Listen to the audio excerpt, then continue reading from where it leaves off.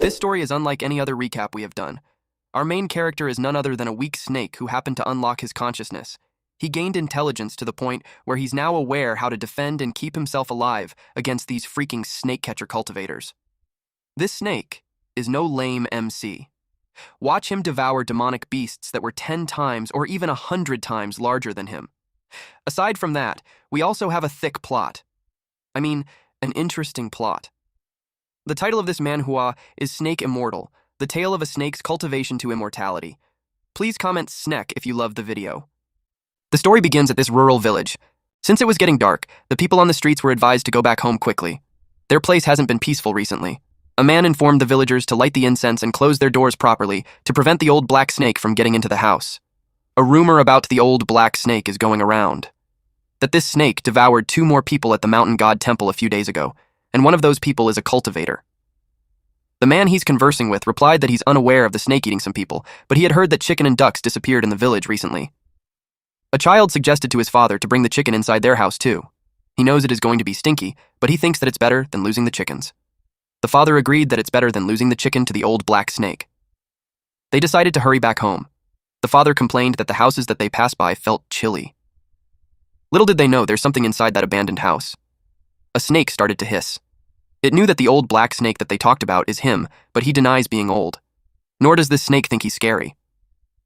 He heard the rumor about the 2 people from a few days ago, and he indeed devoured them. A man yelled for help.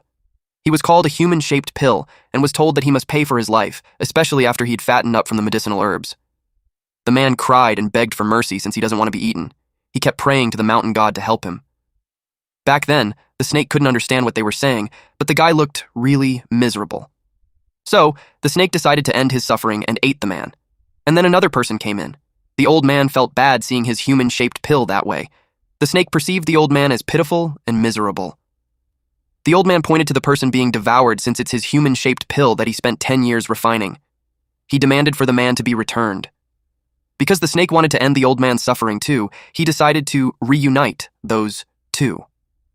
But the snake didn't expect what would happen next. He suddenly has a breakthrough. Not only did he develop a demon core, but he also awakened intelligence. From then on, he learned a lot of dangerous and scary things that he didn't know previously. One thing that this snake learned is that the black-clothed humans who chased him back then were called snake catchers.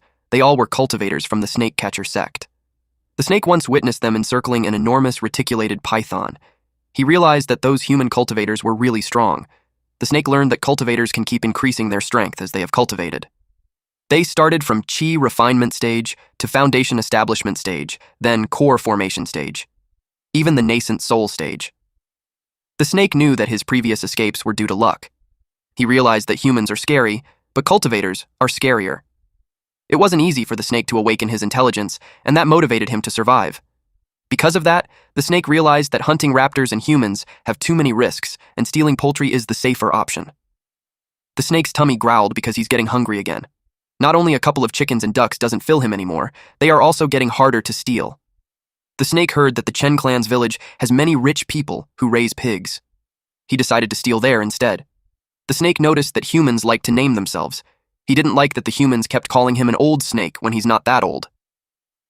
The snake decided for his name to be Snaky. Later that night, at Chen clan's village, Snaky creeped into the pig pen. The pigs were all unaware.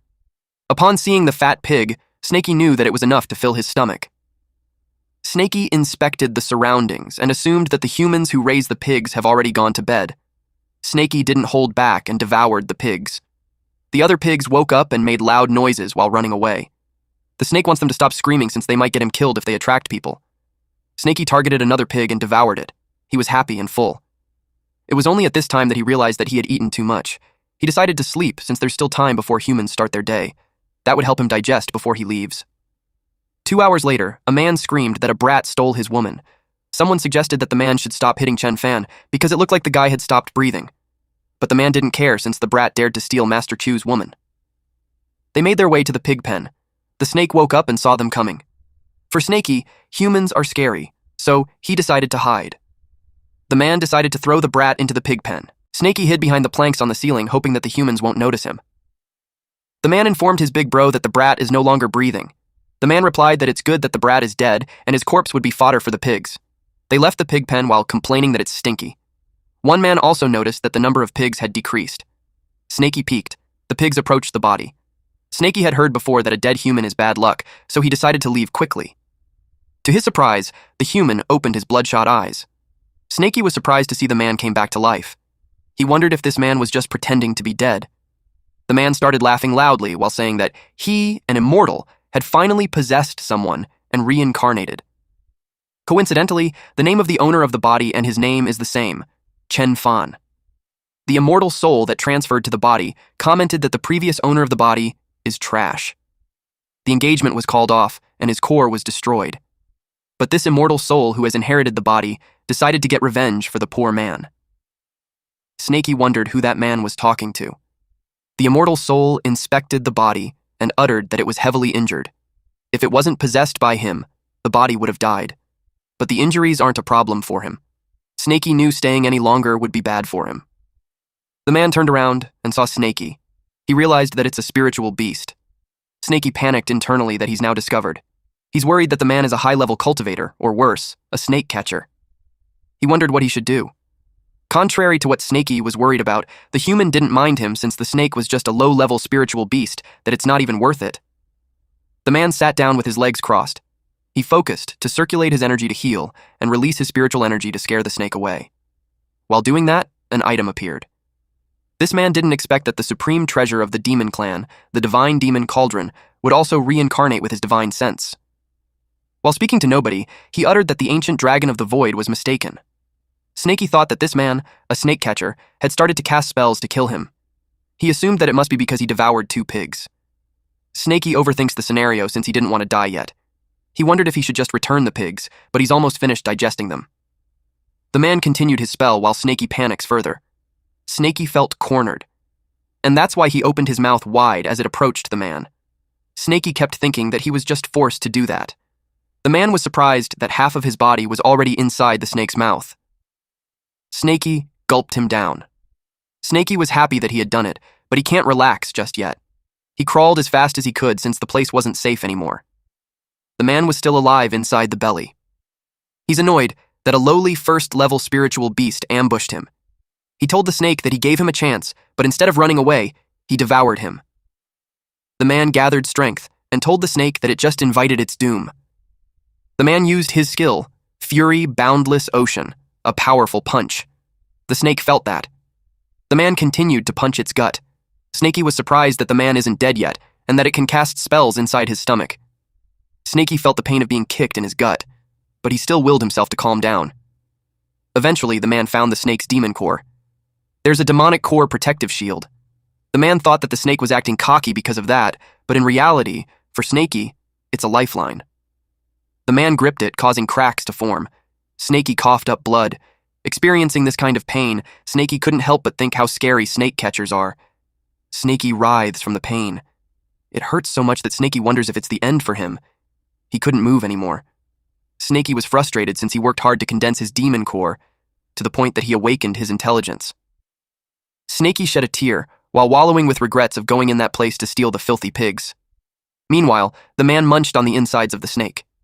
He's delighted to eat a meat snake to nourish himself. To his surprise, the divine demonic cauldron came out. It moved away from him, so he chased it, but he had difficulty retrieving it. Suddenly, the space became so bright. A yellow mist started to form something.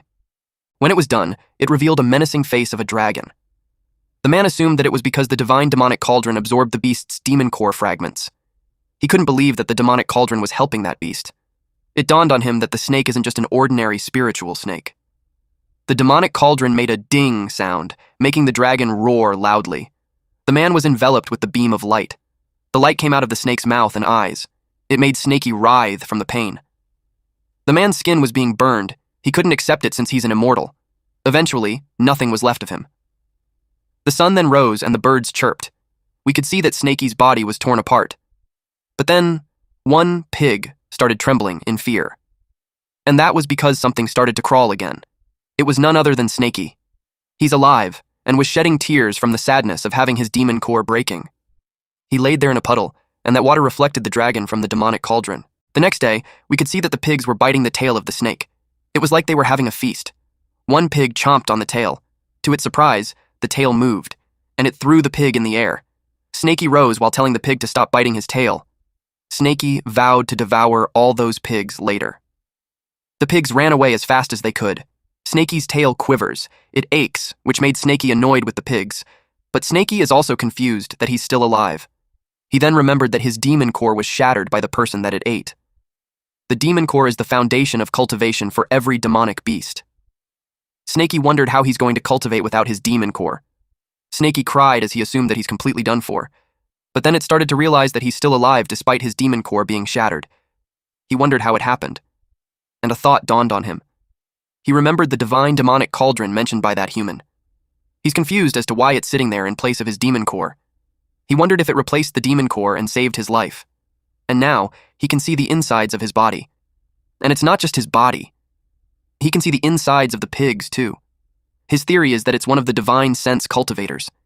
He was pleased that he now has the skill of cultivators. He could even see even when he closed his eyes. With that, hunting for food and evading beasts and humans have become much more convenient. But he noticed that there's more. His brain was bombarded with more information. It's the cultivation technique of the man that he devoured. Snaky felt his head itchy, and it was a sign that his brain is growing. Although he doesn't know what use it has, he's certain that it must be able to heal injury. He decided to imitate the person's technique to channel his energy. He tried to recall the chant of the man, but he settled to channel his demon core naturally. He paid attention to his demon core, and he felt a sensation. It was like the aura of his surroundings were slowly gathering around him. A few moments later, his tail started healing. He was so impressed by how it happened. He just took a few deep breaths, and the spiritual energy is filling the inside of his body. His body felt refreshed. It's like he ate spiritual herbs. The technique's primary usage must be for increasing cultivation, and the ability to heal must be an additional effect. His demon core had shattered. By right, he shouldn't be able to store spiritual energy, so it made him think that the cauldron has become his new demon core. He didn't think much about it, and he set off to find a place to sleep for a few days. He took a mental note that a random young man was that strong, so he shouldn't mess with humans in the future. But before he leaves, Snaky's eyes start to glow as he remembered to target the pigs.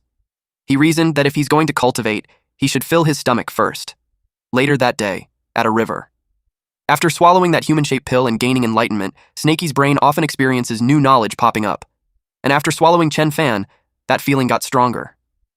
A morning a few days later, Snaky suddenly understood the cultivation system of humans. It turned out that the demonic beast's cultivation was the same as the cultivation methods of humans. It was separated into numerous cultivation realms. They were the spiritual awakening realm, foundation establishment realm, demon core realm, nascent soul realm. This was just like evolving into a higher being. His current cultivation is the only peak of the first level of the spiritual awakening system. It is equal to the peak of the first level of the chi refinement of a human realm. Inside his dream, Snaky saw the demonic beasts that can split heaven and earth, which made him yearn. Snaky also wished to become an existence like that. This was the path he must take if he wished to not get hunted and survive. Therefore, Snaky started to cultivate. The past few days, Snaky has been cultivating that mysterious technique. Snaky found out that his technique not only can heal, but it can also improve physique and cleansing the meridian and purging the marrow.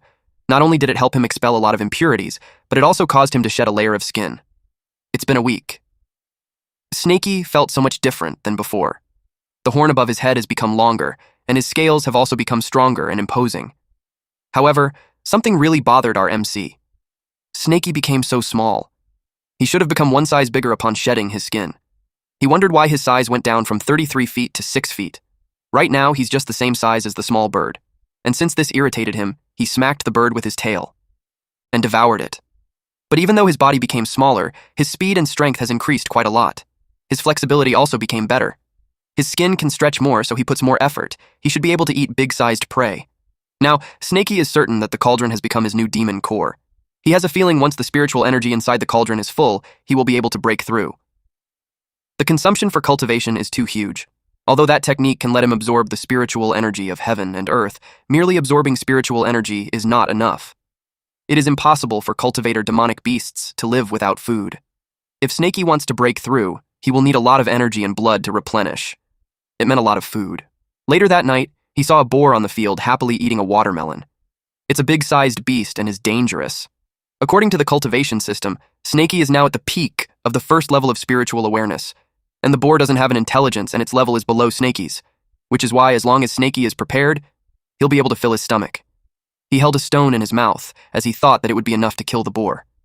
He creeped behind the boar, but Snaky stopped midway, and that was because he saw that the boar was already looking at him with menacing eyes. All he could do was to sarcastically ask the boar, "Is the watermelon ripe?" But Snaky's alibi did not work as the boar roared loudly. Snaky ran fast as he was scared. The boar chased after him. Then he reached a dead end. He knew he couldn't continue running, so he needed to use his full power, otherwise he's done for. As a way of fighting back, he threw stones at the boar. His plan is to hit the boar first. The impact of the stone hitting the boar made the boar bleed. And it dropped dead. Snaky was dumbfounded. He was so surprised that it only took a few stones for it to die. He couldn't believe that he's that strong. And since he thought that the boar was smart to pose an act, he assumed that the boar was just playing dead, so Snaky threw more stones at it. After some time, he's finally convinced that the boar is completely dead. This dude even thought that he almost got countered by the boar, even though he had really killed it for real earlier. He approached it and thought of preventing the boar from acting dead. He decided to deal with it by pulling its leg. To be really sure, he dismembered its body parts. Snaky finally felt assured and he proceeded to eat it. But something stopped him from chewing along the way. He vomited something because the boar had some hard stuff inside it. Then he saw that there's a demon core. He realized that it wasn't just a normal boar. He felt scared now that he found out that it was a demonic boar. It is said that the demon core contains explosive energy, so he can't swallow it raw. Otherwise, he might explode to death. If he wants to absorb it, he needs to make it into pills, but he doesn't know how to make pills. In the wild, demonic beasts swallow the corpse and demon core together. He thought about it, that if beasts exploded upon swallowing the demon core raw, it would mean that the demonic beasts would have gone extinct long ago. Then he realized that his knowledge in his brain is all focused on humans. The physiques of humans and demonic beasts are different. He should be able to eat it without worry. He opened his mouth really wide and ate the core. He complained that it was hard to swallow. Afterwards, he felt hot in his stomach. It was because the divine demonic cauldron inside his body is absorbing the power of the demon core. The demon core's power is filling the cauldron. He felt a sensation in his body. It was the feeling of breaking through. A few moments later, his body shined. Snaky had reached the second level of spiritual awareness realm. He was so happy. He noticed that 2 scales on his tail became gold. He smashed a rock with his tail. He was so happy at how amazing it felt. The scale was as strong as steel. He crawled on the grass. When he noticed something, a human was before him. What's more, it's a young man. Our MC started to panic in the watermelon field. Snaky came across a boy holding a fork farm. He wondered what this boy was trying to do, but judging from this boy's stance, he looked like he's preparing to attack him. Snaky wondered if this person is also a cultivator, or maybe someone like Chen Fan. Snaky sensed danger, so he moved his body to push away the fork from him, and it broke into pieces. Then he crawled as fast as he could to get away, especially when there's a chance that the boy's companion will show up. Snaky was really terrified. The boy was puzzled at first until he realized something. He immediately returned home and reported to his dad that the old black snake devoured the demon pig that killed his mom, but the snake got scared of him, so it ran away. Meanwhile, Snaky made his way into the forest. He was relieved that the boy didn't follow him. He finds it weird at first, until he realizes that it could just be a normal boy. Snaky pouts as he calls himself a coward. He wondered if he's delusional or maybe fearful of young men. And that made him disappointed in himself, especially when he's a demon that is determined to become a primordial beast. He didn't want to continue being that way. Since he already arrived at the mountain god temple, he decided to go inside and pray like the humans did, and since he had obtained his intelligence there, it could be his land of fortune. It was already late at night. Snaky heard before that having inner demons is a major taboo in cultivation. To overcome one's inner demon, one must be sincere. Then Snaky smelled something nice. It was the offerings on the altar. There's a whole roasted chicken, apples, peaches, and it made him drool. He immediately jumped into the table while justifying that the mountain god wouldn't want to let the food go to waste. He assumed that if he helped the mountain god eat the food before praying, it would show his sincerity. Snaky finished his meal with a loud burp. With 3 sticks held by his tail, he proceeded praying to the mountain god to protect him and help him overcome his inner demon so he could cultivate successfully. He sincerely prayed for a blessing to stay alive properly, when suddenly he was interrupted with a loud laugh.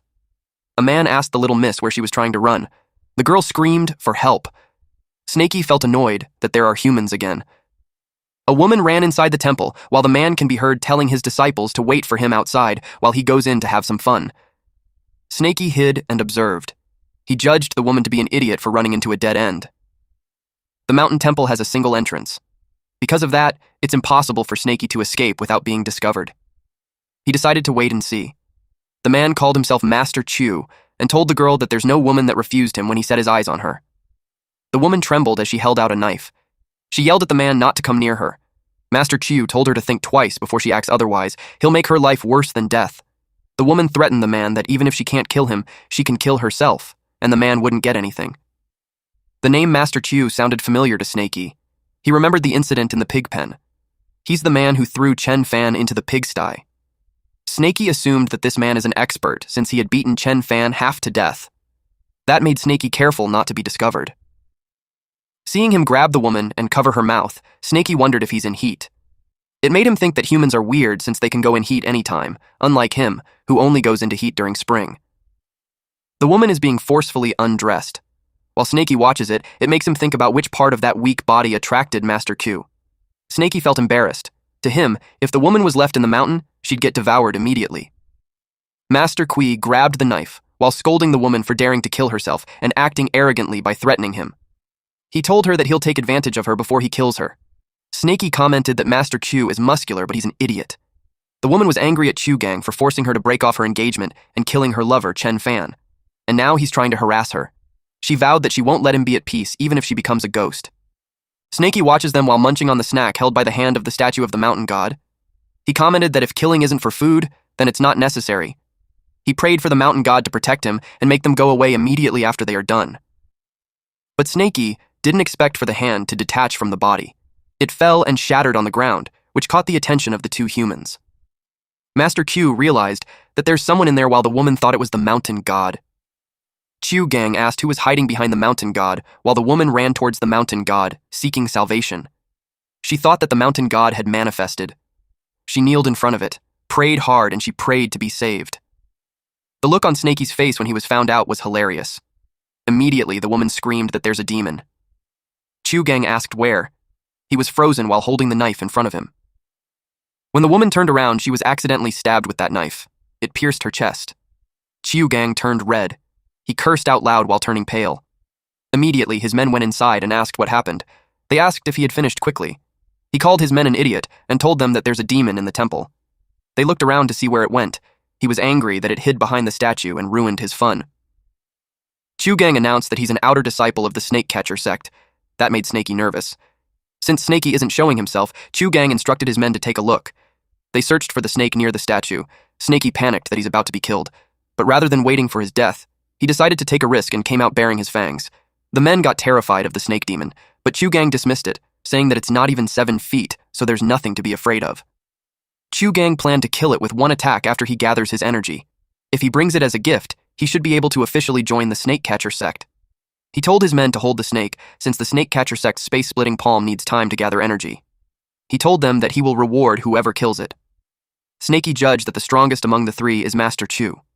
With that, he planned to kill everyone before Master Q finishes gathering his energy. Only then he could live. He attacked them. And that's when Snakey realized that those guys are weak. Master Q trembled in fear. Master Q couldn't imagine that they died in the blink of an eye. It made him curious about what kind of monster is in front of him. He ran towards the exit while threatening the snake.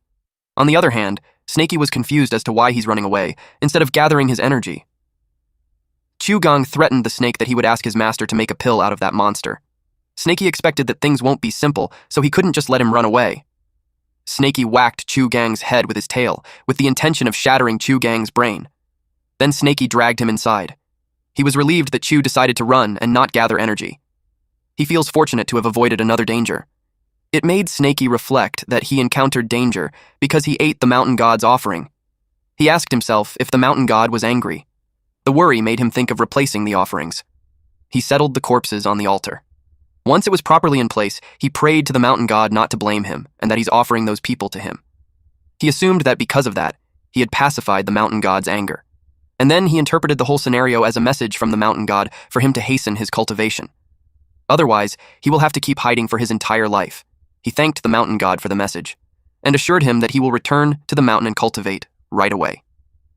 Even when Snakey left, the statue remained the same. 1 week later.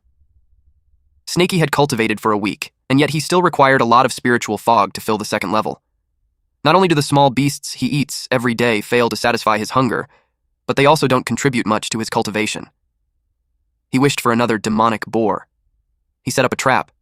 It was a basket with a string, but there wasn't any prey yet. He thought that the same principle applies, that one shouldn't wait for something to fall into their lap. But he's getting impatient since it has been days, and he still hasn't found any pigs yet. He complained that it's hard to fill his stomach, let alone cultivate. He drools at the sight of the watermelon in front of him. Since the pigs eat watermelon, and he eats pig, he decided to try directly eating the watermelon. Then he heard someone talking. A boy with his father was walking on the road. They are on their way back from catching a lot of fish since the river's water level has risen. Snakey recognized that it was the boy with the pitchfork. He deduced that they own the watermelon farm. The boy sensed something in the area. Snakey couldn't believe that the boy found him even when they were far from each other. The boy ran, and his father asked where he was going. Snakey panicked since the boy was coming in his direction. He decided to climb a tree and hide. The boy placed the basket full of fish under the tree. It made Snakey curious as to what he's doing. To his surprise, the boy ran away after putting down the stuff. Then the boy called the old black snake to tell him that the fish is for him because he wants to return a favor. Snakey became excited. He couldn't believe that the boy gave him fish to eat. But Snakey was suspicious. He thought that it was poisoned. But the sigh of fresh fish was tempting. He settled to look at them but not eat it, and then he convinced himself that it's okay to try one. He was pleased that it had no taste, so he decided to try another one, and another. He enjoyed how delicious it was. The boy was pleased to see the old black snake enjoying the food. A man stopped the boy in his tracks. The boy asked who this tall man was. The man barely shows any of his skin, even the face, because of the black clothing it has. The man inquired if the boy had seen an old black snake recently. Dangling from the hip of a man is a tag that says, Snake. The boy recognized that it's a person from Snake Catcher Sect. He wondered if the man was there to catch the old black snake. The man rudely urged the boy to speak. When the boy didn't, they thought the boy became mute. Eventually, the boy answered that he had never seen any old black snake before. The tall man is called Ding, and the man behind him told him that it's futile to ask the boy since the boy knows nothing.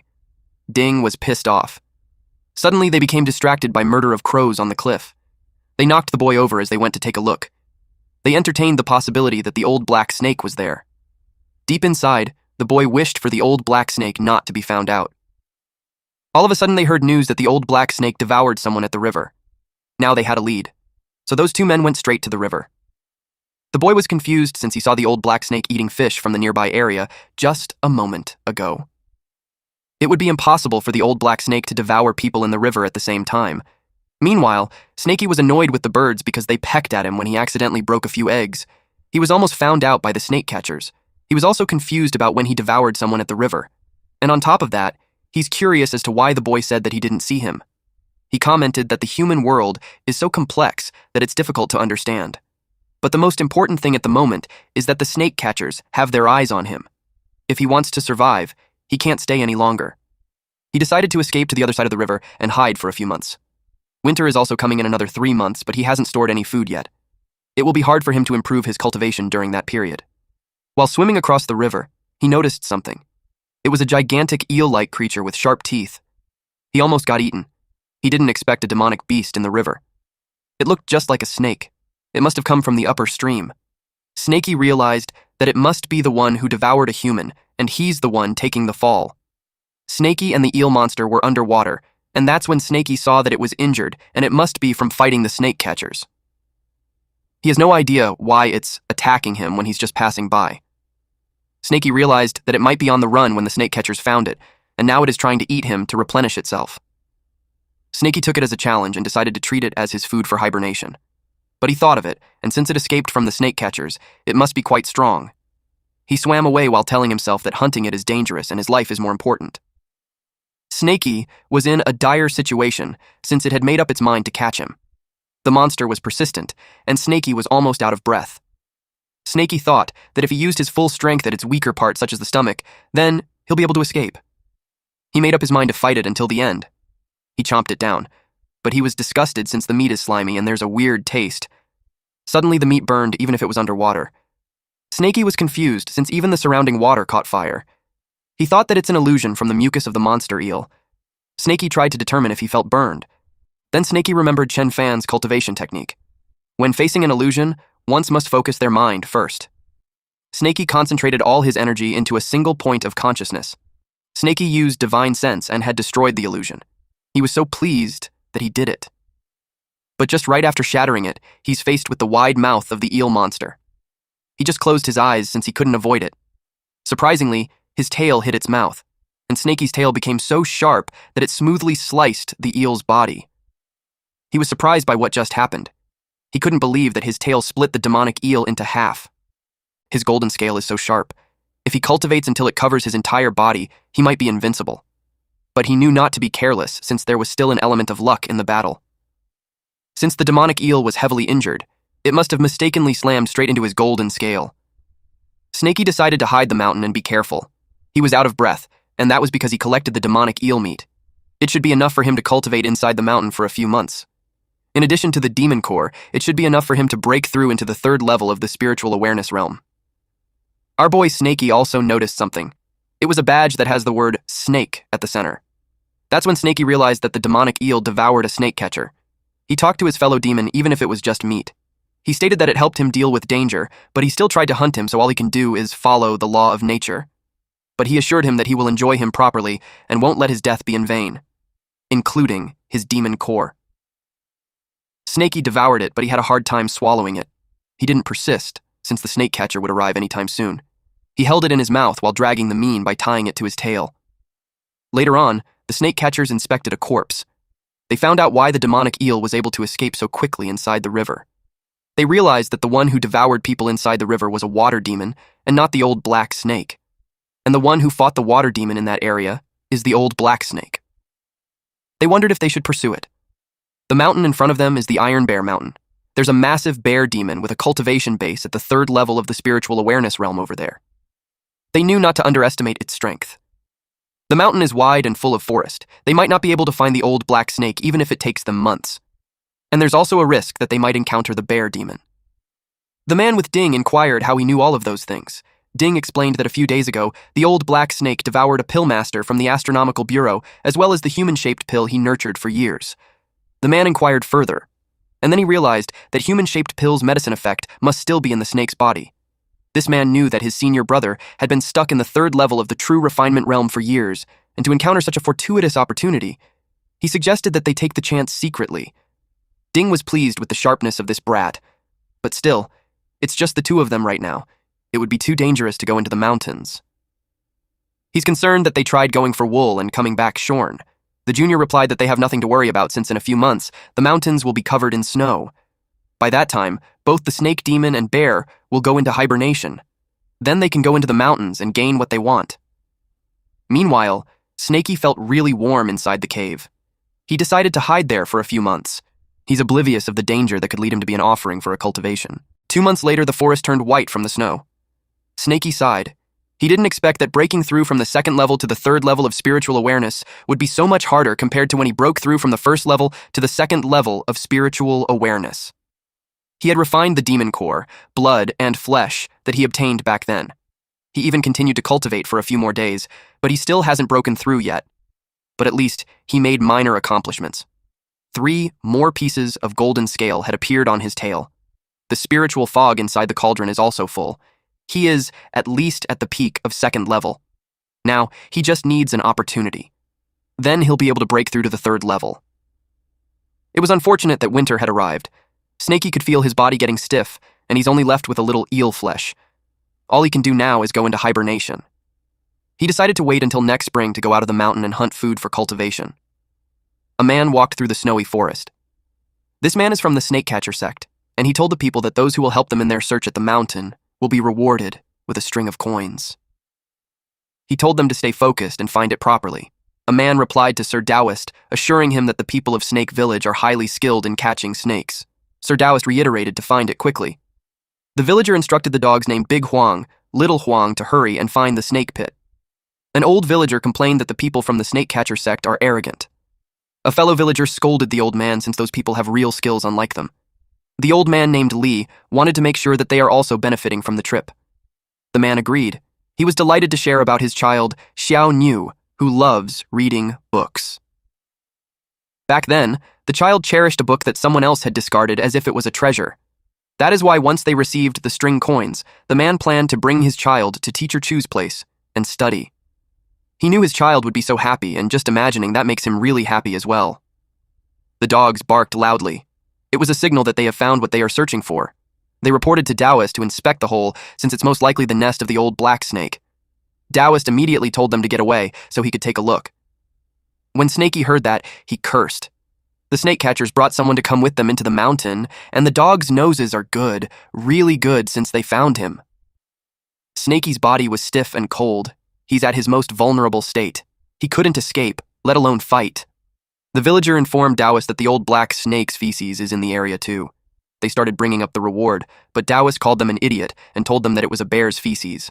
They asked if the dog really doesn't know how to find the snake. The villager reasoned that it's impossible since his dog has never made any mistakes when looking for snakes. Taoist was triggered that the man is acting like he knows better than him. Taoist pointed to a big hole and instructed the man to bring all the villagers inside that hole and look for the snake. The villager hesitantly agreed. Snakey had finally released the breath that he's holding. He was scared to death.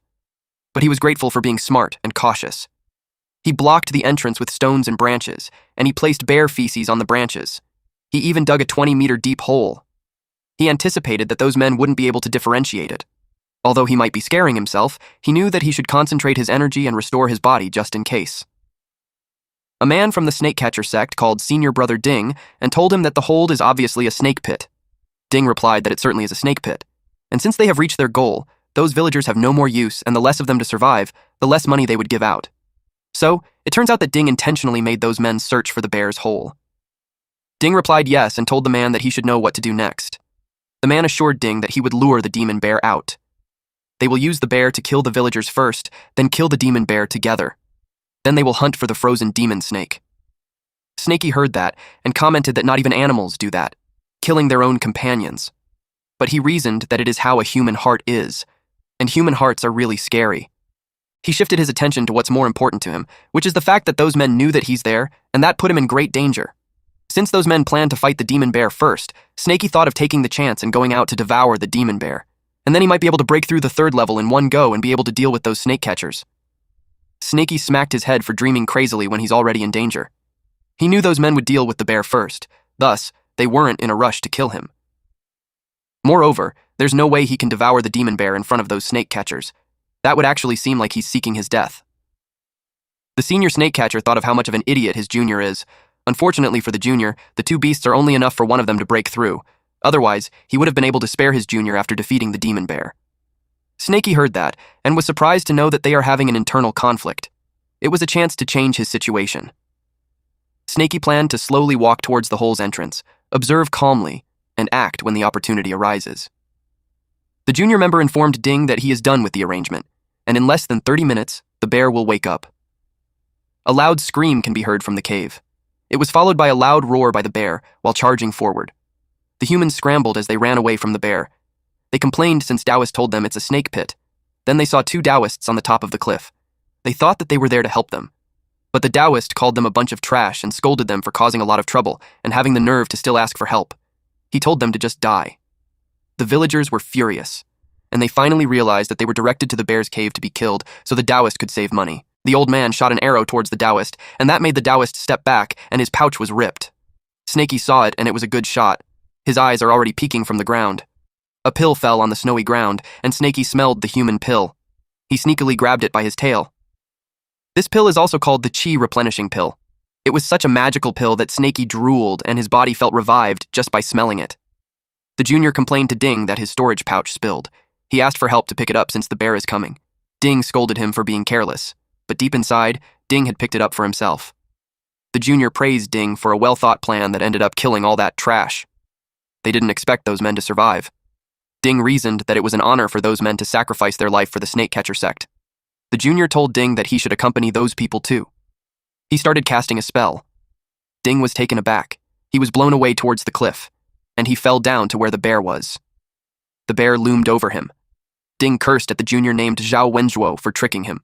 Wenzhuo even teased him not to get angry since it will be bad for his body, otherwise he won't have a peaceful death. Then the junior revealed that he had been preparing for that event to happen for a long time. He knew that Ding wanted to pocket the demonic beast all for himself, and he told Ding that he could have it all. since he didn't want any demon snake or bear. He just wants Ding dead. Then he teased Ding to take the breakthrough material that was in front of him. Ding used a bombing talisman. It exploded on the bear. Wenzhuo told Ding that his story before he died is insane. He was about to leave him since it's about time for him to return to the sect. Especially when the bear is completely enraged, he doesn't want to get involved. Snakey listened to all of that. He took it as his legendary turning point. Snakey swallowed the pill, and he made his way out of the pit. It was time for him to go out. Once out of the pit, he saw that there were still 2 chi replenishing pills at the entrance. He's curious if he'll be able to absorb them properly if he eats them all at once. He decided to hide one behind his teeth and wait for the right moment to swallow it. A pack of wolves appeared. They were drawn by the smell of blood. It was perfect timing for Snakey since he got hungry after eating the chi replenishing pill and he doesn't want to feast on human corpses. So he decided to fill his stomach with them instead. The wolves growled loudly. Ever since Snakey got the divine demonic cauldron, he can now digest food almost instantly. He ate one wolf, but he wanted more. The wolves attacked him, and he fought back to eat them since a single wolf isn't nearly enough to fill his tummy. He noticed how starved he was, and even if he devoured several wolves already, he's still so hungry. He thought that it's because of the great demon bear that it made him unsatisfied with just wolves. A wolf slowly approaches the bear. Instantly, the bear smashed it with its large paw. Snakey didn't expect the demon bear to still be so powerful despite its injuries. And from what he saw in its fight with the snake catchers, the bear is at least at the peak of 3rd level, while Snakey is only at the peak of 2nd level. His stomach is growling and he's salivating, but his logical mind says that he shouldn't lose himself to hunger and risk everything just for a meal. He's so hungry that it made him think that it was caused by the cauldron's desire, like it telling him to eat the demon bear. He justified that the bear's cultivation is higher than his, but the bear was badly injured. He thought to himself that he won't get stronger if he keeps running away. And now it looked like the bear had used all its strength when it blew the wolves away. Snakey knew that as long as he's smart and cautious enough, he still has a good chance of winning. He charged in, taking the opportunity to get stronger. He made the bear's eyes bleed using his tail. The bear growled loudly. Snakey didn't get away unscathed. His body is hurting as he realized that the bear is 10 times stronger than the demon eel, but since he managed to blind it, things should be easier for him now. Just a little more push. He could also feel the pill's effect starting to wear off. His body is getting stiff again. He anticipated to recover after digesting another pill. He had minor injuries too, but he knew it would heal after he killed the bear. He bit the bear on the throat. It crashes on the ground. Despite being blind, the bear is still strong. Snakey complains how its attacks are heavy and painful. He could feel his bones breaking. But he knew not to let go of its throat until he snapped its neck. The bear growled loudly while attempting to remove the snake from its neck. But Snakey was determined not to let go. Snakey was thrown on the ground. The bear lays on its stomach, growling because of the pain. Since Snakey tore its throat open, the bear doesn't have much time to live. Snakey decided to finish it off from a distance. He wrapped his tail on a branch and threw it on the bear's head, causing it to bleed profusely. He expected it to be dead by that time, but just in case it's pretending, he decided to channel his energy to heal himself while he watches, but Snakey heard a noise. The wolves are back. He screamed at the wolves saying that the bear is his and they can't take it. That forced Snakey to eat the last Kai replenishing pill to kill them all. 2 hours later, the wolves are all dead. Snakey emerged victorious against them, but his injuries had increased. He looked worn out.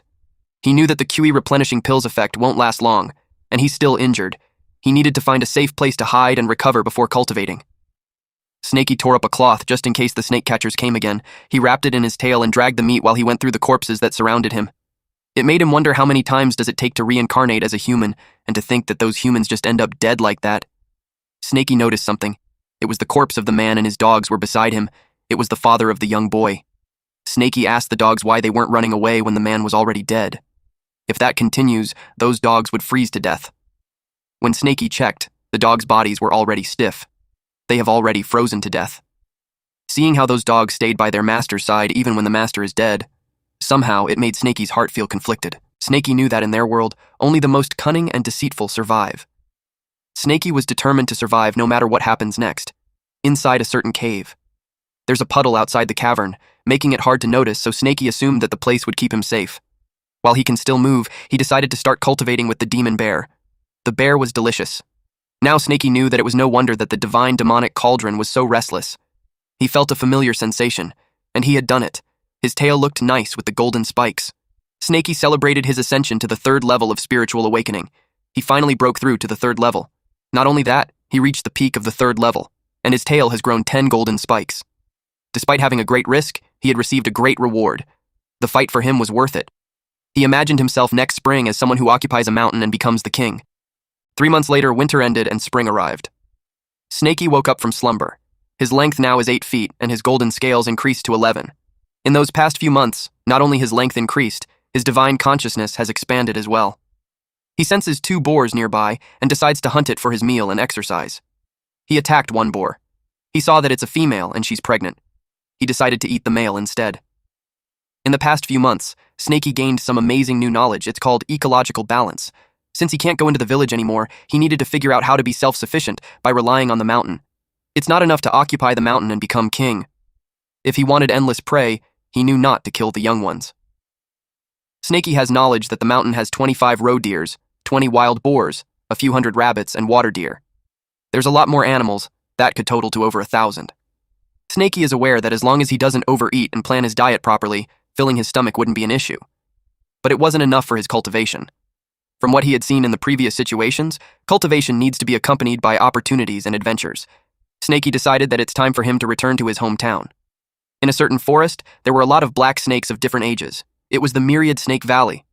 With the arrival of spring, all things are coming back to life, and the mating season has begun. But Snakey argues that he's a strong-willed snake. A snake wraps its body around Snakey, and it makes him blush. Every time he came back there before, that little white snake would always come looking for him. Unfortunately, he's a cultivator, and she's just a normal snake. Snakey pushes her away. Our boy has the GigaChad anti-horny cell in his body now. If it was him 1 year ago, he would have also shamelessly and brazenly spread his seed around like the other snakes in the area. But ever since he awakened his intelligence, he lost interest in such lowly desires. And the reason why he had come there is to cultivate. He saw what he came there for: the snake fruit. It ripens every 3 years, and that spring it is expected to ripen again. Since it's especially effective for snakes, eating the ripe fruit will strengthen his cultivation. The reason he gained the ability to sense spiritual energy 3 years ago was that he accidentally swallowed a fruit snake. If he swallows 3 fruits this time, he wonders if it will help him break through into the 4th stage. Once he reaches the middle stages of the spiritual awareness realm, he will be able to use spells and won't have to rely solely on my body. Snakey sensed some humans.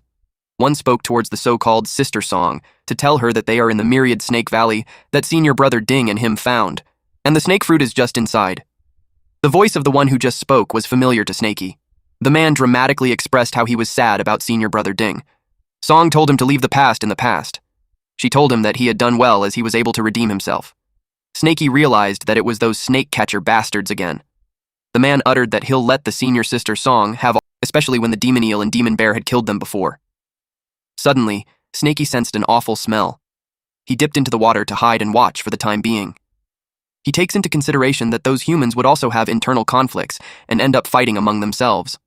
Several snakes ended up dead or running away as those snake catchers made their way around the area. Wenzhuo asked what they would do if the old Snake King wouldn't appear. Song replied that if it doesn't come out, she'll just pluck the fruits, but she's confident that it will show up. The old Snake King has lived for more than a decade. Its life is nearing the end. It needs those fruits to extend its lifespan. In his head, Snakey replied that those snake catchers would be the one whose life is ending. Snakey is triggered by this woman who's spouting bullshit. But Snakey remembered that the villagers also called him Old Black Snake. He doesn't know why. It wasn't the best time to think about that since those snake catchers are about to pluck the fruit. Song told Wenzhuo not to go in yet since the old snake is coming out. Wenzhuo asked where. Snakey got nervous that the woman noticed him. The ground cracked, followed by an explosion. Song told Wenzhuo to watch behind. And just as Song expected, the old black snake came out. It was a large snake. It looked just like our MC. Snakey was dumbfounded. He realized that it was the real old Snake King, and Snakey himself could just be a fake. It could also be that the old Snake King used to stir up trouble and left behind a bad reputation, then it got too old to go out, and Snakey just happened to start going out 3 years ago, and he took the blame. Song used a swamp spell. The old king snake's mouth was wide open, but Song had covered it with mud. Snakey realized that the snake catcher is strong. Even though the old Snake King is old, it is still managing to counter the attacks. Song used a soul-suppressing bell. It was another treasure. She casted for it to shake all directions. Snakey complained about the sound. It was like it's tearing him apart. The old Snake King, too, was restless. Song threw ethereal shadow darts. It hit the old Snake King's head, making it hiss loudly. Song said that it had a sturdy scale. If it's peeled down, she bet that it could be made into precious armor. Wenzhuo praised her and then decided to assist her. Wenzhuo was told to use his Windblade talisman for a wide-scale attack. Wenzhuo agreed, and they planned to wear out the snake that way. Eventually, they noticed that the old black snake wouldn't hold on much longer. Snakey realized that because of the human's treasure, the woman is much stronger than the previous snake catchers that he encountered. The old king snake was in a terrible situation. He contemplated if he would help him or just run away after devouring the fruit. But the snake fruit isn't ripe yet, so it might not work if he eats it now. Eventually, Snakey decided to secretly help the old snake king. But then, Snakey sensed a movement from the snake fruit tree. He asked who's there. It was a villager. He was pleased to have gathered the fruit while the others were fighting. Thanks to the snake catchers distracting the old snake king, he can claim the fruit all to himself. That angered Snakey. He went straight charging at the man. He was mad that this guy suddenly appeared, digging out the tree and destroying its root. He vowed to rip the man into shreds. Because he was surprised, the man accidentally plucked the tree. Snakey gobbled up the villager while scolding it. Eventually, he realized that he swallowed the tree together with the man. He felt a pain in his stomach as the leaves were getting digested. It was uncomfortable. He felt his stomach getting bloated like it's going to explode. Later on, he vomited it out. Then he noticed that the divine demonic cauldron was full.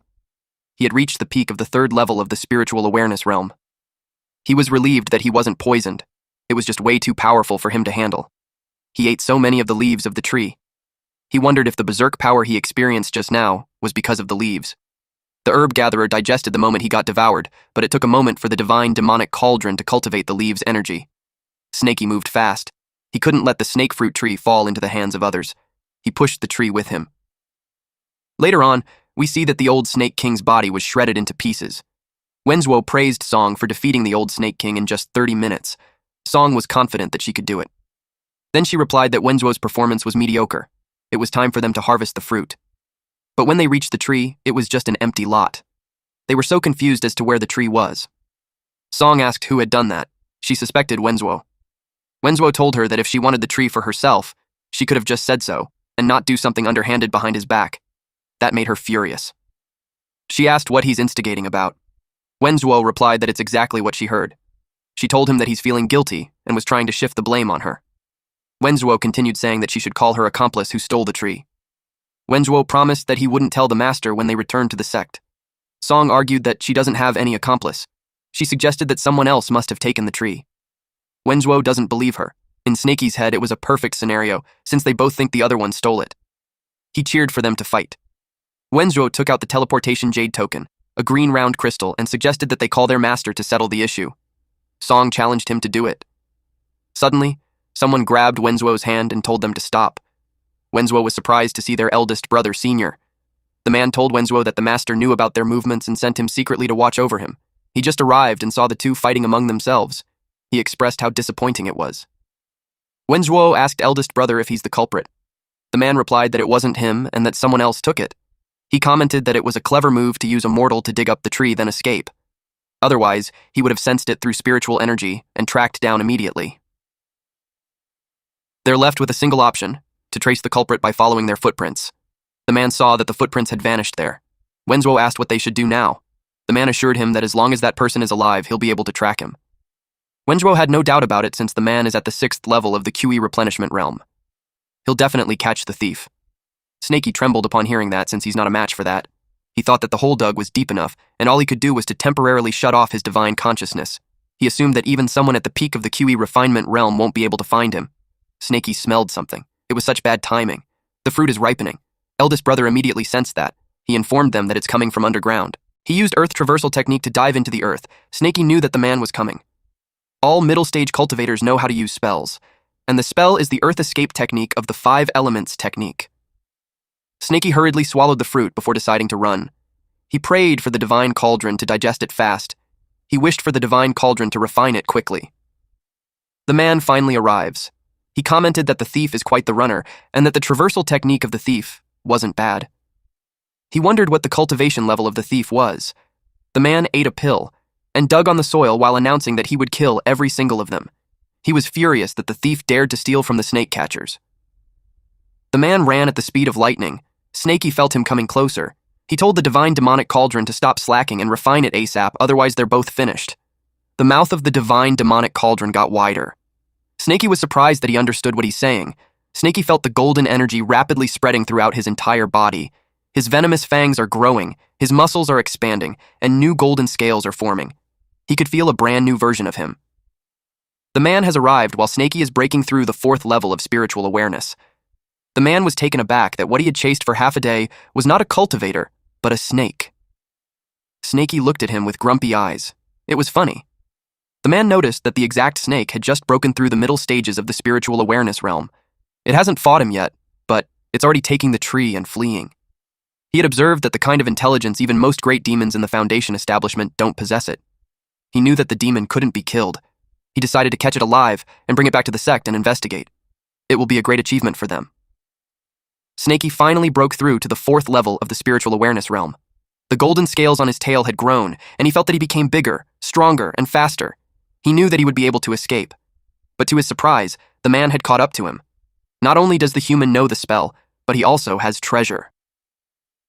The man used his treasure, the beaming taming ring. The treasure looked like a rope. Snakey knows that if he gets caught, he's done for.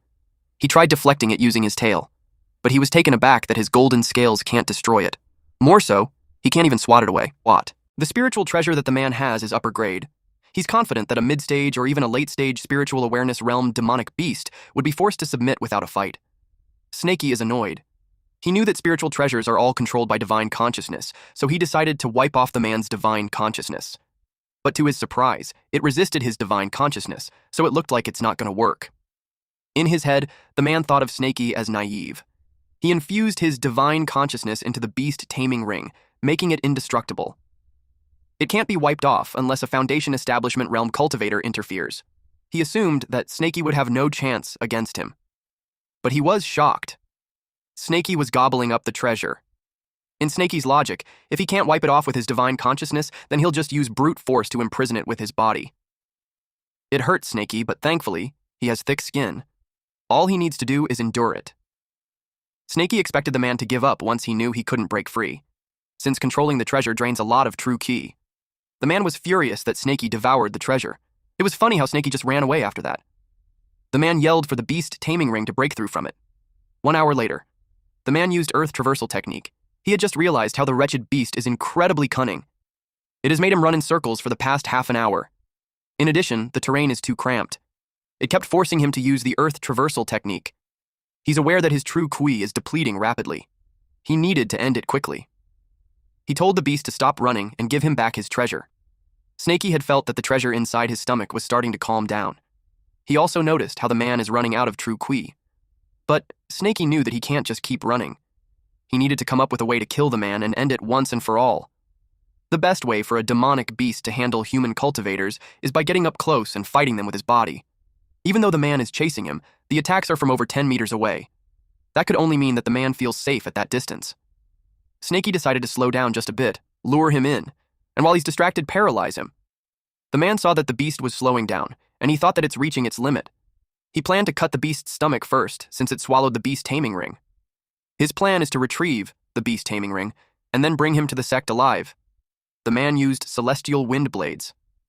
It was the moment that Snakey had been waiting for. He rolled into a ball. The man was surprised that his celestial wind blades, which kill all middle-stage demonic beasts, aren't even scratching the beast. It made the man wonder what scales the beast has for it to be so tough. He summoned his snake-slaying sword. He told the beast his plan of capturing it alive. But then now that he had no choice, he decided to be ruthless. He intimidated the snake by saying that the treasure sword has slayed countless snakes. Once sheathed, it must be offered blood. He told the snake that it must feel honored to die by that sword, but then he noticed how he couldn't slash the snake. It was impossible. Snakey told him that the sword isn't worthy enough to pierce through his scales. Then he forcefully hit the man with his body. The sword is now broken, and the man had used up all of his true ki to block the attack, yet he's still heavily injured. He realized that the snake might not be an ordinary one-demon snake. He suspected that it's a dragon snake hatchling. The man didn't want to die there, so he decided to escape by reaching the surface quickly. But he doubted if his remaining ki could handle the earth traversing technique. He noticed an opening above him. It felt like heaves were on his side. He used wind riding skill rush. His goal is to be able to report what just happened in there to the sect, fast. But he got trapped in a snakeskin. He remembered it from earlier when the beast broke through. He wondered if the beast intentionally shed the skin that time. He just as understood that the beast might have planned it all in advance. The man screamed loudly. Song told Wenzhuo that she just heard the eldest brother scream. Wenzhuo replied that there's no way that a puny beast can take on his eldest brother. Suddenly, the man used an exploding talisman. The man warned Wenzhuo to run fast because there's a dragon hatchling down there. Song couldn't believe that. If that's the case, then this beast is at least in the nascent soul realm. Wenzhuo doubts if they are going to survive.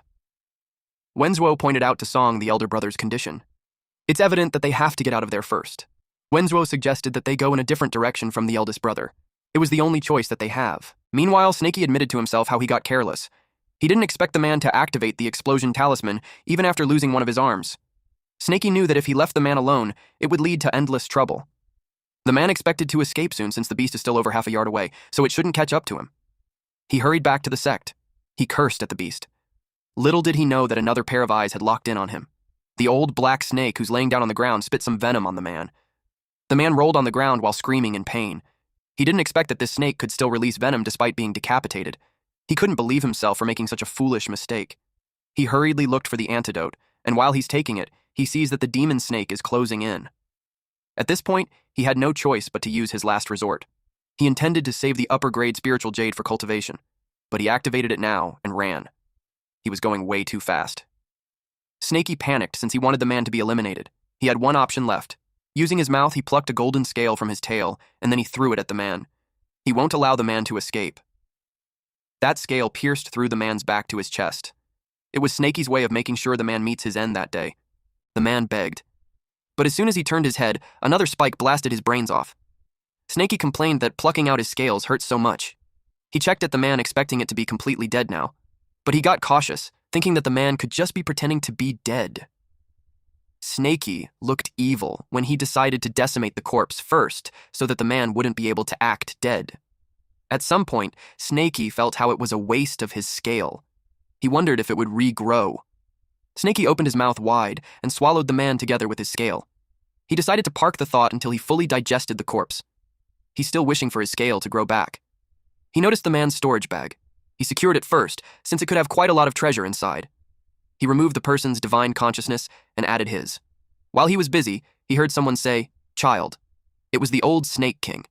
He wished for Snaky to live well. Snaky's dusty memories from infancy started becoming clearer. It all happened 3 years ago. The last time, the snake fruit ripened, bearing 2 large fruits. There were too many snakes swarming near the tree. Snaky hadn't awakened his intelligence at that time, but like others, he also instinctively rushed to swallow the fruit. The smell of the snake fruit attracted more than half of the snakes in the myriad Snake Valley. Only 2 lucky ones survived in the end. Predictably, it was a brutal battle. But just then, a deafening screech was heard. The old Snake King appeared, and his aura overpowered everything. All the snakes stopped fighting and prostrated themselves. Snaky was trembling in fear and he couldn't move, but the old Snake King handed him the fruit. Because of that snake fruit, Snaky is who he is today. Since ancient times, snakes have always been selfish, ruthless, and cold-blooded animals. Even among the same species, they kill each other. It is a survival of the fittest. But there was no coldness in the old Snake King's eyes, only a gentleness that Snaky couldn't understand. He asked the old King Snake why he was kind to him, but there was no response. Falling into a long silence, unable to let go, Snaky's head slowly grew heavy with sadness. An indescribable emotion built up, and eventually became hatred. Snaky shed tears as he vowed to eternal enmity with all the snake catchers. Snaky piled up rocks to form a grave. Comment R.I.P. for old big black Snaky for respect. He talked to the old King Snake, saying that he copied the humans and made him a grave.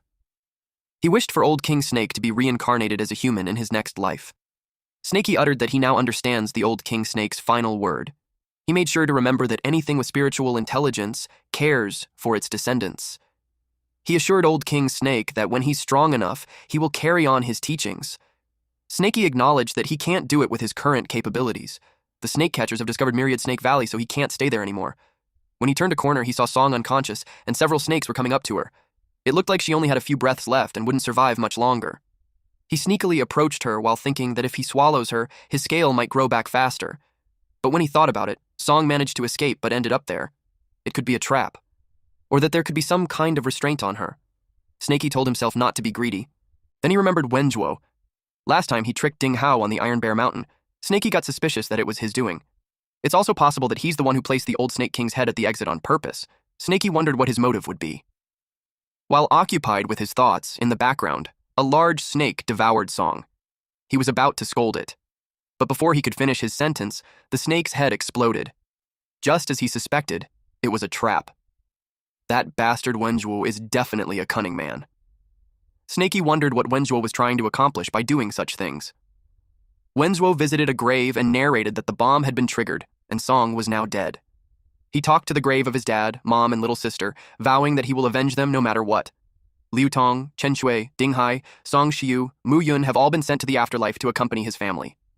Now, there's only 2 people left to target. He vowed that Chen Daoling and every one of his disciples, none of them will be spared. It was about time for him to return. He told his dead family that he'll come back another day. He grabbed a snake, outside of Myriad Snake Valley. A man is standing.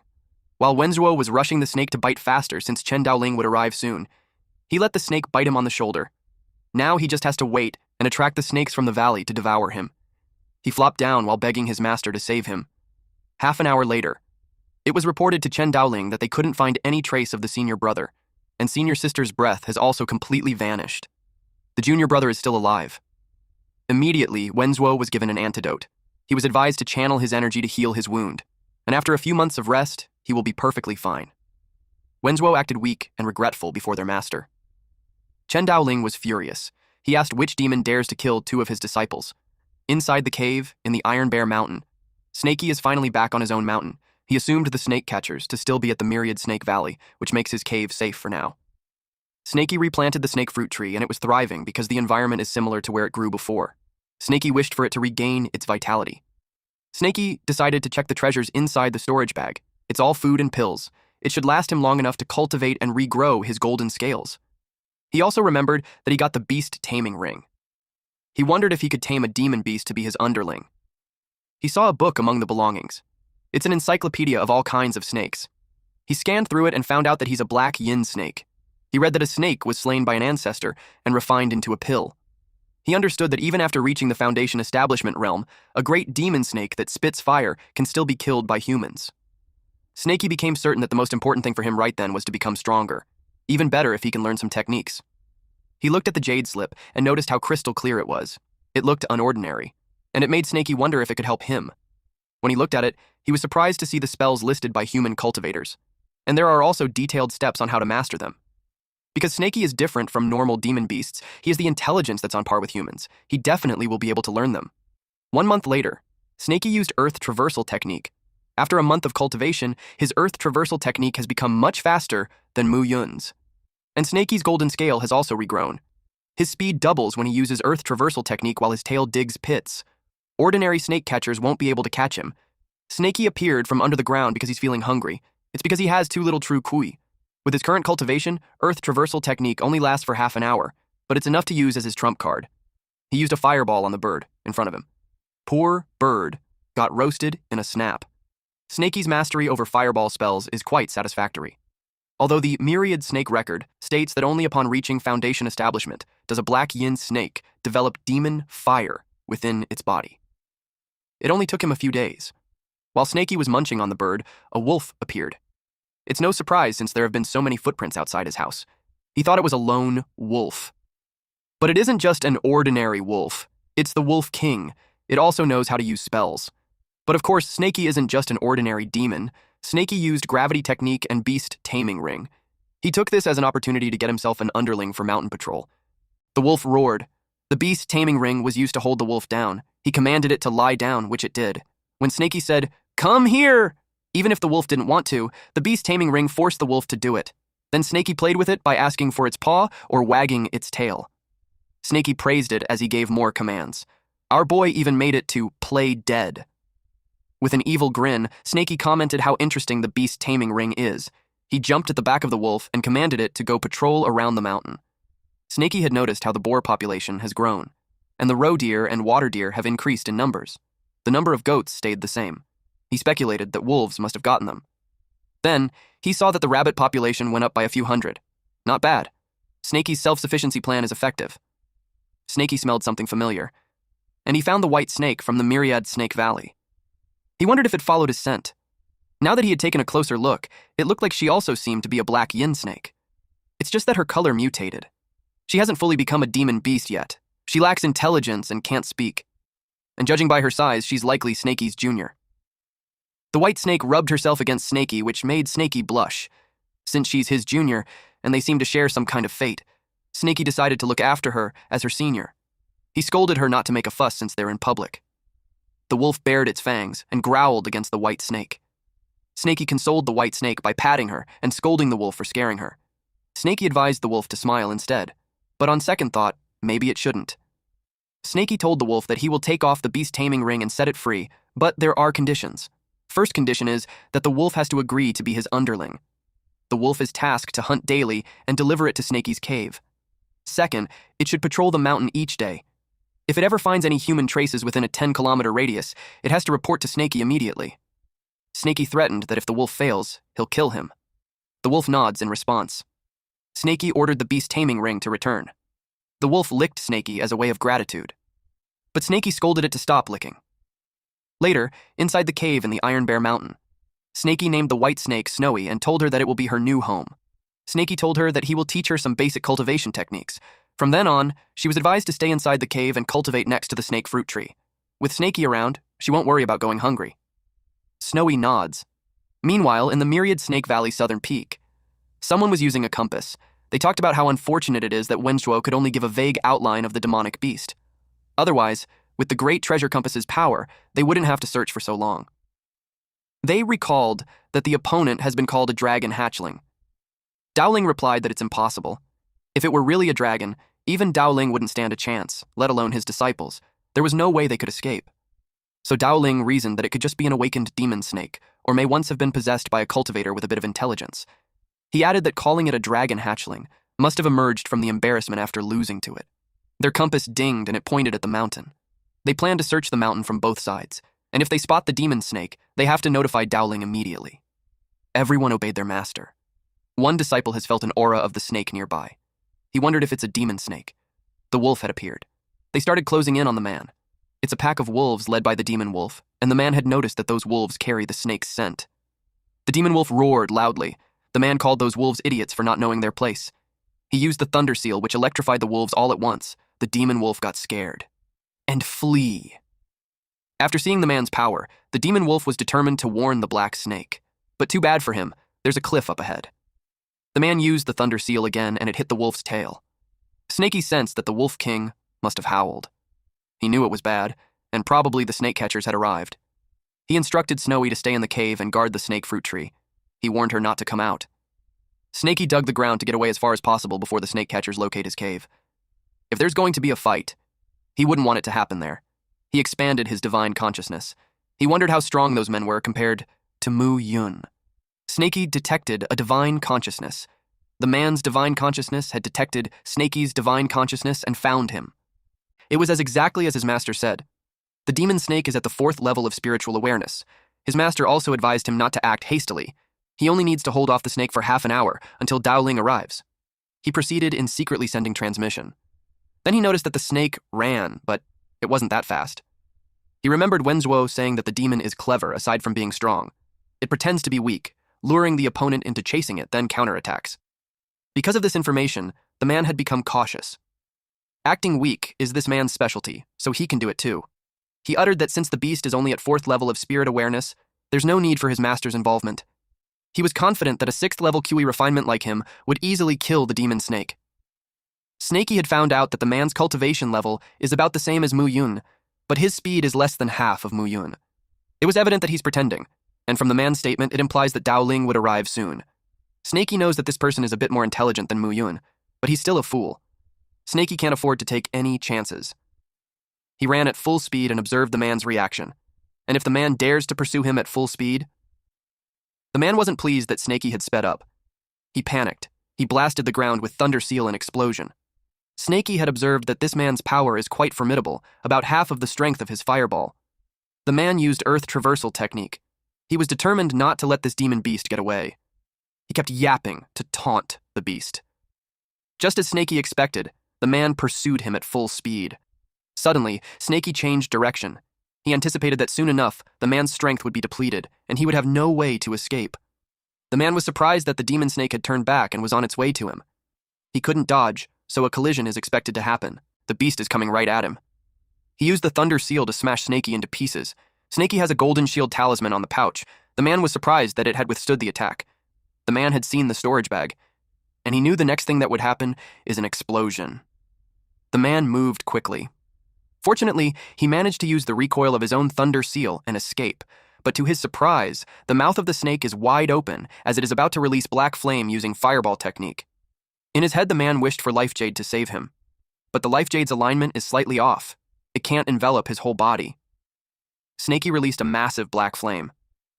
Although the black flame can only be produced after reaching the Foundation Establishment realm, fortunately Snakey found the fire elemental herb, the Earth Fire Vine, which helped Snakey transform his fireball.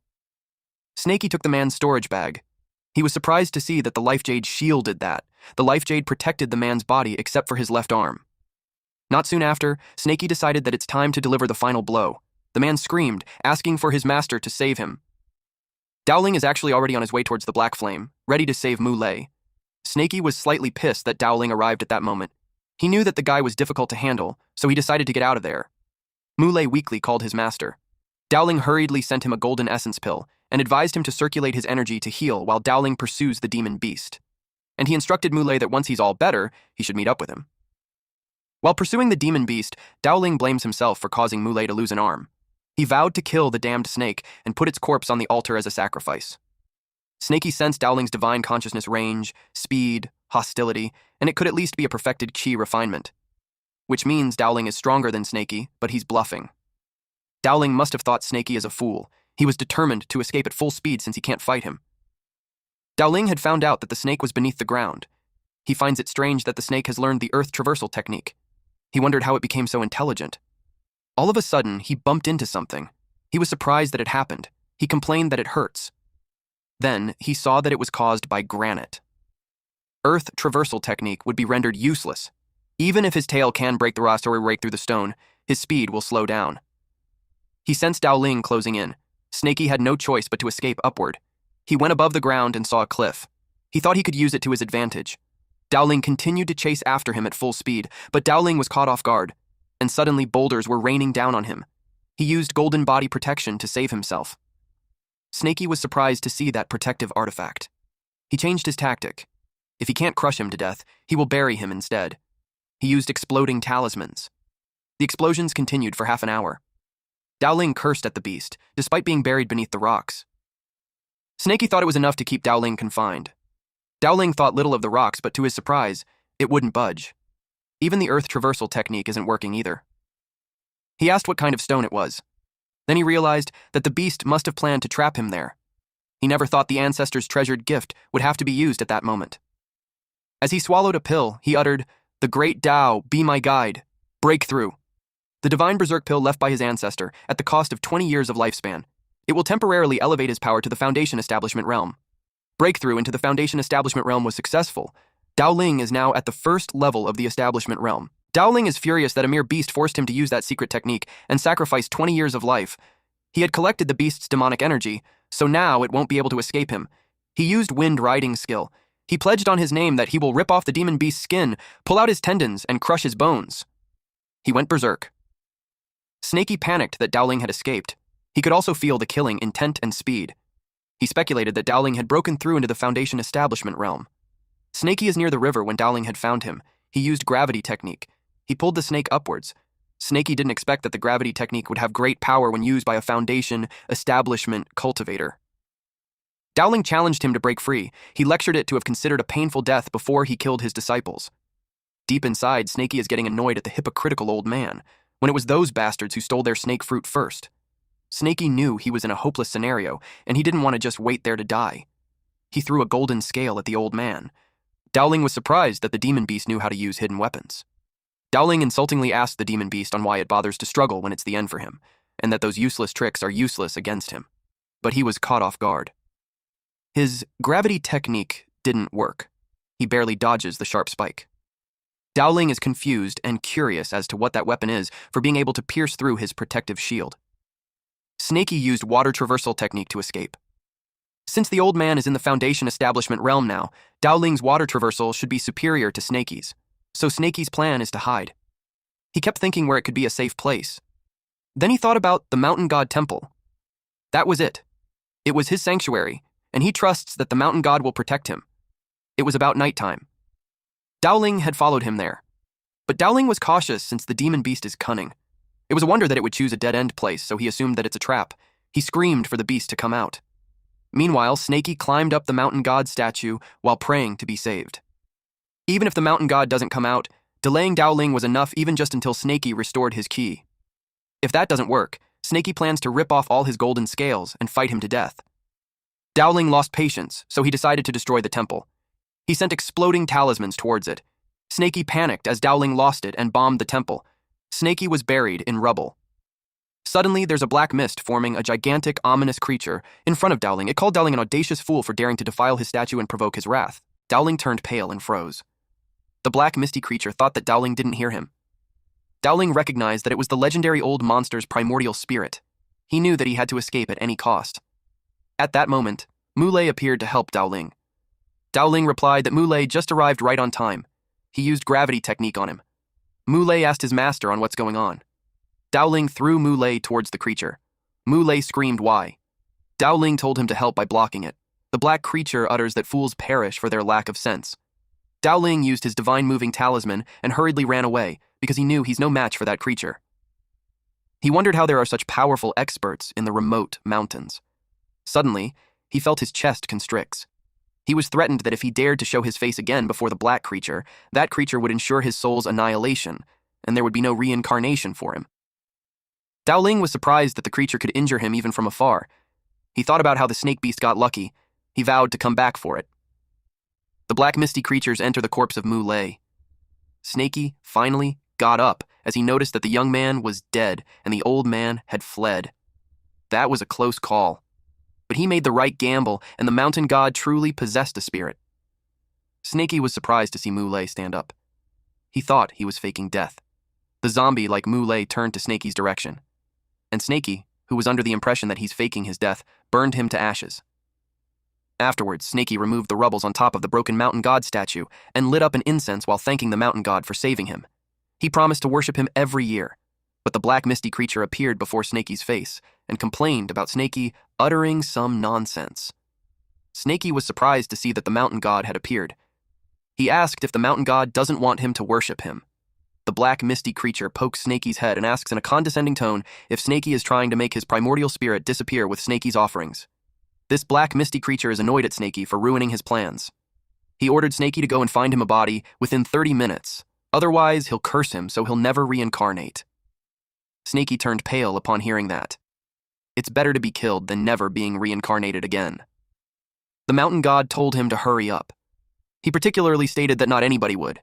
He wanted someone young and strong, and preferably with cultivation. Snaky promised that he'll find someone that the mountain god will be pleased with, and scurried away. The mountain god hoped that the wretched creature wouldn't take too long. His primordial spirit is dissipating too quickly, and he needs to possess a body soon. Otherwise, his soul will disperse. A mouse approaches the burned Muley. The mountain god possessed the rat.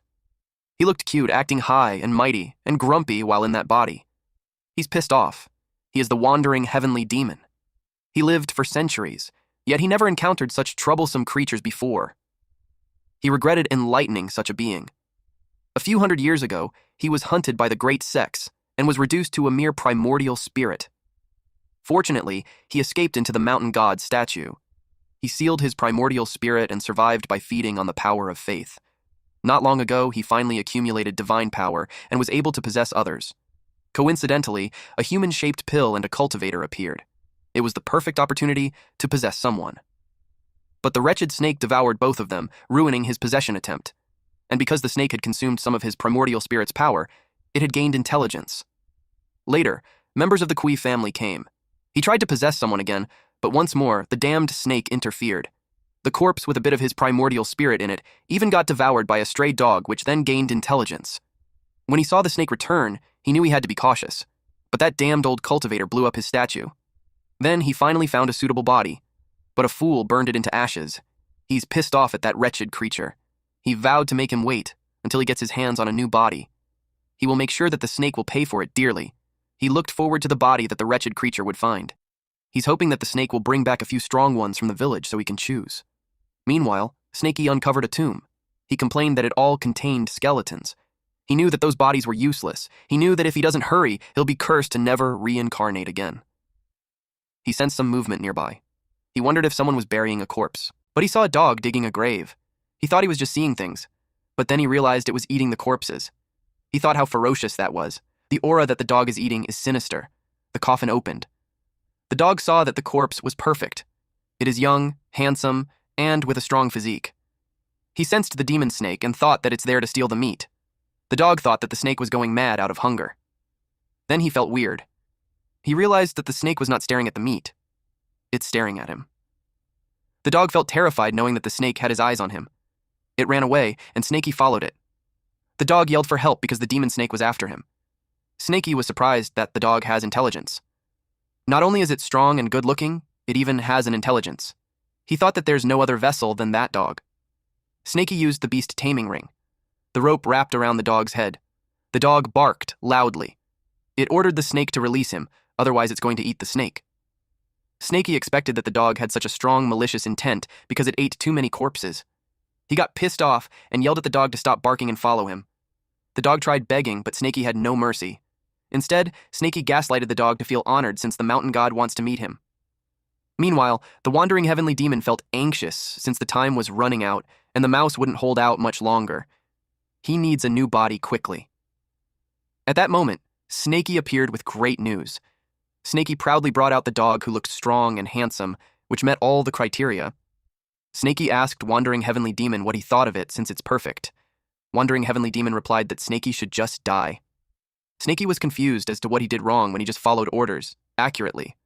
Wandering Heavenly Demon had no time left. He felt cornered. And instead of possessing a dog, he decided to take over the snake's body. The Wandering Heavenly Demon ordered Snakey to give him his body. Snakey resisted. Wandering Heavenly Demon was surprised to see that he got thrown out of the body. He decided to try one more time. They wrestled while the dog watched. It made the dog wonder if that's really the mountain god. Wandering Heavenly Demon complained that the wretched creature is full of strength. He wondered why its spiritual consciousness is so strong. Every time he tries to possess it, he gets thrown out. Then he sensed something. The dog's aura felt familiar. He was surprised to see it radiating. Then he realized that the dog has the body of a fiendish demon. Upon closer look, he was certain that it's a body of a fiendish demon, just like the one he had in his prime. The Wandering Heavenly Demon looked through its memories and saw that it ate the sacrificial offerings. It was the reason it gained sentience. And even after becoming intelligent, it kept robbing graves and desecrating corpses, building up such a monstrous physique. With a body like that, it's quite a decent vessel. The Wandering Heavenly Demon possessed the dog and complained about the beast taming ring. It easily removed it, since that kind of trinket can't restrict him. Snakey decided to run away, but the Wandering Heavenly Demon told him to stop. Seeing that he provided a suitable body, he decided to take the snake in as his disciple. That caught Snakey's attention. The Wandering Heavenly Demon added that becoming his disciple is such an honor. He urged Snakey to acknowledge him as his master. Snakey got confused when he said something about heavenly, because all along, Snakey thought he's the mountain god. Wandering Heavenly Demon replied that he never said he's the mountain god. He explained that he just borrowed the statue and temporarily resides in it. He added that it was the snake who mistook him for a mountain god and it has nothing to do with him. The dog patted the snake on the head. It looked cute. Snakey felt betrayed that the mountain god that he's been praying for so long was a fraud all along. Snakey asked Wandering Heavenly Demon if he isn't afraid of facing retribution or going to hell for impersonating a god. That made Wandering Heavenly Demon laugh. He told Snakey that there was never a saying about retribution on the memories that he gave him. Hell is just a comforting lie for ants to cling to. He took the black dog as an example. It robs graves, desecrates corpses, cares nothing for gods or devils. It is the perfect inheritor of the Wandering Heavenly Demon. Snakey was funny. He asked what wandering meant and assumed that it could be like beasts are lost from their packs, because if that's the case, he swallows them whole. Wandering Heavenly Demon had no response to that. At the Iron Bear Mountain. Before entering the cave, Snakey looked at the dog suspiciously. The dog urged him to hurry up. Snakey was annoyed and yelled that it's his territory. Apparently, the dog just followed him there. Wandering Heavenly Demon asked, how could his master not be allowed in his territory?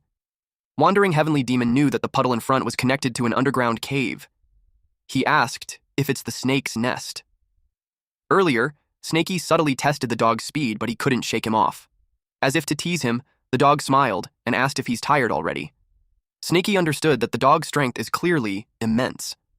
What's more, now that he's in the dog form, Snaky found himself less hostile towards him. Snaky thought of just offering him something, then sending him away. The Wolf King appeared, and Snaky was pleased to see a fat goat with it. He praised the Wolf King for doing a good job. It was the perfect timing, too, because Snaky is starving. The dog yaps about being the master, and Snaky had no respect for him. Snaky replied, "Wolves feast on meat, while dogs eat shit." Then he told Wolf King to give the dog shit to eat. The dog got pissed off that it started biting the butt of the Wolf King. He threatened to bite it to death. After that fiasco, the Wolf King was scared and hid behind Snaky. Wandering Heavenly Demon complained that it's been ages since anyone dared to insult him that way. He asked the snake if he knew the consequences of being disrespectful to him. Snaky argued that he isn't respectful at all, and what he's saying is true. That dog likes eating shit. Wandering Heavenly Demon caught him and asked if he's now admitting that he is his disciple. Snaky refused that. Wandering Heavenly Demon complains how he showed him grace, and that Snaky bowed to him before, but actually back then Snaky was praying to the mountain god. The dog insisted that he is his master whether he likes it or not. Snaky admitted that he does have a point, but that was just him teasing the dog. Later on, Snaky said that it's all crap, and he's not falling for it. Immediately, he used the water traversal technique. The dog admitted that the snake almost got him.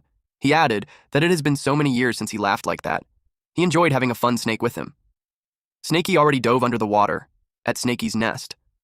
Snowy was standing beside the fruit tree. She looked fiercer. Snaky didn't expect her to withstand it. She's starting to become a demon. She even learned a breathing technique. Snaky yelled at the dog not to get too close to him. He was holding the storage bag. The dog commented that it's all junk, so he shouldn't act like it's some priceless treasure. The dog scoffed and uttered that he won't even take it, even if Snaky offers it to him. Snaky looked at the contents of the bag. There are pills, talismans, herbs, jade slips. It's all identical to Mulay's stash. The pill furnace looked decent, too. Snaky saw the stone and wondered what it was used for. The dog liked it and attempted to take it. It's a spiritual stone. Snaky reminded the dog of what he said earlier, that he wouldn't want it even if Snaky gave it to him, and now he's trying to steal it. The dog scoffed and walked away. He defended that he just wanted to take a closer look and that he's not interested at all. He can't fool Snaky because Snaky saw the wagging tail. He clearly wants it. There's miscellaneous talks on spiritual herbs, 45 essays on spiritual herbs, pill-referring notes. The jade slip is all about refining pills. Snaky decided to study on that when he's free. Meanwhile, Snowy wrapped its body on the furnace. Snaky noticed how much she liked it. Unfortunately, her cultivation is too low, so she can't use it yet. Snowy hissed to express her disappointment. In broad daylight, someone is causing a fuss in the forest by using gravity technique. It was Snaky. In the last fight, the old man was able to hit him from several hundred meters away with the gravity technique, so Snaky decided to train and master his skills. The Wolf King had arrived with a boar on its mouth. Snaky felt satisfied with having a minion to bring him some food every day. He devoured the wild boar and commented that it tastes so much better.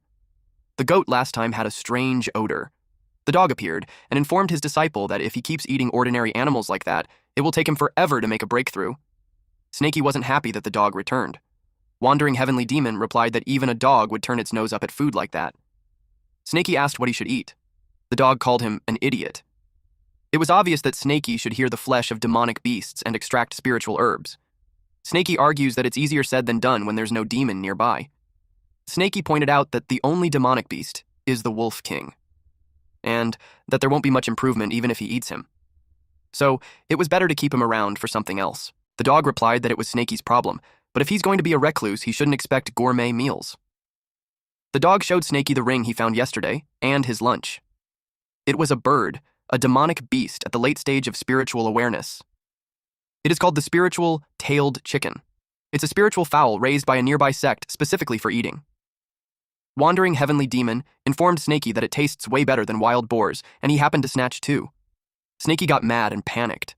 He used Earth Traversal technique to immediately reach the dog while asking if he's not being followed. The dog told him to relax since he's confident of how clean and thorough he is in his actions. There's no one in the world who can track him. The dog started plucking the feathers out. He commented on how tender and juicy the chicken is. Snaky started drooling. The dog produced fire in his paw, then roasted the chicken. He showcased the sound of juice draining from the flesh and how crispy it is. He teased and tempted Snaky, and he bargained if the snake wanted to exchange it with the spiritual stone. Wandering Heavenly Demon pointed out how even the little white snake woke up from the smell. Snaky kept drooling as he held himself back, not giving in to the temptation. He yelled that even if he dies from hunger, he will never eat wandering heavenly demon's chicken. Like the devil that he is, this dog tempted Snakey even more by emphasizing how crunchy the skin is, especially dripping with oil. He commented how his disciple has integrity, so he can just watch him while he eats. The dog took a bite, while narrating the experience on how tasty the chicken is. Only the bone was left before he knew it. He threw the bone at them and told them that they could have it. Snakey replied that he doesn't want it. Both him and the wolf are drooling heavily. The dog even rubbed the drumstick to Snakey's face. I swear this story really is outrageously good. Just look at our boy Snakey. Snakey, feeling annoyed, let out a fireball. The dog told him not to get angry and assured Snakey that his master won't trick him. He informed Snakey that if he decides to sell the spiritual-tailed chicken, he can sell for at least 3 spiritual stones. He pointed out how it was a really great deal. Snakey challenged him to sell it then. He was confident he wouldn't fall for it, because he isn't an idiot. Wandering Heavenly Demon replied that it's because he's a dog right now, so it's inconvenient. And as to whether he's lying or not, he told Snakey to take a look behind him. The Wolf King broke through into the 3rd level of spiritual awareness. Even Snowy broke through into the 2nd level of spiritual awareness. He rubbed it into Snakey's face that he wasn't lying. Those two broke through even after eating the bones. That's how powerful the spiritual-tailed chicken. Snakey agreed to trade it simultaneously. Snakey devoured the chicken. It smelled so good, and it made his body warm. He could feel how the divine demonic cauldron was starting to spin. The spiritual energy is filling up the cauldron. He could feel his breakthrough on the 5th level of spiritual awareness. After that, Snakey burped loudly. He looked satisfied. As expected of a late-stage spirit awareness demon beast, he broke through after refining one part of it. The remaining should be enough for him to refine for a few days. In Snakey's nest. Snakey rested underneath the fruit tree. He finally finished refining them. Not only did he reach the peak of the 5th level of spiritual awareness, his golden scale also increased. He admitted to himself that the dog didn't lie to him this time. The spiritual stone was worth it. He noticed how those 3 are still refining and cultivating. He assumed that the dog's cultivation would be advanced. The dog asked his disciple if he's done, and he asked what the effect of the spiritual-tailed chicken. Snakey replied that it's not bad. The dog suggested they work together and catch a few more, and they'll divide them half-half. He guaranteed Snakey that he will be able to reach the late stage of spirit awareness in a month and reach the perfection of spirit awareness in a year. Snakey couldn't believe that. He asked how it was possible. The dog played with the stone while winking and telling Snakey that he doesn't lie. Snakey refused to go with him. It was a late-stage spirit awareness demon beast, so it's too dangerous. He told the dog to go by himself if he wanted to. Snakey asked if the spiritual-tailed chicken is even worth being called as demon beast when it was raised by humans. Snakey argues that those beasts have long lost their battle power, and they are even weaker than mid-stage. Snakey was firm of not going, especially when he almost died last time when he went to steal pigs. The dog was curious as to what kind of pig he encountered. The dog decided to go by himself. He threatened that since he's being chased by anyone, he'll just lead them there. Snakey yelled at him, saying how he had never seen anyone as shameless as him before. The dog pats Snakey's back and assures him that he will be sage by following him, and that there's no way he will lie to him. Snakey decided to agree on the condition that the dog won't ever call him disciple again. He emphasized his name, Snakey. The dog was proud of him for knowing how to name himself, but he couldn't help teasing Snakey that the name sucks. Snakey argues that it's better than the dog's Wanderer. The dog insists that he's the famous mighty and majestic wandering heavenly demon that shakes heaven. Snakey contends that he can tell that the dog is good for nothing just by hearing the name. The dog sighed and gave up explaining to a blockhead like Snakey. He mentioned that since it's not a good idea to publicize the name before his power is restored, he thought of changing his name for now, and since he's black-colored, he chose the name Black Emperor. Snakey teased him by calling him Black Little Bro. In Chinese, it's the same word, but has 2 different meanings. The dog corrected him, saying how it's the Emperor. Snakey doesn't agree with him. He asked what he'll be when someone like the dog is called Emperor. He suggested calling the dog Big Black since the dog's head is big. The dog didn't like it because it sounds like the name of a dog. Snakey asked, "Aren't you a dog?" The dog didn't want to argue further and decided to call himself Black Imperial instead of Black Emperor. Snakey, the bully that he is, decided to call him Black Yellow. In Chinese, it has the same pronunciation.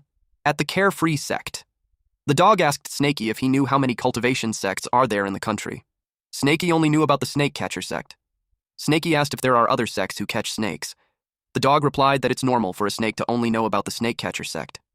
He explained that there are 5 great sects located at the east, west, south, and north, and the middle of the Chu country. The north is Frost, the west is Kunlun, the east is Penglai, and the south is Snake Catcher, As for the center, it is governed by the Imperial Heavenly Observatory. The small sects within the country are under the jurisdiction of these 5 great sects. The Snake Catcher sect used to be called the Falling Dragon sect. Then the sect declined. They are afraid that they have too much fame and will attract enemies, so they changed their name. Snakey asked about the Carefree sect that they are going to right now. He asked what level it belonged to. Black Imperial explained that the Carefree sect, it's just a mediocre small sect. It's under the jurisdiction of Snake Catcher. It only has 5 little foundation establishments in the sect. When Snakey heard about 5 foundation establishments, Snakey attempted to run away, but the dog got a hold of his tail. Snakey refuses to go, even if he dies. Going to that place with 5 foundation establishments, he accused Black Imperial of killing him. Black Imperial told him to stop being a baby. He pointed at the birds on the cliff. He explained that those are spiritual-tailed chickens raised by an old foundation establishment. Snakey asked to be let go of so he could take a closer look. It's funny how Black Imperial mentioned how Snakey changed his attitude quickly. Snakey was surprised to see that there's so many of them. There were almost 100. He asked if they really raised their demon beast that way, and if they weren't scared that those beasts would run away. To answer his question, Black Imperial suggested that Snakey try catching one. When Snakey didn't move, he taunted Snakey. Snakey gave in and tried. Divine consciousness activates. The dog saw how it really bounced back, so Snakey couldn't get his consciousness in. Snakey yelled that the place was dangerous, so they had to retreat. The dog held Snakey's tail and told him that there's no need to retreat. He assured him that it's not a big deal, and it was just a light barrier array. He gave a green pill to Snakey to use. Snakey asked what it was. Snakey sprinkled it, and a part of the barrier perished. It is an array-dissolving powder. It's specially for breaking protective barriers. Then Black Imperial dropped fat worms. It's the spiritual insect that the spiritual-tailed chicken likes to eat the most. A spiritual-tailed chicken approached the insect.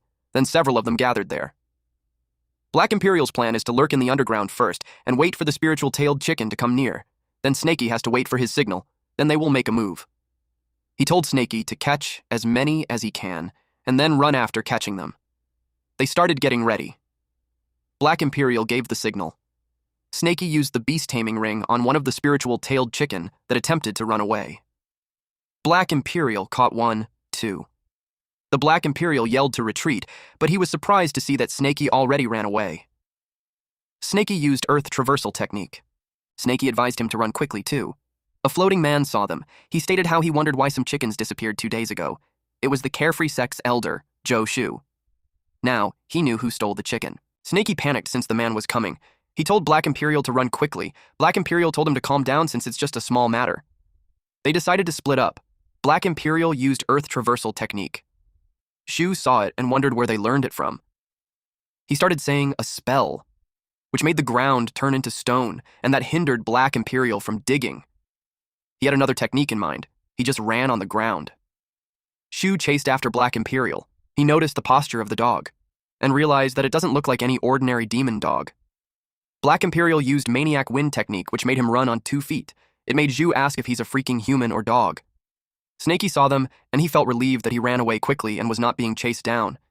He finds a real foundation establishment cultivator too scary. He wished the old dog good luck while he went to find a place to refine first. At a certain cave. The place is not bad. It's secluded. And to avoid necessary complications, he refined that chicken first before going back home. He matched the chickens with the pills he obtained previously.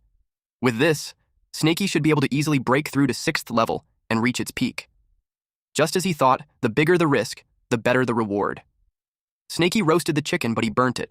He realized that the way the old dog roasts chicken is not as easy as it appears. Snakey uttered that it's too bad that the dog might not be able to make it back.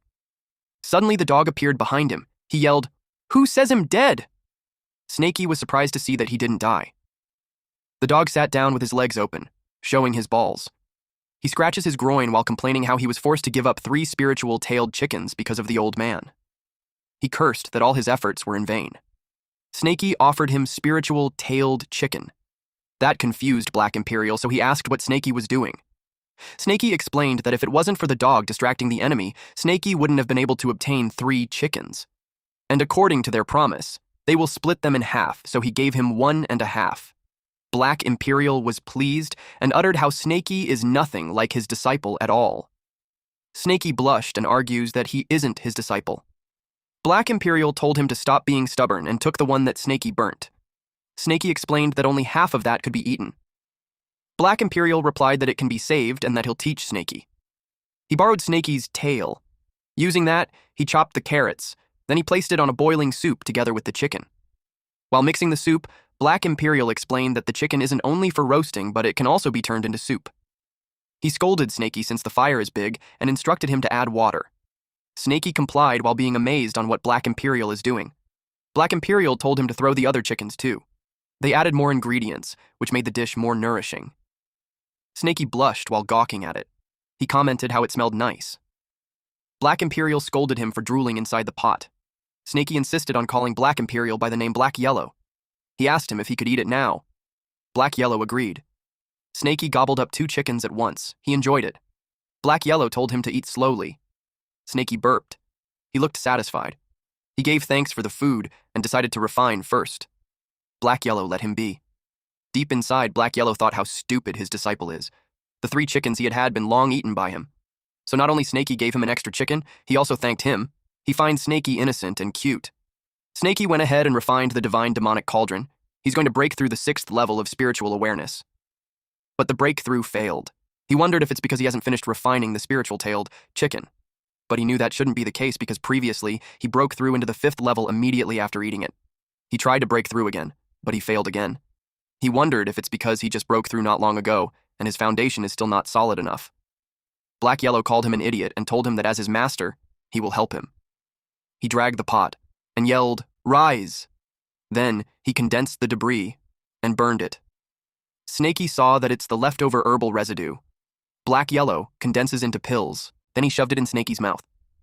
Snaky asked what it was. He explained that it's an aperture-opening pill. He instructed Snaky to try breaking through again after eating. Snaky commented that it tasted burnt, but he tried again. And it worked. He was pleased to inform the old dog that he successfully broke through. 10 days later. Black Yellow praised him for reaching the peak of the 6th level in less than half a month. Snaky blushed and acknowledged that it was thanks to Black Yellow. But Snaky was firm that in the future, he won't go there to steal chicken again. Black Yellow replied that he's not stupid, so Snaky can be rest assured. He knew that they can't just keep stealing the same place, they'll have to change places. Snaky replied that they don't have to rush it in 1 month. He wanted to make his realm solid first before breaking through to the late stage. He's okay, even if it takes 1 year. Although Snaky broke through a level this time, his body strength increase is limited. He didn't shed like before, and his golden scale also increased 1 by 1. Humans' main cultivation is their true key, while demons' main cultivation is their body. Snaky knew not to put the cart before the horse and blindly pursue speed, only to achieve nothing in the end. Snaky's eyes bulged and asked what it was. Black Yellow replied, "What else could it be?" The forest is on fire. Snaky panicked and ran as fast as he could. Black Yellow followed behind him while asking him if he's seeking death to run towards fire. He told Snaky that it's just an ordinary wildfire, so there's no need to panic. Snaky argues that it's not an ordinary wildfire. He asked who did it. Black Yellow tried to make him calm down and play it safe. Snaky yelled that he can't calm down because it's his home. 2 men were talking that the wildfire should be able to burn for 7 days, and it should be able to burn that demon snake's nest. An old man stated that he only has 3 years left in his lifespan. The only grudge he has left is to rip off that demon snake's skin and make it into a snake pill. A man encouraged his master that he'll be able to get what he wants. The master told his disciple that he is his only longing in the world. Other than getting revenge, there is another reason for the trip this time. An elder from the headquarters got interested in the demon snake and the myriad snake valley. The snake-catching sect is going to build a branch hall at that place. By that time, the disciple will be able to go to the branch hall and cultivate. Not only can a branch hall increase the average levels of the local cultivation, it can also increase the surrounding village's development. He asked his master who is the elder that is coming to investigate. The master replied that it's an expert in the core formation realm. A young man detailed that the terrain is flat. It's suitable for building a town. He gave it 8 points. He also noticed that the place has a lot of mountain springs. It's suitable for raising livestock, so he gave it 5 points. Also, he said that the place is near a river, so it's suitable for creating an herb garden, so he gave it 7 points. He concluded that the place is suitable for growing the spiritual field, but it's a little ugly, so he gave 3 points. This person is Zhuan Yangzi. The fire burned several trees. The pathway is lit up with flames. The Wolf King stayed with Snowy under the fruit tree. He howled loudly, and Snaky heard that. Black Yellow commented how even the nest is burning up. Snaky was worried for Snowy and Wolf King. He uprooted the fruit tree and told them to follow him. They ran as fast as they could. Snaky promised to bring them out. He used water bullet technique to clear out the flame on their path. Black Yellow told Snaky that his mouth will dry up.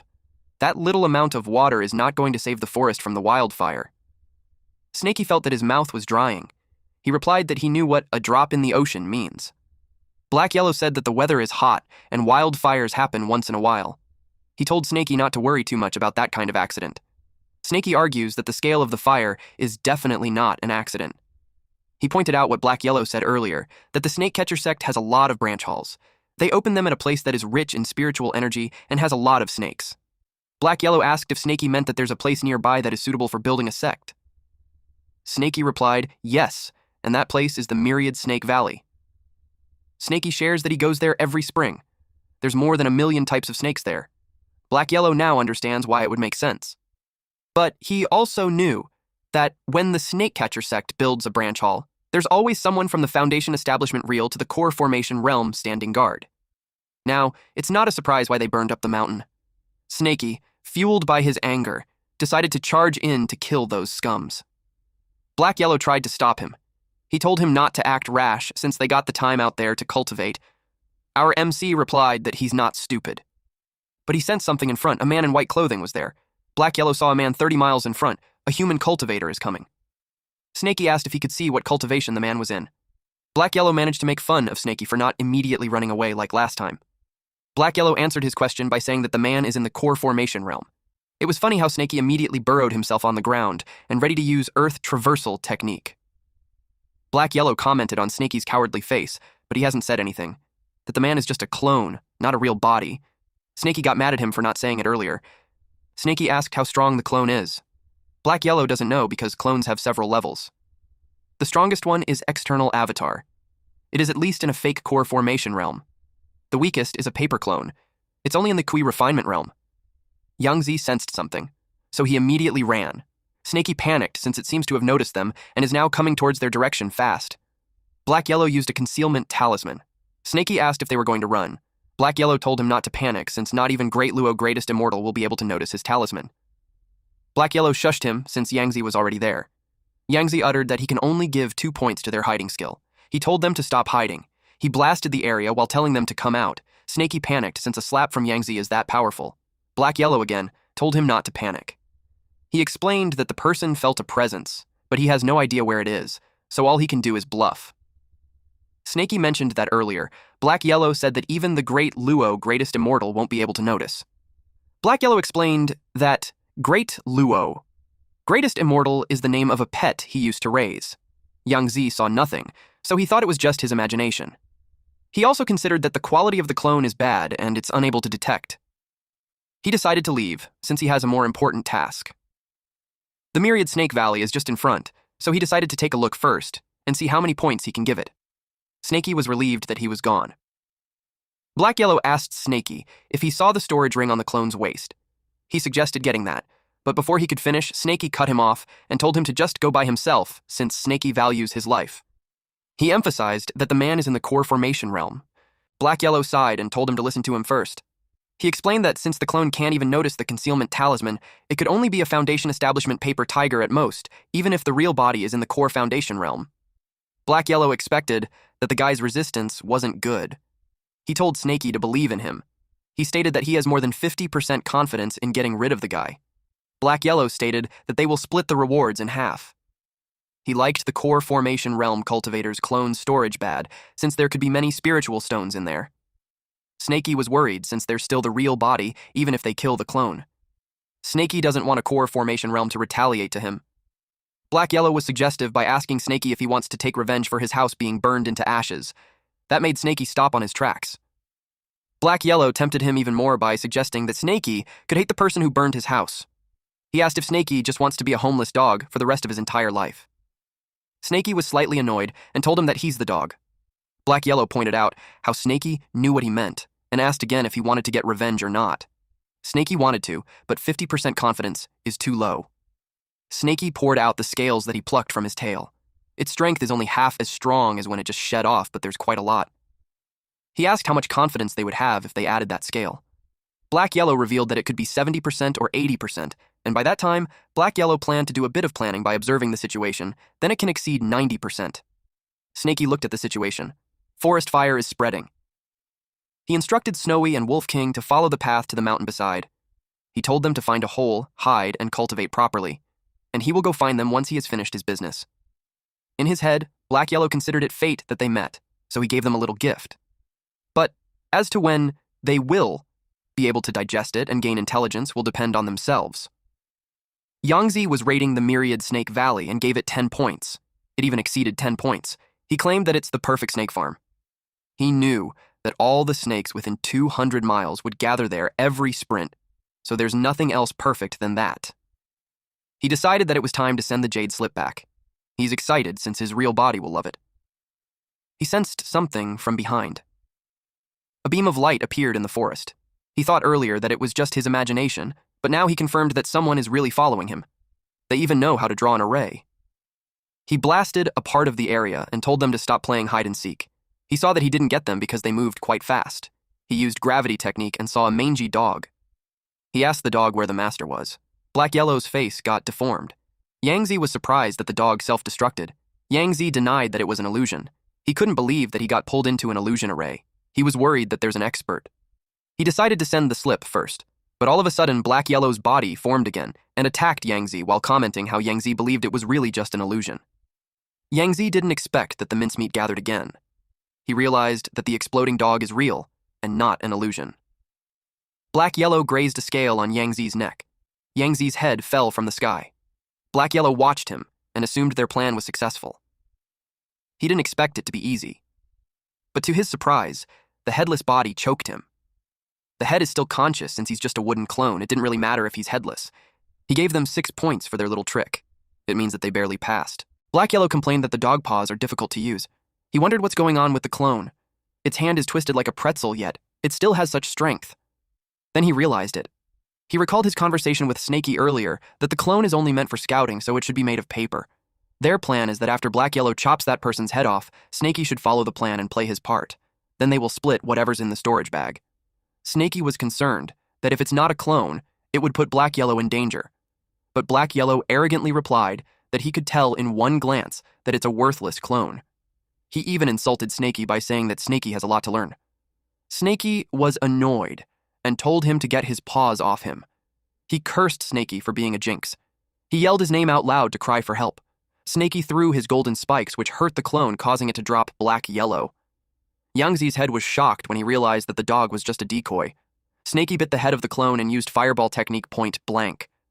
Yangzi's head couldn't sense the technique at all. He noted how teamwork is worth 10 points. And with that, the clone disintegrated. Black Yellow then fell and complained that it hurt.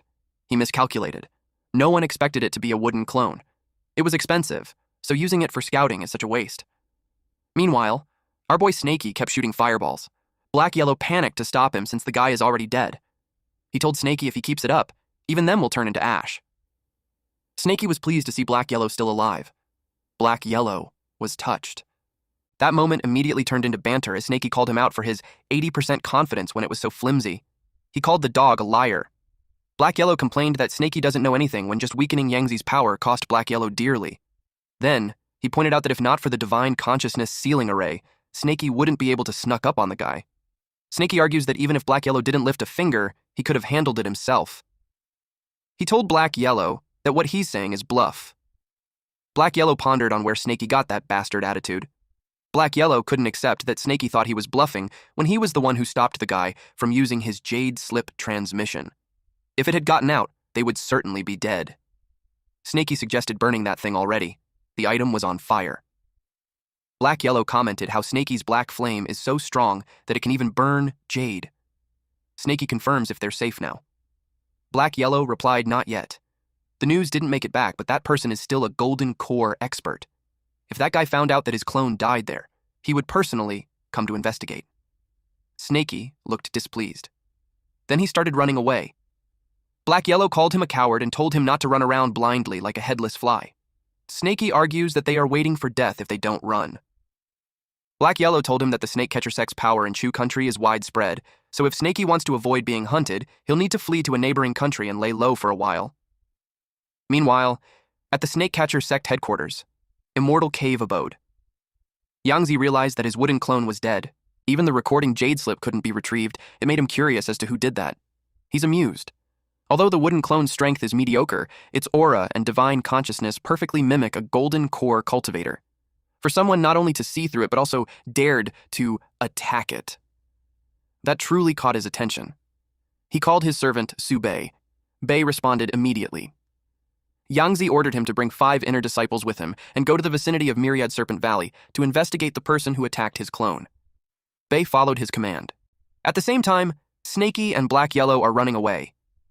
Snaky told Black Yellow that they have already run a few hundred miles. He inquired why they are still not in the Qin country that he mentioned. Black Yellow explained that it's still a long way. They will need a few more days just to reach the border.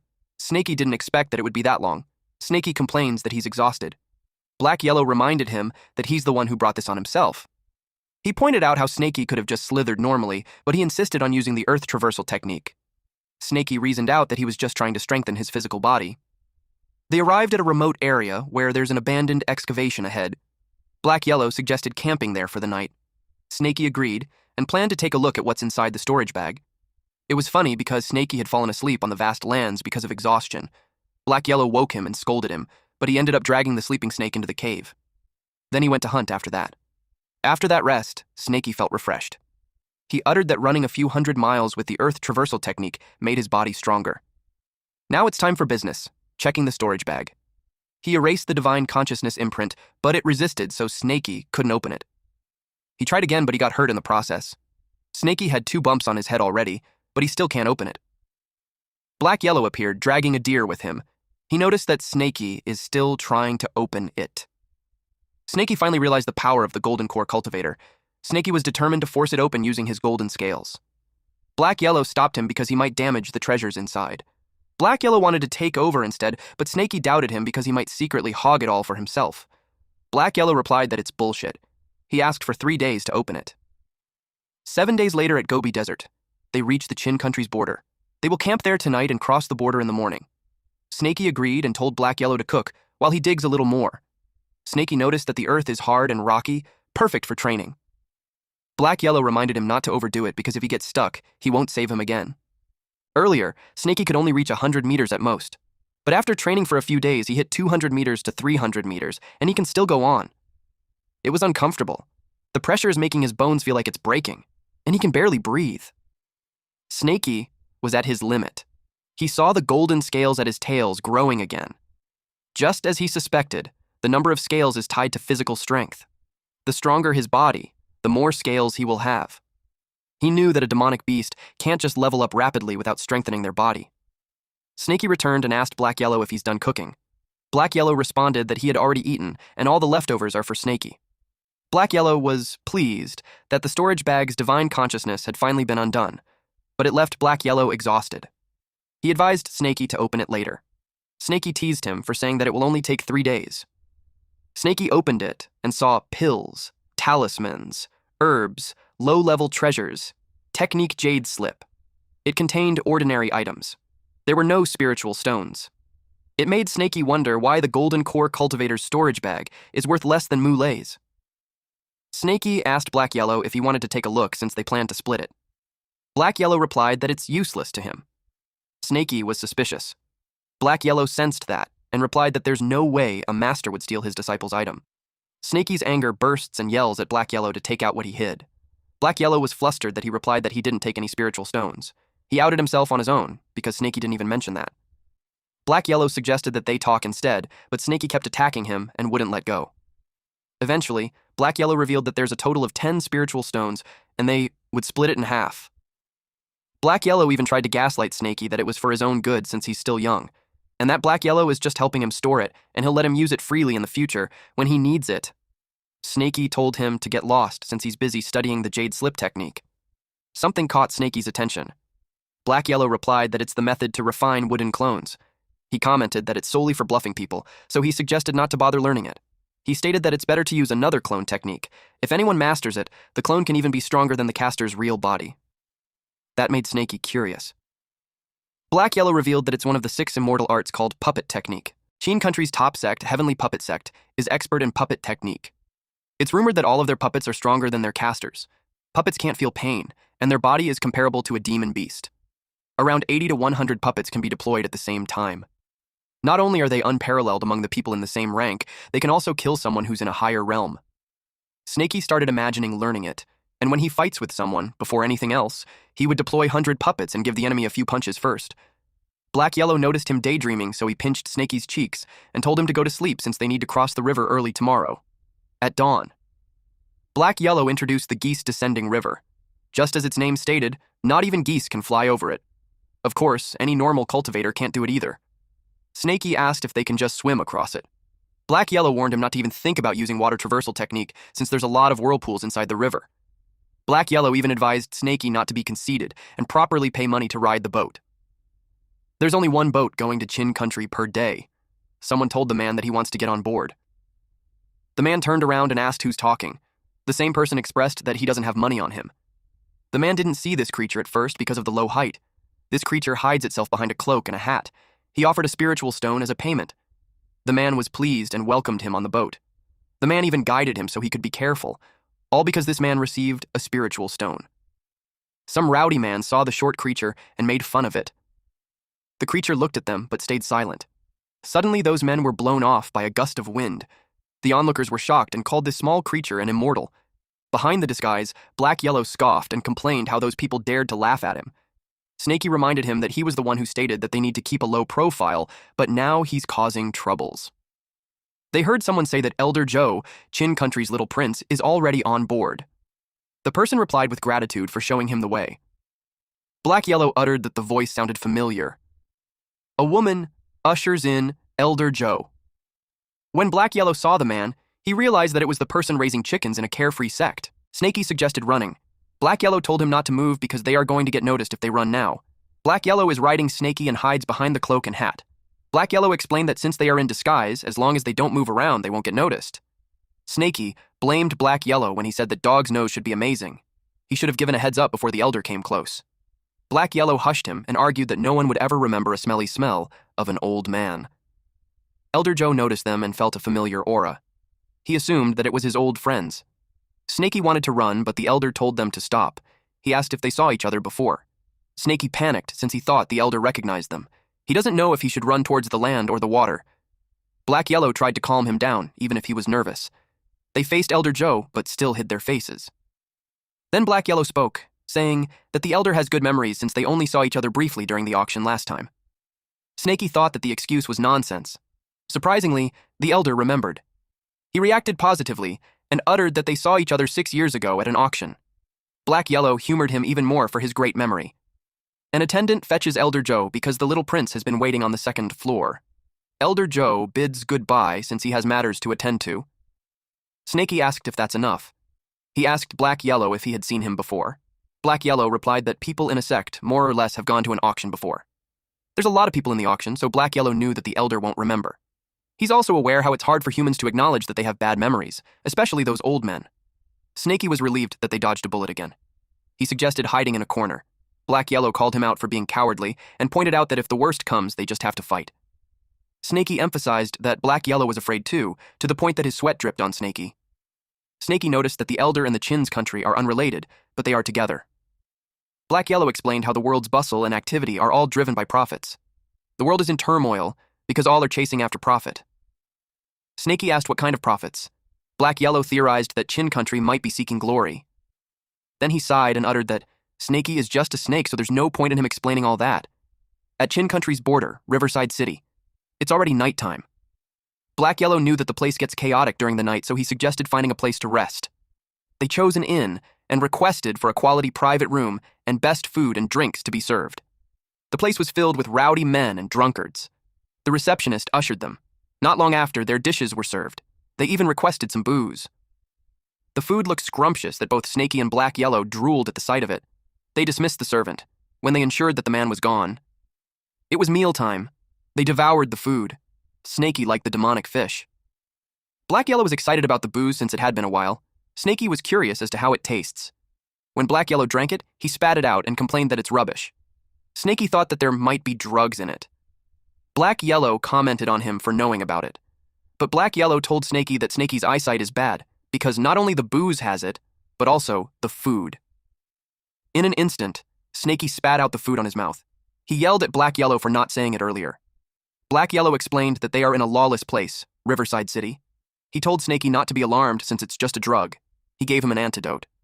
Then, he stated that since those people started it, they shouldn't blame them. Someone yelled that it wasn't enough. He ordered the servant to bring another roasted demonic beast. The servant explained to the master that the person had eaten 1,000 taels of silver worth of food. He also ate 2 whole demonic beasts. He asked the master if they should continue bringing food. The master ordered them to continue and change it into the strongest, immortal, weaking pill. The person hasn't dropped down yet, so they assumed that his cultivation is incredible. The master expected for this person to have lots of money and treasures, so their actions will be worth it. Those idiots really served a demonic beast. The leftovers are enough for them to eat for a few days. Snaky asked if they would leave like that. Black Yellow brought the bag and replied yes. He asked Snaky if he wanted to pay a scam shop. There's even a human skull hanging in the kitchen, but what Snaky meant is to kill those men and snatch their money. He even got ready to burn down the shop. Black Yellow commented how sometimes Snaky has less humanity than him. Snaky argues that he's not a human anyways, he's a snake. The servant and the master forced open the door. The master was confident that the drug is strong and not even an immortal can withstand it. But to his surprise, they couldn't find the guest. The master was furious. He ordered the servant to inform people from the Heavenly Puppet Sect and search the entire city. The master slammed the table, while promising to kill this person no matter what. His behavior scared the servant. Black Yellow suggested that it's safe to settle on the abandoned house that they found. He told Snaky to take his time to refine while he goes out to do something. Snaky agreed, but deep inside it was a bluff. He's suspicious of what the dog will do behind his back. More than that, it's concerning that Black Yellow might attract more enemies. Snaky decided to follow him. Meanwhile, Black Yellow is excited. Black Yellow entered a weapon shop. Black Yellow told the blacksmith his offer, 3 excellent weapons and a total of 8 spirit stones. He should take it or leave it. The blacksmith wanted to have a look at what this shorty offers. Snaky was annoyed that Black Yellow sold stolen goods from behind his back. Snaky knew that it's from the storage pouch of the Golden Core Realm clone. Black Yellow said they would split it 50-50, but he was a liar. So Snaky planned to let him sell everything first, then make him cough it all up. Black Yellow made a deal again, a total of 15 spirit stones for all those pills. Snaky still followed him. First, they were at a weapon shop, and now, a pill shop. Then, Black Yellow offered high-grade beast materials, 13 spirit stones. Snaky got annoyed that beast materials were sent too. This time, Snaky is holding back his anger by chewing on wood. He's angry at this old dog since he had no idea how much this dog swiped without Snaky noticing it. He vowed to make the dog pay once he returned. By this time, Black Yellow felt a killing intent. 2 men appeared. They were talking about how it's almost curfew, and they need those losers to find someone. Snaky noticed them. Yu Qiang of Heavenly Puppet Sect complained that of all places, he was stuck guarding the backwater city for 3 years. He felt so unlucky. Zhao Yiduo of Heavenly Puppet Sect replied that there's no point complaining. They failed to break through to the Foundation Establishment realm, so they have to follow orders. Although Lingjin City is chaotic, if they play it right, there's profit to be made. They noticed a man in a robe with a short build. They remembered him as the guy who dined and dashed. They knew it was him.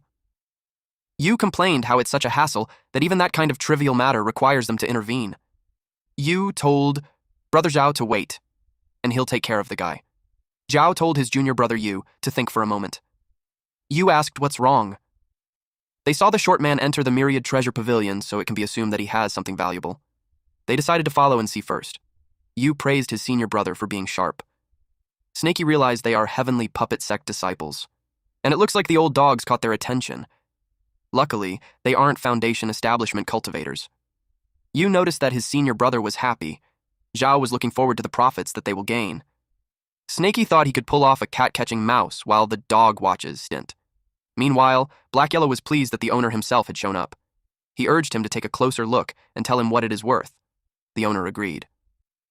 Black Yellow shared that his bag is full of good stuff, so the owner should look carefully. The owner was surprised to see it. From his reaction, it made Black Yellow ask if something was wrong. The owner replied that it's a significant matter, so they should discuss it inside. Black Yellow was pleased that the owner is perceptive. Once they entered, the owner immediately instructed Old Lee to close the door, but Old Lee informed him that there's still someone there. The owner was furious and told him to shut up. He knew about those people, and he couldn't let them disturb his business. The men from the Heavenly Pupper sector saw the door was being closed. They didn't expect that Shorty to be a big spender. They assumed that he must have robbed and killed someone to get all the stuff to sell. They knew that the Myriad Treasure Pavilion pays a substantial tribute each year, so it's best to avoid turning them into adversaries. They decided to wait for the shorty to come out, but over 2 hours have passed, and they are already drenched from the storm. Yu asked how long they will wait. He's getting impatient when the short man is coming out. They saw the door opening and they moved quickly. The owner was delighted to strike gold today. He bought himself a rare treasure for just 100 spirit stones. He claimed that great fortune and prosperity are surely coming his way. He noticed the 2 men and asked if they needed something from him. Yu told the owner to quit the act. They inquired where the short guys who were selling stuff earlier were. The owner shared that the guy sold a bunch of treasures from the snake-catching sect, cashed in for body training pills, and even got his hands on flesh of a spiritual awareness realm monster. Yu grew impatient since they didn't care for the details. He grabbed the owner by the collar and asked again where the shorty was. The owner admitted that he went through the back door. He threw the man on the ground and warned him that they'll talk to him about it later. Zhao and Yu hurried and chased after the shorty. They knew that he's definitely heading out of the city. They spread their divine sense towards the south gate. Yu did that, and found the shorty running on the roof. Snakey watched from a distance while covering himself from the rain using a leaf. He thought of how this old dog even bought things such as body training pills, and still hasn't lost his mind. And given the old dog's cultivation level, Snakey knew that there's no way he hadn't noticed disciples of the Heavenly Puppet sect following him. Snakey wondered if Black Yellow is deliberately moving slowly to use them as bait.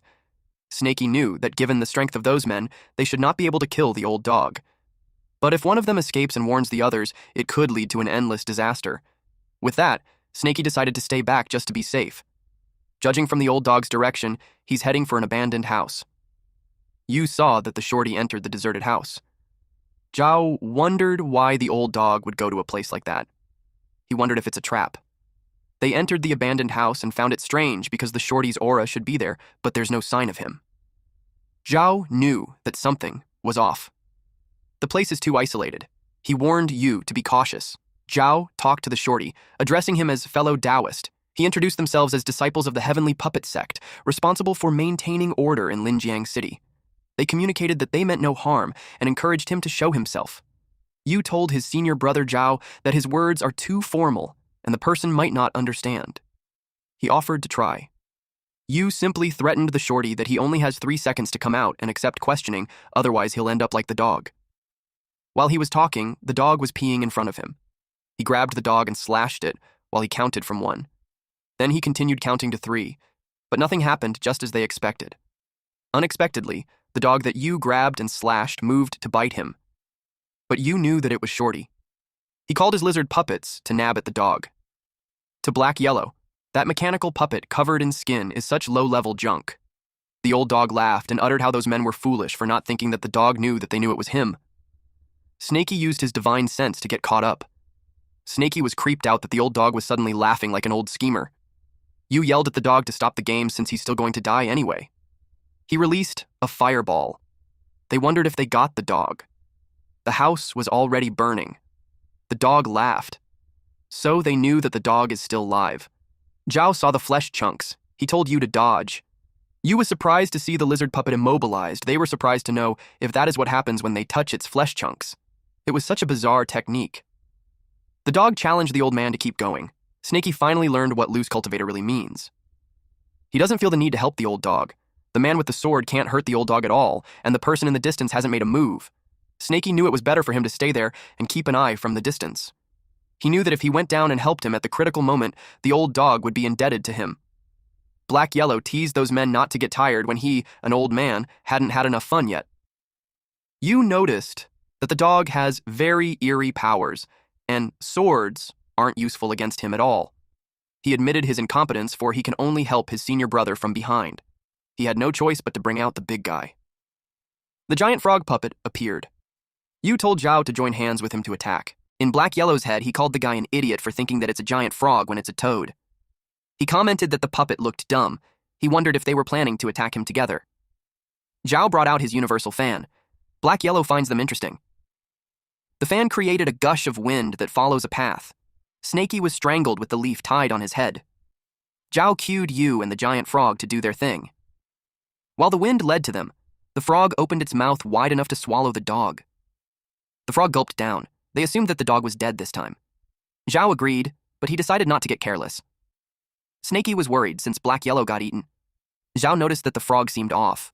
The dog emerged from the frog's belly and tore apart the frog. You couldn't believe it, since no one beneath the Foundation establishment is able to beat his giant frog and lose in an instant. Zhao knew it was bad, and so he advised his junior brother to fall back. Black Yellow teased them if they wanted to run, but the old dog wasn't done with them yet. Black Yellow told them that they will die. Those were alarmed since their escape route had been blocked. They reminded the dog that they are disciples of Heavenly Puppet Sect and challenged him if he still wants to kill them. Zhao told Yu to stop wasting his words on him. He said that the dog can counter puppets but not artifacts. They charged at the dog with the intent to kill. Black Yellow taunted them even more by saying that they must be dreaming if they want to kill them with their puny cultivation. He told them that they overestimated themselves. Black Yellow used a technique called Bloody Blade Gale. Several shadow-like blades hit those men. Black Yellow had an evil laugh when he announced that it was time for those men to become mincemeat. Snaky knew that those two's true key were completely messed up. It's only a matter of time before they lose. Snaky knew that there's nothing more to watch. He just felt bad that the house was destroyed. He wondered where he should go next. Snaky didn't expect that old dog to be that strong. He realized how he needs to speed up his cultivation. Snaky suddenly felt a sense of a familiar divine consciousness nearby. He checked out where it was emanating from. He saw a beggar. But he was curious as to why this beggar is fiddling around. He asked if he's a retard. But then Snaky noticed a scar, and it reminded him of one of the cultivators from the Heavenly Puppet Sect. Black Yellow used a soul-searching technique to one of those men, but he got confused when there was no reaction. Snaky realized that what Black Yellow killed earlier was a puppet, and that must be the real body. Snaky was aware that the Heavenly Puppet Sect allowed their disciple to refine puppets identical to themselves, creating confusion. Snaky thought that it's the real body, but he also entertained the idea that it's just another puppet. Snaky got certain when he didn't sense anyone suspicious within 100 miles, so that must be the real body. Snaky assumed that he had some kind of life-protecting treasure. Snaky needed to act fast and carefully. He won't allow the man to live. The man clicked his tongue when his puppet was gone, and Yu also died. It made him curious as to who that black dog is. Suddenly, a blinding light appeared on the side of the man. He covered his eyes because it was glaring. It was Snaky, releasing a huge, freaking fireball. Snaky saw that the man woke up. He also couldn't hold the fire much longer because it burns his mouth and his head feels heavy. He yelled at the man that there's no need to care about who he is and told the man to just die. The man used a body protective jade, water ball protection, and protective armor. The man asked which demon dares to sneak up on him. The man knew that 5 elements would counterattack one another. He is protected with a water ball, so he was confident that he wouldn't be hurt. But he got electrocuted. He saw that the fireball had a thunder talisman. His protective armor broke. He realized that the bastard combined 5-element talismans and threw them all at him. He thought that Snaky was an idiot for not knowing that talismans can explode, but Zhao realized that there was a talisman on the wall too. It made him think of it something that a human can do. Snaky yelled that the man noticed too late. Snaky used a fire-exploding talisman, wind blade talisman, thunder attack talisman, and exploded together. The man used the mythical yellow bell to protect himself. He cursed at Snaky and vowed that he won't get away with it. The man was confident that the treasure would protect him. But to his surprise, it broke. It was followed by a loud explosion. He got roasted and lost his long hair. He asked how it was possible. Then he saw the scales. Snaky was surprised that the man wasn't dead yet. Snaky released a fireball from up close. He did it several times. His fireball barrage continued for 30 minutes. People from a distance wondered which forces were fighting outside the city wall.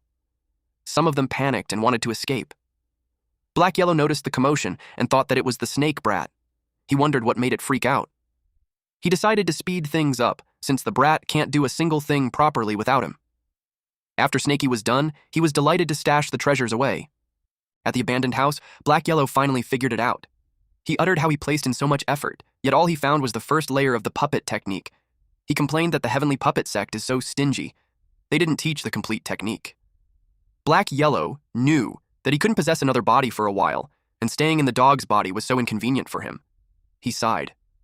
Black Yellow considered killing someone, searching their soul, obtaining the full puppet technique, and making a humanoid puppet. He admitted that he messed up this time. He knew that the first layer only allows for creating mechanical beasts, making a humanoid puppet out of reach for now. Unless he finds Zhao's real body and searches for his soul. He decided to forget about it and focus on finding Snaky first. He knew that Zhao's real body must still be in the city. He planned at the right time to stir things up and enlist Snaky's help to deal with Zhao. Eventually, he kept searching for Snaky and arrived at the scene where Zhao was reduced to ashes. He asked Snaky if he killed Zhao. Snaky, while sweating profusely, lied that he was just cultivating and that he didn't go out or fight with the Heavenly Puppet Sect's disciples.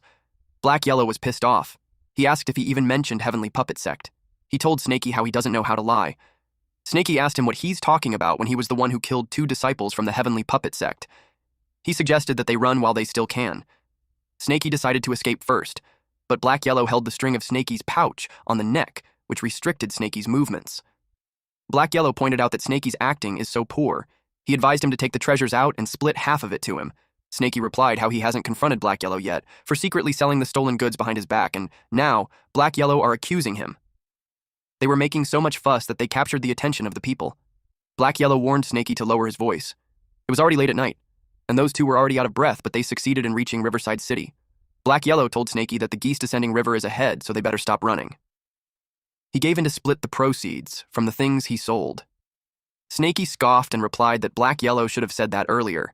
He took out what he had and told Snaky that he bought those body-refining pills and demon beast meat for him. It cost 100 spiritual stones. It's enough for Snaky to eat for half a year. Black Yellow decided to split the spiritual stones into half. Each of them will get 46 pieces. He pointed out how he gave Snaky the benefits. Snaky gave in and replied that he forgives him, but Black Yellow asked Snaky for Zhao's items. Snaky replied that he doesn't know what he's talking about, but Black Yellow told him to stop playing innocent and hand them over. Snaky took out a stone, an armor, and a bell, and told Black Yellow that those are the items that Zhao dropped. The storage bag got burned, so those are the things that remained. Snaky uttered how Zhao mentioned something about the mystical yellow bell, but he's not sure what the silver armor and iron fragments are. Black Yellow was happy because those are good stuff. He inspected the bell and saw that it was scratched by Snaky's tail. It's such a shame. It's a spiritual treasure. Snaky admitted that it got destroyed by his golden scale. Black Yellow decided to repair it later so it can still be used. Then he shifted his attention to the armor and uttered that it's just an average to lower grade spiritual treasure. Snaky knows he's lying. Black Yellow took the armor. Snaky knew Black Yellow was taking advantage of him. Black Yellow told him to keep the bell and he'll modify the armor so Black Yellow could wear it himself. Snaky reasoned that Black Yellow will barely be able to use the item once he reaches the great perfection in the spiritual awareness realm. Black Yellow replied to allow him to use it in the meantime. He put it on and Snaky commented how handsome Black Yellow looked. Black Yellow explained that the silver armor can automatically adjust to the wearer's body type, and it can even hide itself. No wonder he didn't notice Zhao wearing it. Snaky insists that Black Yellow takes it off because he doesn't believe what he said. Black Yellow offered him the puppets he collected, and that should be enough. But Snaky was forced to remove it. Black Yellow placed the lizard and the bird on Snaky's head and inquired what he thinks about it. Snaky recognized that it's the item that the idiot cultivator used. And Snaky knew that their battle power didn't last 3 seconds against Black Yellow. So, he's aware that Black Yellow is trying to fool him. Black Yellow told him to hold on since there's more. Black Yellow used the black golden stone and helped him refine an ultimate puppet. Other than that, he will also enhance all the puppets for him. He asked if Snaky is already satisfied with that. Snaky accepted that. Deep inside, he's grateful that he kept a small jade stone hidden. He bet it's the most valuable item Zhao had. Zhao's spoils are mystical Yellowstone, protective armor, black golden stone, and unknown crystal. Snaky knows how sly that old dog is, and he's sure he hid something else. He decided to observe and learn. Black Yellow offered to take Snaky to a perfect place for cultivation. Snaky noticed that his tone was strange, so he asked what place it was. Black Yellow told him to look ahead. Snaky only saw an ordinary mountain. Black Yellow told him that it's no ordinary because it's the Sorcerer's Mountain, a spiritual ore mountain from 5 centuries ago. At the Sorcerer's Mountain, Snaky asked Black Yellow if he's certain that it is a spiritual mine. Black Yellow replied yes and shared that while all spiritual ore was extracted 5 centuries ago, the mountain still holds the most abundant spiritual energy within a 100-mile radius. With no traces of humans or demon beasts, it's perfect for them to cultivate for a while. Snaky replied that it's just filled with scattered humans. Black Yellow started digging the dirt and uttered that it will do, since the spiritual energy in there is abundant. Snaky agreed with him and commented how Black Yellow's nose is sharp as ever. They got to work. Black Yellow took out something and Snaky's eyes widened upon seeing it. He asked what Black Yellow stole this time. Black Yellow called him out for being impolite. It was a large container, and Black Yellow told Snaky that it is for him to refine his body. He instructed Snaky to add water on it, which Snaky complied to by using water bullet technique. He sprayed water from his mouth. Black Yellow told him not to fill it completely yet, and gave him a minor tempering powder to toss in. The minor tempering powder is top-grade medicine for tempering the physical body and refining the bones. It's an exceptionally rare body-tempering spiritual medicine worth 20 spirit stones for just a small amount. Then Snaky asked, "And then?" Black Yellow yelled at him to hop in and take a bath. Snaky trembled inside the tank. It burns that it hurts him so much, and the pain is far worse than being hundreds of meters underground. Black Yellow explained that the first body tempering is always the most painful, but it's also the most effective. He told him not to pass out. Snaky yelled that he wouldn't faint. He claimed that his willpower is 100 times stronger than normal people. Before long, a layer of old snakeskin shed from Snaky's body, turning to ash in the medicinal water. Simultaneously, impurities were expelled from Snaky's body. Snaky happily shared that he shed his skin. He rushed his last advancement and didn't get to shed, but now it's finally done. He also shared how a lot of impurities were expelled too. His bones, meridians, he felt boundless power in every fiber of his being. Black Yellow replied, "See? I told you this stuff works wonders." He stated that body refining will take 7 days this time. Since Snaky got the demonic beast meat, there's no need for him to leave the place. Black Yellow decided to check out the rest of the mine to see if there's anything hidden. Snaky waves his tail at him while replying, "Okay." 7 days later, Snaky had grown a meter long. In total, he's now at 4 meters. But it felt entirely different from before. And now if he wishes to, he can shrink any time, down to a meter. Not only can he control the body size at his will, but his strength and speed have more than tripled. Even though his cultivation is still at the peak of the 6th level of the spiritual awareness realm, his strength is incomparable to before. The number of golden scales he has also increased. They are gradually spreading to his torso, no longer confined to his tail. He bet once he reaches great perfection in the spiritual awareness realm, his entire body will be covered in those scales. He thought about how he'll become the color yellow by then like a banana. When he was done, he wondered where the old dog went. Black Yellow hasn't come back in 7 days, and there's no trace of him within 200 miles. He decided to forget about him since it's fine even if he didn't return. Snaky took this opportunity to study that small jade stone he snuck away last time. He took it out and used divine consciousness investigation to see what that thing is. To his surprise, he was transported to a dark place. It's like he's swallowing the light from his divine consciousness. Snaky panicked that something had gone wrong with him. He checked and confirmed that his divine consciousness is fine. He thought that it's just naturally dark there. He told himself that there's no need to be scared. Then he hit a wall. He thought of the jade stone as a massive storage bed, but he knew it was impossible. Unexpectedly, Snaky hit his forehead. He checked what it was and saw a large chunk of stones glowing in blue. They were spiritual stones, ritual. His jaw dropped upon seeing that there are more than 1,000 spiritual stones in there. He commented how Zhao is so greedy that Snaky struck gold. He saw how there are a few with particularly neat and symmetrical shapes. Their spiritual energy looks more concentrated than other spiritual stones. Snaky knew that he should never let the old dog find out. Otherwise, it will definitely get stolen by him. Snaky noticed that there are spiritual stones moving. It went directly to his mouth and he almost choked. A few high-grade spiritual stones flee into Snaky's mouth that has widened from being surprised as if they have consciousness. Snaky's stomach hurt as if it was getting ripped off. Then he noticed that the divine cauldron was reacting. The divine demonic cauldron is swallowing up the spiritual stones. He was confused as to what's happening. The divine demonic cauldron is not swallowing up the others, and only those that are symmetrical. Snaky thought of how the cauldron is picky. Then he felt his stomach calming down. He wondered what's happening. He decided to ask Black Yellow later. Suddenly, someone yelled for Snaky's help. Snaky recognized that it was the old dog. He wondered if he caused trouble again. Snaky complained how things keep happening from one after another. Snaky used divine consciousness investigate. Then he saw a swarm of insects attacking the old dog. Black Yellow yelled for Snaky to come and spit fire. Snaky got annoyed at him. He asked if the old dog exploded the anthill. He warned him not to involve him if the old dog is seeking death. He told Black Yellow to spit fire himself. Black Yellow panicked and yelled that those things could counter him. His exploding talismans are almost finished, and his true energy is nearly depleted too. Snaky brought up how Black Yellow has a protective treasure. Black Yellow shared that the ants can get into the armor's crack. Snaky was so annoyed with this damned dog. He used Earth traversal technique. Snaky commented that if he dies one day, it's because the dog dragged him down.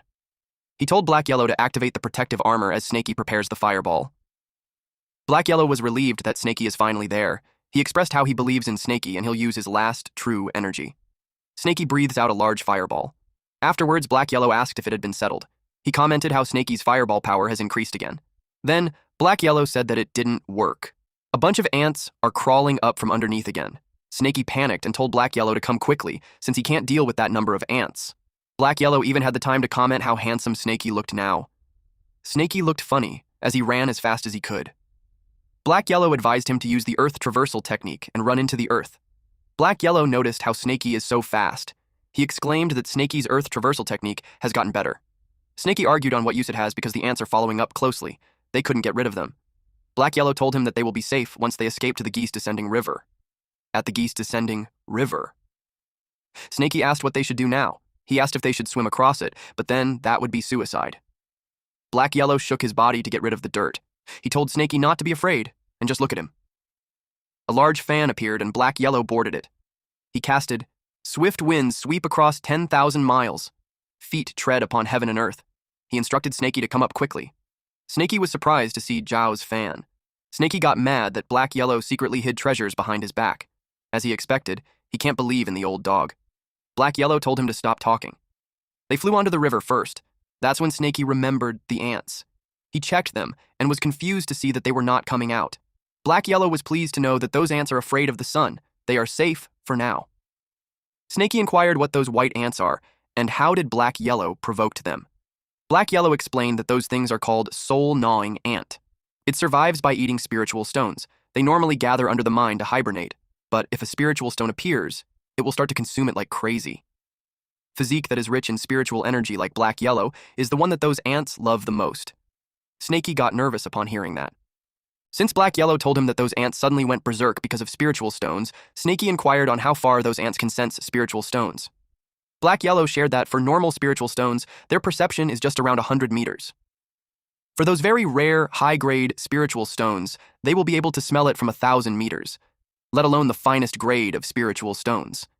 It will make the entire ants berserk. Black Yellow probed as to why Snakey is asking that. Snakey simply replied that he was just curious. But deep inside, he's afraid of those few spiritual stones of his are in the finest grade. He realized that he must be the one that caused the trouble. The sky suddenly changed, and they experienced a thunderstorm. Snakey asked Black Yellow if the fan could handle it. Black Yellow assumed that it should be fine since it's until they were both struck with lightning. Snakey trembled in fear. Black Yellow asked why Snakey is far from him. Snakey probed on what he was saying earlier, and Black Yellow admitted that it's a lower-grade spiritual treasure. And in a blink of an eye, they fell into the water since the fan was busted. Snakey yelled that he's getting dizzy. He couldn't understand why the water flow was so strong. Black Yellow pointed out that it is the spiral that he was talking about. The suction is so strong that Snakey doesn't have strength at all. If it continues, he'll die for sure. Snakey decided to shrink his body to decrease the force. Then he used water bullet technique to propel himself upwards. Although he's unable to retrograde for now, at least, he can stabilize himself. He yelled at the old dog to use water bullet technique and doggy paddle against the current. But to his surprise, the old dog wasn't there anymore.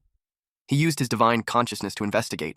He cursed when he saw the old dog get sucked into the deepest part of the spiral. He cursed again, then complained that the old dog is useless. Snakey knew he'd die if he went down. He yelled that he wouldn't save him. But the next thing he knew, he was questioning himself on why he went down too. He wrapped his body in the old dog. Snakey saw the stones under the water. He learned that the spiral formed because of it. He chomped at the old dog while his tail smashed those rocks. In his head, he knew that his golden scales might not be able to slash through the water, but it can destroy rocks. Finally, they reached the land safely. But the old dog isn't waking up yet. Its stomach is bloated. Snakey felt disgusted that he had to give him oxygen like humans do. He complained that it was too disgusting and he'd rather die. At this moment, a word appeared in Snakey's head. It is to beat up the drowned dog. He smacked him with his tail. Snakey looked like he's enjoying it. What a way to do CPR, huh? 30 minutes later, the old dog was all bruised, but he's awake now. Snakey was surprised that it really worked. He told the old dog that from then on, Snakey is his savior. But seeing that there's no reaction from the old dog, Snakey asked if he lost his mind and if he's awake. Snakey, seeing that the old dog is still in daze, took this chance to ask him about the finest grade spiritual stones. He told Black Yellow that he has something to ask. Black Yellow simply replied, "Huh?" Then Snakey explained that he had a demonic beast friend who saw a symmetrical spiritual stone before. That woke up Black Yellow. In fact, he was aggravated. He confirmed with Snakey if he has the finest grade spiritual stone that is directly cut off from the spiritual vein. Black Yellow asked where it came from. Snaky replied that he doesn't have it and he's just asking for a friend. Black Yellow stated that since Snaky saved him that day, he owed him a favor. He discussed that for a stone like that, he'd probably need to kill a golden cultivator. Or he can return to that half-abandoned mine to try his luck. He asked Snaky if his friend was interested. Snaky replied to forget about it. 2 months later, rainy season, at the Iron Bear Mountain back mountain. A huge number of the snake-catcher sect's cultivators went up to the mountain, reorganizing the land, cultivating a medicinal garden, searching for treasures. A man was informed that they lost track. This man, Zhui Hu, got scolded.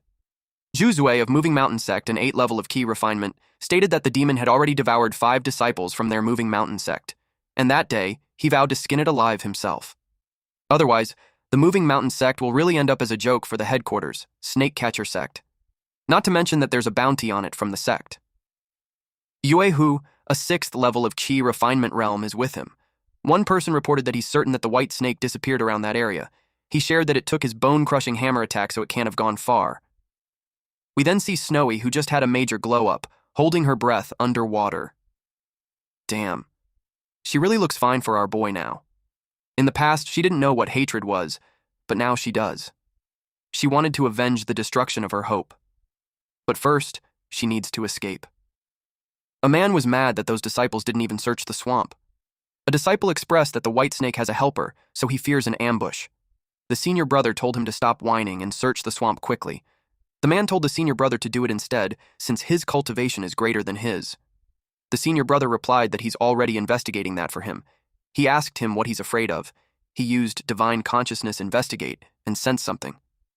The man reported to his senior brother that the bastard is hiding inside the swamp, but it's deep, so it will take time.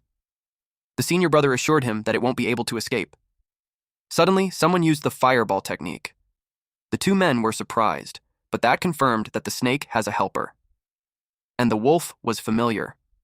It was our boy Wolf King. The men knew that it runs away after spitting fire every time. If not for its interference, they would have caught the white snake already. Juzei finds it interesting. He was an optimist as he looked at it as a good opportunity to have it killed too. He claimed that they will be feasting on wolf meat that night. Shui Hu was ready to back him up. The Wolf King told the white snake to run while he held them off. Snowy emerged from the water and ran. Z won't let it escape. He instructed Hu to go after the white snake and leave the wolf to him. Meanwhile, at Chu River's Sorcerer Mountain, Snaky used gravity technique. After 2 months of intense training, his gravity technique is now as powerful as Chen Daoling was. He can crush all low-level cultivators using just the technique within a 50-meter radius. Snaky realized that a low-level technique like the fireball is no longer suitable for him. Luckily, he mastered the fire snake technique to replace it. He can travel up to 30,000 miles using the earth traversal technique. Besides, he also added windblade and thunder techniques into his arsenal. Other than that, the puppets that Black Yellow helped him upgrade are not fully functional. After some practice, he nearly perfected his control over them. All the puppets are linked to him, sharing their view. He had never experienced that level of awareness before. He felt that he's the king of the mountain. Black Yellow told him to stop gloating and that his 2 friends are in trouble. Snaky asked Black Yellow if he's talking about Snowy and the Wolf King. Black Yellow replied yes. Before they parted, he casted the golden light mantra on them. It automatically activates in life and death situations. It can save their life once, but it can only be maintained for 1 hour. He informed Snaky that it is currently active. The location is at the mountain behind the Myriad Snake Valley. Black Yellow was about to ask him what he was about to do, but Snaky moved quickly and used earth traversal technique. Inside the cave, Hu had managed to catch up and hit Snowy. He complained that he already slammed the golden light a few times, but it's not breaking and he had no idea why. He wondered if it's the rumored old demon snake. Z had already caught Wolf King and replied that he doubted it since the old Snake King is said to be black, not white. He also knew that the golden barrier would weaken over time, so he advised Hu to save his strength. Z anticipated that the barrier would disappear within 1 hour. Hu stated that an hour is plenty. He planned to secure the first merit for capturing the demon. Z expressed that the golden light keeps giving him a bad feeling. He asked if any of their Moving Mountain sect's master uncles are nearby. He expected Master Uncle Ye to be at the camp, that's 100 miles away. He determined that the master will be helpful enough. He used the summoning jade. Hu told him that summoning Master Ye will reduce their credit in half. Z replied that it won't. He explained that summoning him ensured that the demons had powerful backers. If there isn't any backing, Uncle Master Ye will arrive within an hour. They will still kill the demons in time and keep all the credit. They used Earth Prison technique. Hu was impressed as to how cautious Z is. Z told him that until the Master arrives, they will secure the area. 1 hour later. Black Yellow was exhausted. He complained that Snaky was ridiculously fast and he couldn't keep up. He wondered if Snaky had already got there. He wondered if that Brad is a finest grade Earth spiritual root constitution. Snaky had finally arrived. His head popped from the ground. He sensed Wolf King and Snowy's aura nearby. He assumed that they are behind that Earth prison. But he couldn't see the snake catchers. He sensed that their cultivation is clearly below the Foundation establishment realm. Otherwise, the Golden Light Barrier wouldn't have lasted that long. But he also noticed that those bastards are cautious. He assumed that they were hiding. He knew that using divine consciousness might alert them, so he chose the safer option, using a beast puppet. After a while, Z expressed that it looked like he worried too much, and those two demons didn't seem to have any backing.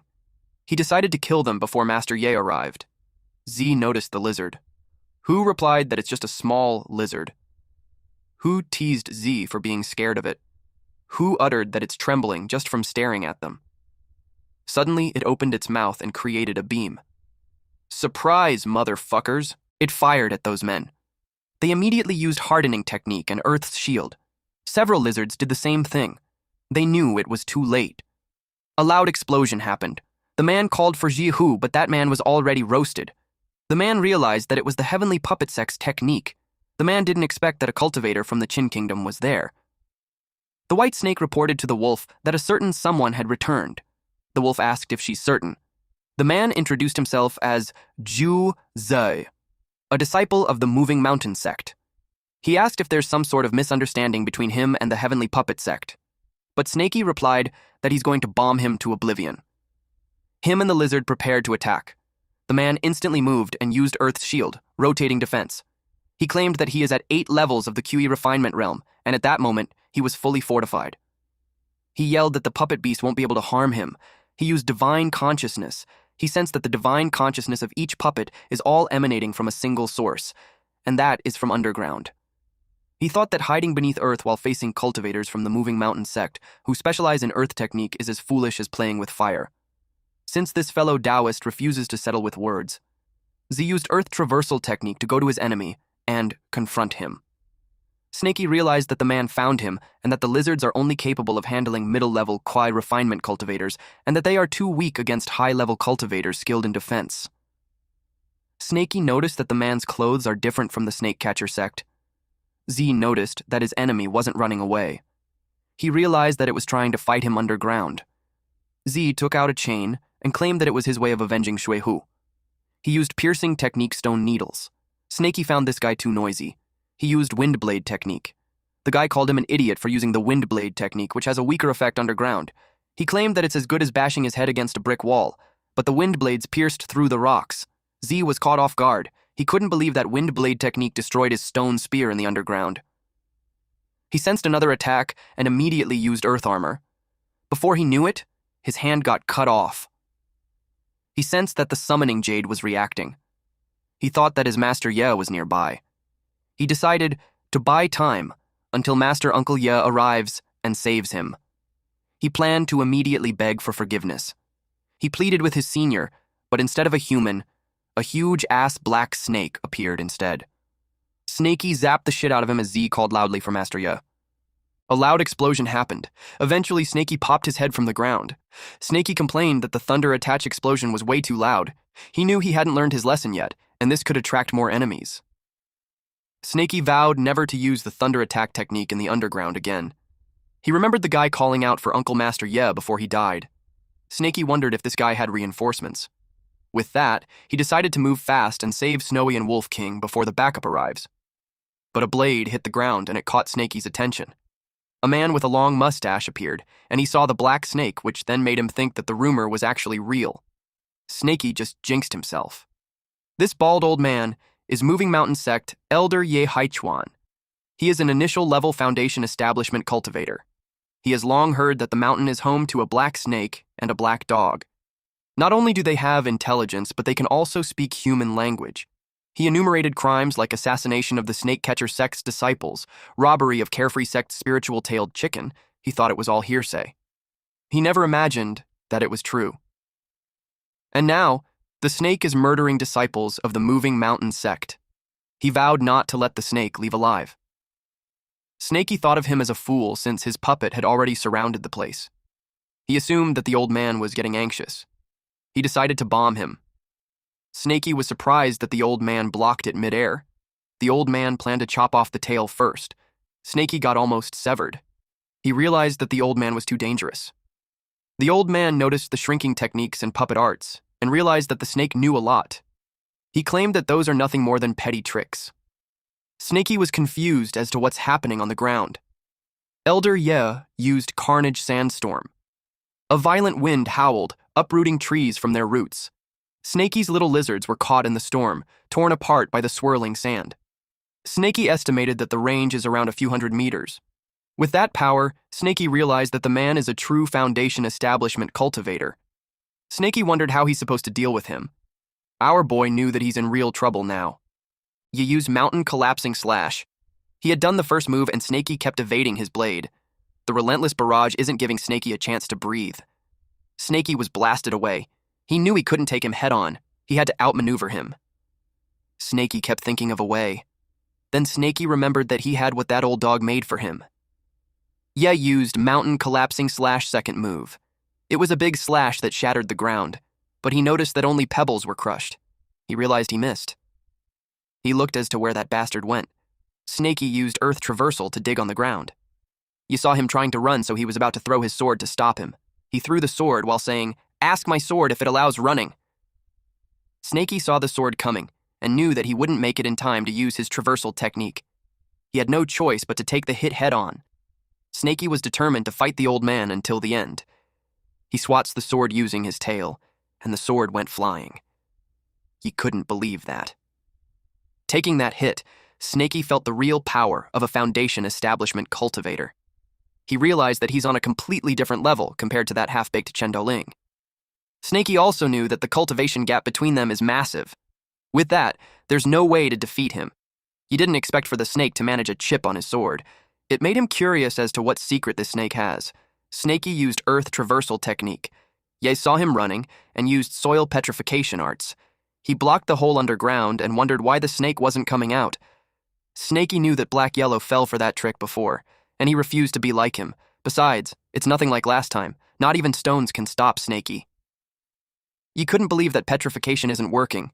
He realized that this demonic beast is too extraordinary. Now it made sense to him that 2 of his disciples died at its hands, but he stated that the snake is unlucky to run into him. He won't let it escape no matter what.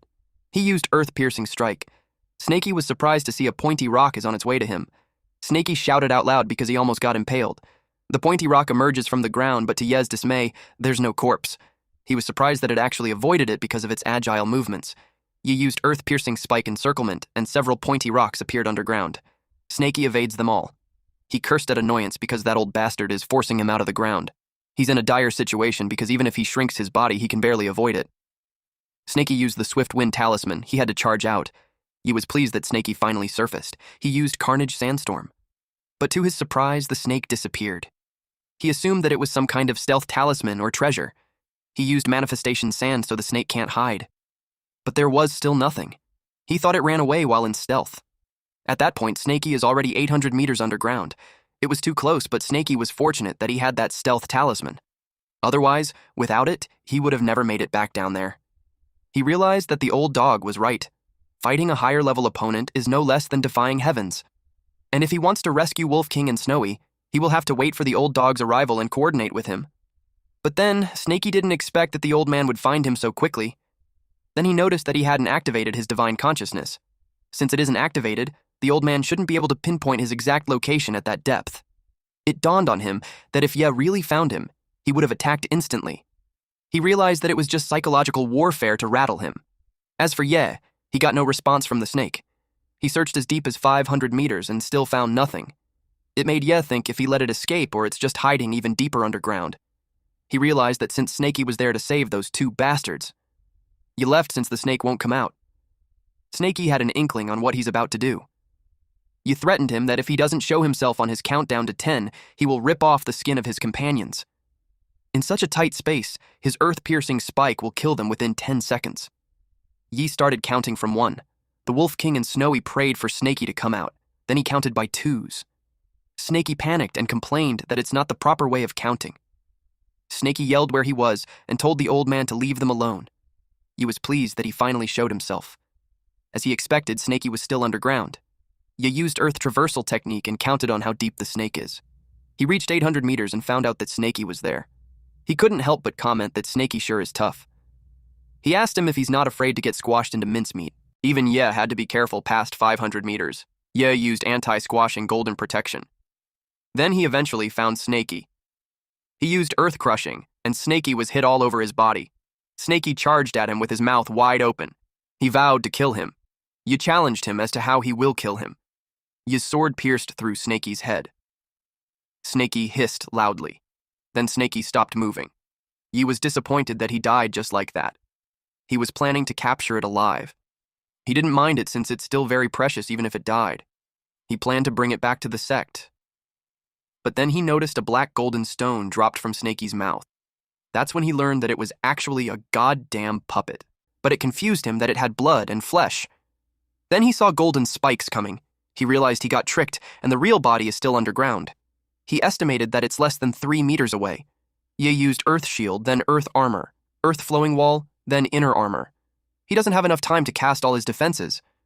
But even that minimal steel-like protection isn't something a lowlife like that snake can break. He was confident that he wouldn't get hurt, but he screamed loudly when he did. Snakey appeared and asked, "Hurt you?" Snakey swats away the sword and the old man panics. Snakey corrected him, saying that he just wants to kill him. Snakey told him to leave his leg behind. Ye used mountain-piercing spike. Just as Snakey thought, Ye still has treasures. Snakey used fire snake technique followed by wind blade technique, then thunderstrike technique. Ye used flee. At this point, Snakey is already panting. His body has reached its limit. He felt bad because just a little more and he would have killed him. Meanwhile, Ye was relieved that he escaped in time. Ye still has his life-saving blood spiritual pill. While running away, he commented that the snake is extraordinary. He needed to report back to the sect immediately. He knew that if the demon wasn't eliminated, it would become a major threat. But then, he saw the rumored black dog blocking his path. Seeing Black Yellow with this cunning face of his, I already know that this old man was fucked. He turned to the other direction to evade it. He contemplated such coincidences. He assumed that the bastard snake set up the ambush beforehand. He knew he needed to run quickly. Suddenly, he screamed out loud as his head crashed on the trunk. Black Yellow was now on top of Ye. He noticed that the man stopped breathing. He stated that a Foundation establishment cultivator reduced to that state is kind of amusing, and he hasn't even done anything yet. He was impressed by Snakey. Suddenly, Snakey yelled for him to step back.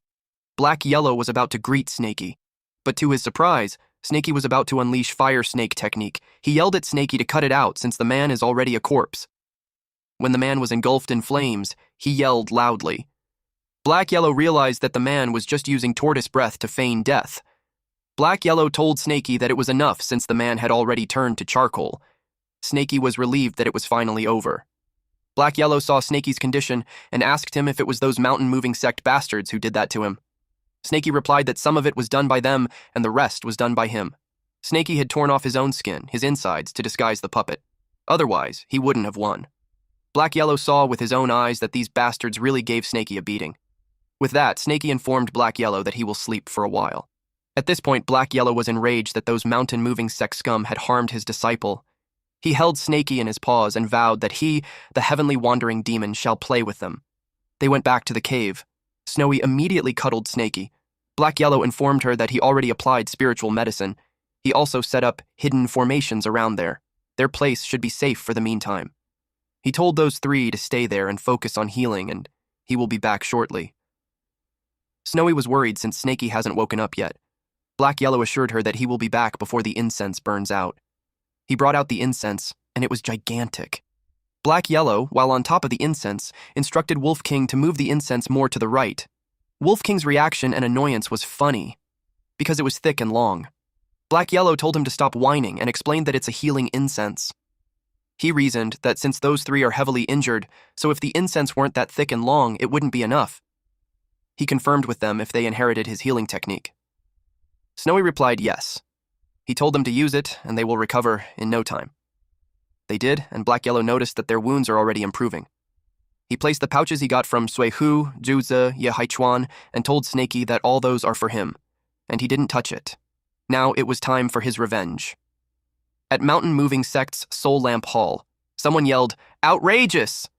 This man, the Mountain Moving Sect's leader, Shiyazi, is in the early stages of the Golden Core realm. He found out that junior brother Ye's lamp has gone out. He couldn't believe that a Foundation establishment elder died in the wilderness. Since he took leadership, nothing like that has ever happened in their sect. Mountain Moving Sect's elder Shifengzi, a mid-stage Foundation establishment, stated that it occurred near Myriad Snake Valley. He speculated that it could be the work of another group from the Snakecatcher sect. Even though they are affiliated with the Snakecatcher sect, there's constant infighting between sects. Snakecatcher sect's elder Chen Daoling replied that the 5 sects under the aegis of the Snakecatcher sect signed a peace agreement before entering the mountain. Even if there's conflict, it is still between the disciples. He stated that there's no way they will kill a Foundation establishment elder. Yazi agreed with Brother Daoling. He stated that Daoling traveled all the way to discuss important matters with them, only for such a disaster to occur. He finds it truly shameful. Daoling replied that it's fine since they are in the same boat after all. Yazi pondered that if it wasn't the work of a cultivator, it could have been a demonic beast. Fengzi argued that it's impossible. He shared that Senior Xuanyangzi's clone was also slain in that area. Afterward, they conducted a thorough search within several hundred meters of Myriad Snake Valley, and there was no Foundation establishment-level demonic beast in sight. And even if such a beast did exist, they assumed that with junior brother Ye's abilities, there's no way he wouldn't have been able to escape. Moreover, the corpse was burned rather than devoured. From what they know, it doesn't resemble the work of a demonic beast at all. Yazi was furious. Daoling claimed that he knew who did it. He assumed that it was the demonic black snake. He stated that although it hasn't reached the Foundation establishment realm yet, it's incredibly powerful. Not only does it possess intelligence, but it's also exceptionally cunning.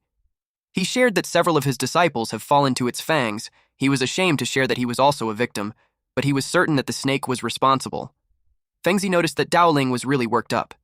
He figured out that what made Daoling take a prohibition pill is related to the demonic snake. He replied that he had heard of the snake before, and since Daoling had fought it firsthand, they pledged to assist him in slaying it. He instructed them to relay the orders to all the disciples and follow him to search the mountain. Whoever finds a lead will be rewarded with 50 spiritual stones. They planned that night to kill that snake and erase the disgrace. Black Yellow heard that, and just as he thought, the Mountain Moving Sect is full of hotheads and they won't just let it go. He learned that they will make the move that night, and that they will make a diversion, but he commented that there's no need for that. Black Yellow used blood energy protection. Black Yellow stood in front of Mountain Moving's ancestor, Mu Yao's grave. Since they dared to bully Snaky in return, Black Yellow will dig up their ancestor's tomb. Black Yellow entered the tomb and saw what's inside. He then exclaimed, "Not bad." He opened the coffin and commented how filial the Mountain Moving Sect is. It's been so many years since Wu Yao, but they can still preserve him like he's still alive. His ice coffin is also a finest grade spiritual treasure. Black Yellow planned to take everything, but to his surprise, he can't store it. He realized that it could be a cold mechanism. A dragon appeared and roared. After the 3 layers of the defensive arrays now, he's faced with an ice dragon. He was amused with that backup. Black Yellow felt confident and started emitting a dark aura of his own. He knew that there's no tomb that he, the heavenly wandering demon, can't raid. The dragon turned him into ice. Black Yellow got annoyed. Suddenly, a black claw broke out of the ice. Black Yellow was pissed, especially when it's a mere tomb mechanism, yet it dares to dream of becoming a dragon. He scolded it and told it not to be too arrogant. Black Yellow turned into heavenly demon descending dragon. Back then, when he's dominating the scene, the Mountain Moving Sect was not worth a damn. The disciples eventually noticed the commotion even from a distance. They're worried since the master and the others just set out. If anything happens to the tomb, they can't afford to take responsibility. They turned pale and panicked. They wondered what they should do. They checked and saw that the ancestor was gone. The tomb got raided. They hurriedly sent a message to the master and the others. They questioned Daoling if his compass really works, since they have been searching the entire mountain for 2 hours. Dowling replied that it shouldn't be the case unless the snake has escaped to thousands of miles away. But they thought it was impossible since even for them, it will take 5 to 6 hours if he wants to reach thousands of miles away, let alone a snake. If that's not the case, they speculated that it must have used some kind of anti-tracking method or array. They noticed a burning smell and saw a weird light in the distance. They decided to take a look. Back at the cave, Snakey is glowing brightly. He's breaking through the 7th level of chi refinement. Wolf King was amazed with Snakey. Snakey broke through the late stages of chi refinement. He deemed him to be strong. Snakey humbly replied that he's not good, as they say.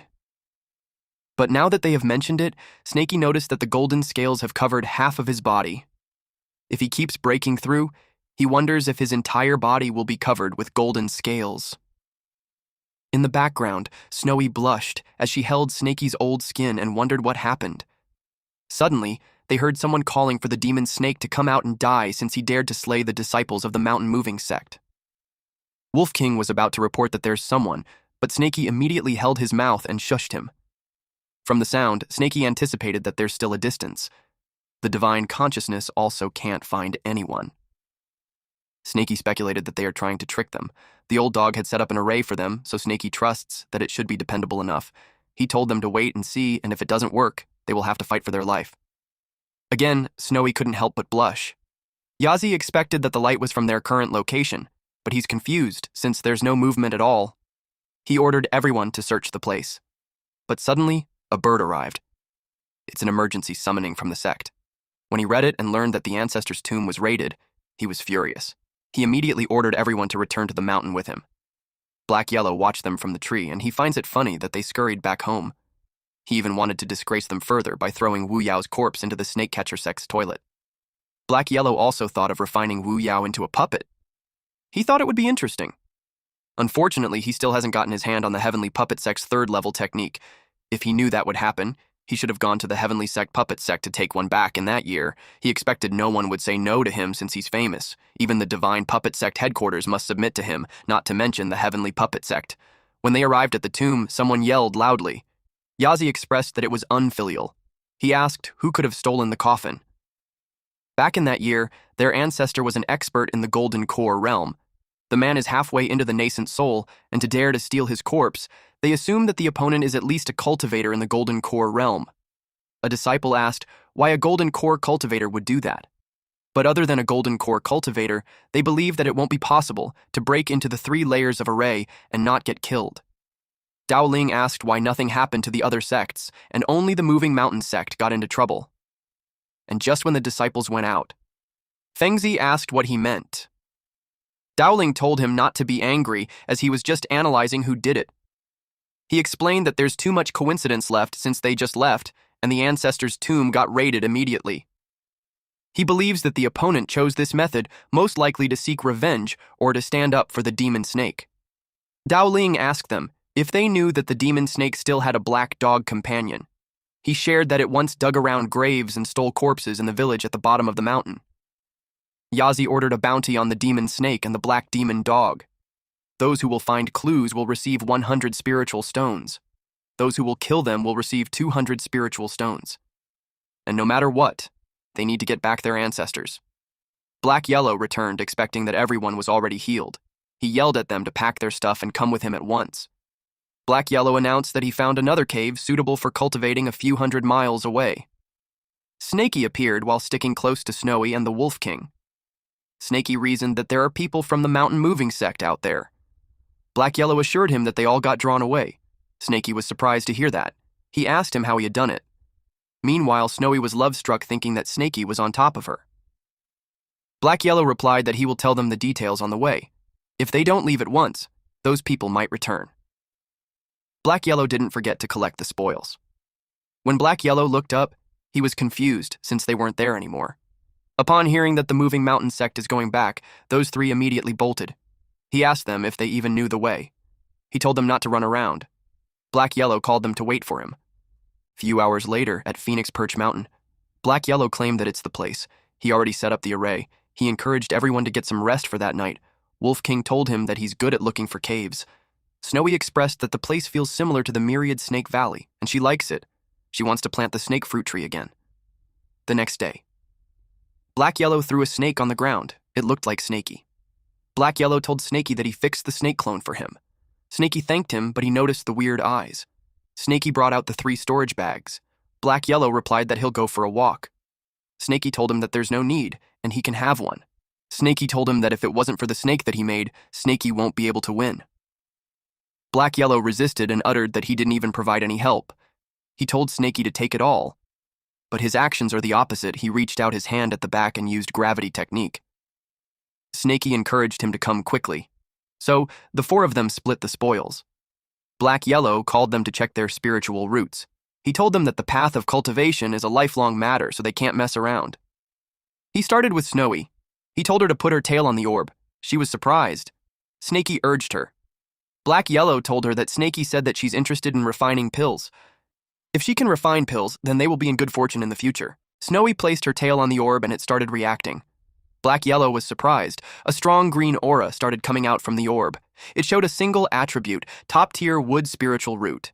It is an innate sacred body for pill refinement. This level of talent is rare, even among humans. It is 1 in a million. Major sects would fight over someone like that. Black Yellow told Snaky that he's lucky because he will never run out of pills. Snowy and Wolf King had no idea what's happening because Black Yellow started whispering to Snaky. Black Yellow told him that if a human girl possesses a pure wood spiritual root, she's almost always a beauty. He added that if Snowy gains a human form, they could imagine how many cultivators she could enchant. Snaky blushed. Snaky immediately gave Snowy wood element techniques and a jade slip on pill refinement. Snowy thanked him. Snowy, while blushing, asked how she would call him. Lord Sir or husband? Snaky was speechless. He blushed and yelled at Black Yellow, asking what kind of weird memories he passed on to her. Black Yellow looked smug as he replied that it's just common knowledge and there was nothing to fuss about. And Black Yellow brought up that Snaky had shared some intimacy with her before gaining sentience. Wolf King butts in and tells Snaky that Snowy should call him husband since it sounds more affectionate. Snaky yelled at him to shut up. Snowy called him husband while rubbing his head on his face. Snaky told her not to call him husband. He wanted her to call him Snaky instead. Since she will call him Snaky, she asked if she can be called Snowy, and Snaky agreed. At this point, Snaky is red as a tomato. Wolf King asked if he's worthy of a name. He suggested Wolfie. Black Yellow replied that it sounded terrible and named him Husky instead. Wolf King asked if there's no other option. Black Yellow told him to shut up and it was his turn. He placed a paw on the orb and it showed blue, red, and yellow colors. Husky was pleased to know that he has a 3-colored top-tier spiritual root. Black Yellow stated that it's metal, fire, water. Since it's a 3-attribute mix, it's not great. He explained that the more elements one has, the weaker their affinity. A jack of all trades, master of none. Husky felt sad about it and Snowy comforted him. Meanwhile, Snaky was excited for his turn. He touched the orb and it showed many colors. Then it shoots up power towards the ceiling. Snaky got alarmed. Husky covered Snowy from the debris, while saying that it's too extreme. Black Yellow told Snaky to move his tail quickly, since the crystal ball can't handle it anymore. Snaky and Husky got blasted away. Snaky asked if that was a 7-colored mixed spiritual root. He can't believe that his aptitude is even worse than Husky. Black Yellow explained that although Snaky's roots are mixed, their quality is extremely high, especially his earth spiritual root. Even top tier isn't enough to describe it. Black Yellow admitted that it freaked him out since he had never seen anything like it before. But thinking back on Snaky's speed of learning, it all makes sense. Snaky decided that since his earth spiritual root is the best, he'll focus on earth attribute techniques in the future. Black Yellow is the only one left, so Snaky asked him if he isn't going to test him. Black Yellow showed a dark purple with ominous lightning coming from it. From the elements, metal, wood, fire, water, earth, wind, thunder, he doesn't think that he's in any of the 5 elements and 7 essences. Snaky asked him if he doesn't have any spiritual roots. Or maybe the one he has is a dark spiritual root. Upon hearing about the dark spiritual root, Black Yellow grinned. He expressed that he liked the sound of that. He told Snaky that he regained some of his strength. Because of that, he will be entering seclusion for a while to break through. He asked Snaky if he could leave the food and security in his hands.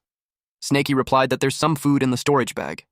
And as for security, he stated that as long as they don't run into cultivators above Foundation establishment, they should be fine. 1 month later, Someone used earth-piercing strike and a huge spike came from the ground. It was Snaky. He then tried earth-flowing wall.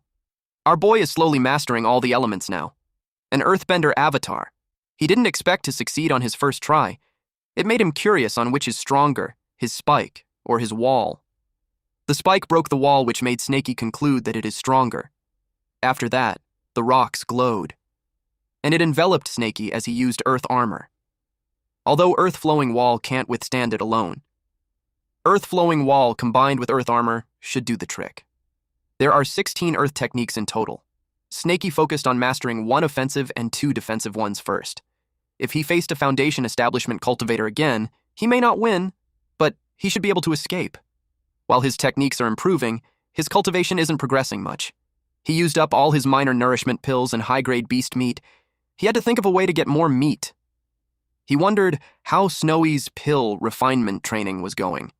Snowy was determined to refine a minor nourishment pill for her husband, but when Snaky saw her toss random herbs together, it made him doubtful. He planned to let Husky test the pill first, since he had a bad feeling about it. He decided to return home. We then see Husky was on the corner and scared, and it all because Snowy wanted him to try the pills that she made. Just from the looks of it, you guys already know that it's dangerous. Husky could only howl. He sought help. Snowy asked him what happened. Husky replied that the pill is poison. Snaky saw that while he's hiding behind the bush. Seeing that effect, he thought that he should go hunt for spiritual beasts instead. Then, our MC found these huge ass mammoths. His eyes twinkled upon seeing how big they were. Those elephants are not bad. Except for infants and pregnant female elephants, even the weakest is in the 3rd level of spiritual awareness realm.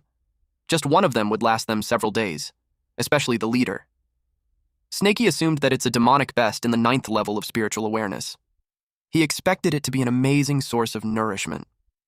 Snaky got alarmed when he heard footsteps of a human. He wondered who it was. These are men in their 20s to 30s. One of them is Hua Yuntian, one of Xuan Yangzi's direct disciples. He is at an early stage of the Foundation establishment realm. Snaky panicked at the sight of them. He thought they were snake catchers from the Carefree sect. He was surprised to know that they don't even spare elephants. Snaky decided to go down and have a look. He used puppet technique. Those men were happy to see so many mammoths. Their expectations of Master Ye, the esteemed master's direct disciple, were met. Yuntian replied, "Of course. The elephant tusk is a precious item. If they sculpt it into precious jade and give it to the ladies from the Purple Cloud sect, they will love them. And with that present, it will be a breeze to ask those ladies for dual cultivation." Suddenly, the mammoth started running. It even howled loudly. The mammoths attacked the humans. The humans determined the leader. Yuntian ordered to set up the array and not let any of those mammoths escape. A blue crystal was then planted on the ground. They used a technique called Extermination Great Array. It zapped those mammoths. But it was a useless struggle, especially with Yuntian's spear. He hit several of them, even a baby. The mammoths cried loudly. For Snaky, it was too much. He commented that these cultivators are making them extinct. Mammoths are hit one after another. But they still tried to protect their offspring. Snaky couldn't tolerate it anymore. He had to find a way to help them. He needs to at least protect the pregnant mother and the children, or else they won't be able to eat in the future. But the snake catchers have too many people, so Snaky can't afford to be reckless. Otherwise, once he becomes the target, he's afraid that he won't be able to protect himself. He needs to wait for a foolproof opportunity. Yuntian was impressed that a mammoth can still stand even with the injuries. He realized that those elephants are resistant to injury. Strong attacks might not be as easy to entrap and eliminate. Someone reported that the array can't hold off any longer. The elephants are not stopping even after getting injured. They kept clashing the barrier. Yuntian talked to the leader of the elephant, and if it could understand him, he's requesting for a tusk. Then he can consider letting them live. He tries to persuade it by saying that it should think about the children. The leader smiled. It roared loudly, and the elephants came running out since the array was broken. A few mother elephants and children have escaped. Yuntian stated that since it refused to take the easy way, they will do it the hard way. Since the elephant wants to leave behind its bloodline, Yuntian decided to cut off its roots first. The elephant swats away Yuntian's sword. Yuntian was surprised. The elephant was provoked. Yuntian called it a scum. Yuntian ordered Zhang San, Li Si, and Wang Wu to go chase after the escaped one. Then he ordered others to follow him and kill those scums. Snakey saw the chance. There's 1/9 of the level QE refinement and 2/6 levels of the QE refinement. He used Earth Traversal technique and decided to kill these 3 that are slightly weaker first. A mammoth cried out in pain. But these humans won't just let them go, but they keep struggling. The cultivator reported to his senior brother Zhang that the child can't run anymore.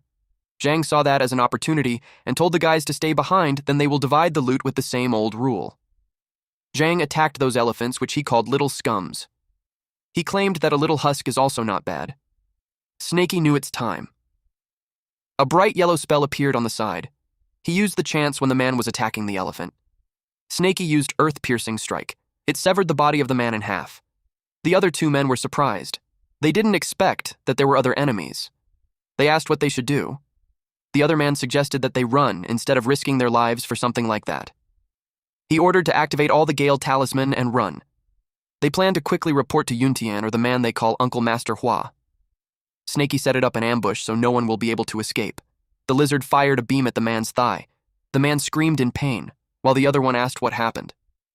When they looked up at the trees, they saw several more laser beams ready to be fired. It was fired simultaneously and they couldn't evade it. It's a puzzle to them why there are traps.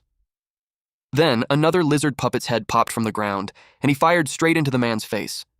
They were roasted to death. Snakey told them that they deserve it. He used gravity technique to collect their items. He was successful in obtaining a storage bag and saving the mother elephants and children. He decided to continue to wait and see whether there's any cultivators that move alone. He took a tooth and commented that just for that, those men are stupid. After some time, the mammoth laid there on the ground. Yuntian was relieved that it finally settled down. One of the disciples is impressed by how big the tusk is. Yuntian wondered as to why those 3 idiots aren't coming back yet. He expected that with their cultivation, they should be done in 30 minutes. Yet, it has been an hour already. He ordered one of the disciples to go and have a look. Yuntian speculated that they had pocketed the money and ran away. Suddenly, they heard someone scream and Yuntian saw the earth-piercing strike. He thought it's the mountain moving sect, but he knew that it shouldn't be. He activated Divine Consciousness Sweep and yelled at the enemy to come out. Snakey watched Yuntian scan the area. He noticed that Yuntian's Divine Consciousness is only around 300 meters. It's much weaker than Haichuan. He wondered if it was because this man is young. It seemed that even as a fellow Foundation establishment, there's a big difference. Snakey is now certain that the man is truly weak or he's just acting. Snakey knew he can't be careless. Yuntian is actually 17 years old. Yuntian is angry. He used shadow-revealing sand. But there was nothing. He ordered everyone to stop attacking and activate defense, and he warned them to beware of the ground. The disciples used defensive techniques such as carefree armor and golden bell shield. One of them saw that 2 elephants were running away. Yuntian orders the man to ignore it because someone is ambushing them. Snakey was entertained that they are nervous. He decided to hit them with a feint. Yuntian noticed something was emerging from the ground. He threw his spear at it. He used gravity technique to inspect it and saw that it was just a puppet. It made him curious who this enemy is for being able to use puppet technique then earth-piercing strike. They heard a loud noise. It was followed by spikes emerging from the ground and hitting the disciples. Yuntian realized that the movement earlier was a feint. He commented that it's despicable and shameless. He told them to stop hiding if they have the guts. He challenged them to come out and fight him. Snakey was chilling underground. In his head, what Yuntian is saying is such a joke. He reasoned that if one can fight others in the dark, there's no sense in fighting face to face. Suddenly he felt an earthquake. The disciple screamed out loud as fire engulfed his body. Then someone came and asked if they were the culprit. A gigantic mammoth appeared, and it is mad that they attacked his heir. This mammoth has flames coming out from his body. This is the leader named Man Jin, and he is at the perfect Foundation establishment realm. The disciples ran and screamed that it's bad since it's a demon in the Foundation establishment realm. The mammoth chased after them. It was Snakey's first time seeing a great demon in the Foundation establishment realm. It was even riding a cloud. He was amazed, and it helped him out big time. By the look of its aura, Snakey speculated that it should at least be a late stage of the Foundation establishment, maybe even the perfected Foundation establishment. But its speed is just so-so. On the other hand, the Snake Catcher sect runs fast. Snakey decided to help delay them. That way, he can also practice a little more. He used Earth-Piercing Strike, and it made Yuntian lose his balance. Yuntian cursed that the person hiding in the dark strikes again. He vowed to rip apart that person. Jin has no idea who is helping him, but he will remember that favor. He wished for the thief to die. Jin used earth-shattering, mountain-stomping feet. Yuntian knew he couldn't make it in time, so he decided to go all out. He used water curtain celestial splendor. Its aim is to shroud the sky and block the sun. Jin finds that water a cheap trick. Yuntian was hit, and he crashed on the ground. He knew that if it continues, he'd die for sure. Yuntian thought it was a huge loss this time. He deployed the reincarnation pendant. Snakey saw that the Foundation establishment snakecatcher had run out of his earth-piercing spike's attack range. He decided that it would be better for him to not involve too much on the level of battle. And as for the elephants, except for the female and some children, only 2 of them got away. He pitied them that they all almost died. With that Foundation establishment elephant there, it's quite risky for Snakey to eat the dead elephant, but saw one that is still breathing. He told the elephant not to be afraid since he won't eat it. Snakey decided that since he already helped them out, he'll continue to do it until the end. He opened a jar and offered it a small essence restoration pill to eat. 30 minutes later, the huge mammoth is back. He immediately rushed to aid the injured one. He was relieved that it was still alive. He encouraged it to lie down first because the injuries are severe. Then he saw the bottle of the pill. Then he noticed the technique from before. He put the 2 incidents together, and it made him burst into tears. He thanked the benefactor for his help in protecting his children. He is truly grateful. He expressed that the benefactor would come out and accept his thanks. Snakey decided to leave, since if he accepts his thanks, he won't have the resolve to face and eat them in the future. He just hides and runs, but he couldn't help but be impressed with Jin. Jin killed that Foundation establishment snakecatcher in just 30 minutes. A normal demon beast doesn't have enough intelligence. They don't know how to erase the storage bag's imprint, so they won't collect. It dawned on Snakey to loot the corpse and pick up the leftovers. But he was cautious since the man could just be acting dead and has a trump card. With that, Snakey just left and decided not to be greedy. 3 days later, Yuntian woke up. It took him 3 days for his body to reform. That made him angry at the old beast. He was relieved that he deployed the reincarnation pendant ahead of time and barely managed to stay alive. A mist appeared in front of him, and a holographic image of Yuntian's master appeared and asked him if he's awake. Yuntian asked his master if the despicable person appeared. His master replied that it has been 3 days since Yuntian faked his death, and no one appeared. He gave that person 9 marks for being so calculating. Yuntian was surprised that it made him cough. His master gave him 0 marks for his mental resilience. But his master didn't say more since Yuntian is heavily injured. He decided to send him to the Purple Cloud sect to heal his wound. Yuntian could only say yes to his master. A few hours later, we see a bright light while someone casted a spell to break through the 8 levels of spiritual awareness. It was Snakey. He is frustrated that it isn't working. Although the minor QE replenishing pill he obtained helped him cultivate up to the 7th level of spiritual awareness, reaching the 8th level is still far for him. Snakey wanted to reach the Foundation establishment realm soon. He's curious if he would be able to soar the skies if he'll be able to do that. He decided to ask Black Yellow about it later. He wondered what changes would come after he reached the Foundation establishment. He saw something explode again. He assumed that there's 3 of them. Someone coughed as he was burnt. He complained that it was so suffocating, and regretted that Snowy learned to refine a pill. Wolf King blames Black Yellow since it was Black Yellow who told Snowy that she has an innate sacred body perfectly suited for pill refinement. Black Yellow defended that he didn't say anything wrong since Snowy had a single attribute top-tier spiritual root. But he questioned where they went wrong. He had never seen that kind of talent before. The cauldron has a 100% chance of exploding when refining pills. It doesn't matter how carefully he guides her. When she does it, it just blows up. He's frustrated since it's the 5th explosion for that day, and if it continues, the cave will collapse. Wolf King remembered that Snowy succeeded once. He narrated that she gave him one of the pills to try, though it was nothing but poison. Black Yellow replied that the pills that she made before were undercooked, and Wolf King was just lucky to survive after eating one. Snowy was crying as she expressed that she just succeeded in refining a pill. Black Yellow told her to take it out and he will check. He was confused with the smell and shape. He asked what kind of pill it was. Snowy replied that it's a minor chi replenishing pill. Snakey had asked her to refine it for him, and it was her first successful attempt. Snaky uttered that no matter how he looks at it, the black lumpy thing doesn't resemble ki replenishing pill at all. Black Yellow suggested that since it was Snaky who told her to make it, he should be the first one to try it. To guilt trip him further, he told Snaky not to let Snowy's hard work go to waste. Snaky refused it, saying that he's just a humble disciple, and his master should take it instead. Black Yellow teased him that it's too late for him to call him master. Then, he encouraged Snaky to try it since he needs it more than he does. Snowy was under the impression that her pill is popular, and that made her happy. She assured them that she will make more so everyone can have some. They simultaneously responded, "No need."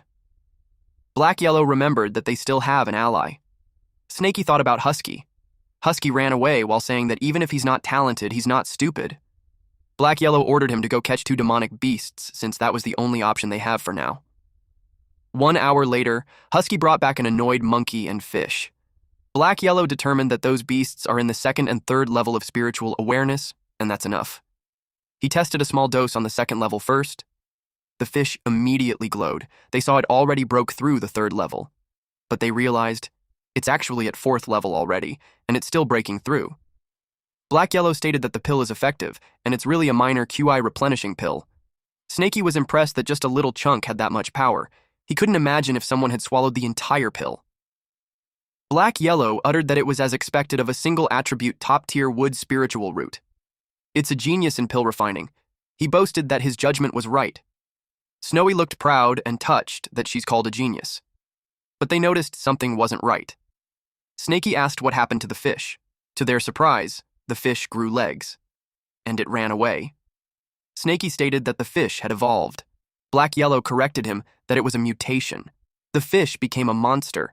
Snaky was relieved that the monkey was too shocked to run. Black Yellow saw that it fainted. He instructed them to feed the rest of the pill to the monkey. He told the monkey that it will increase its cultivation, so he should swallow it. The monkey emits blinding light. At that point, the demon monkey's transformation went beyond Snaky's understanding. It's like it underwent the evolution of the apes. It stood upright, almost like a human. Charles Darwin would have pissed his pants seeing this. Snaky and Black Yellow felt overwhelmed that it just broke through 5 levels in a row and reached the 8th level of spiritual awareness in an instant. What's shocking to Black Yellow is that it turned into a human, but then it fell flat on its face. Snaky asked why it isn't moving anymore. Black Yellow explained that the energy is so overwhelming that it went into key deviation and died. Snaky was shocked to hear that. Snowy apologized and explained that she didn't do it on purpose. She didn't know that it would kill someone. Snaky told her not to be silly since they caught the monkey to eat it in the first place. Black Yellow uttered that Snowy followed every step correctly, but the results are insane. From the ingredients to the refining process, everything was right, but the effects are completely unpredictable. And the way the monkey died was familiar to Black Yellow. Snaky smelled something. He sniffed Snowy, and it made her blush. She asked if she smelled weird to him. Snaky told her that she smells nice, but there's something off.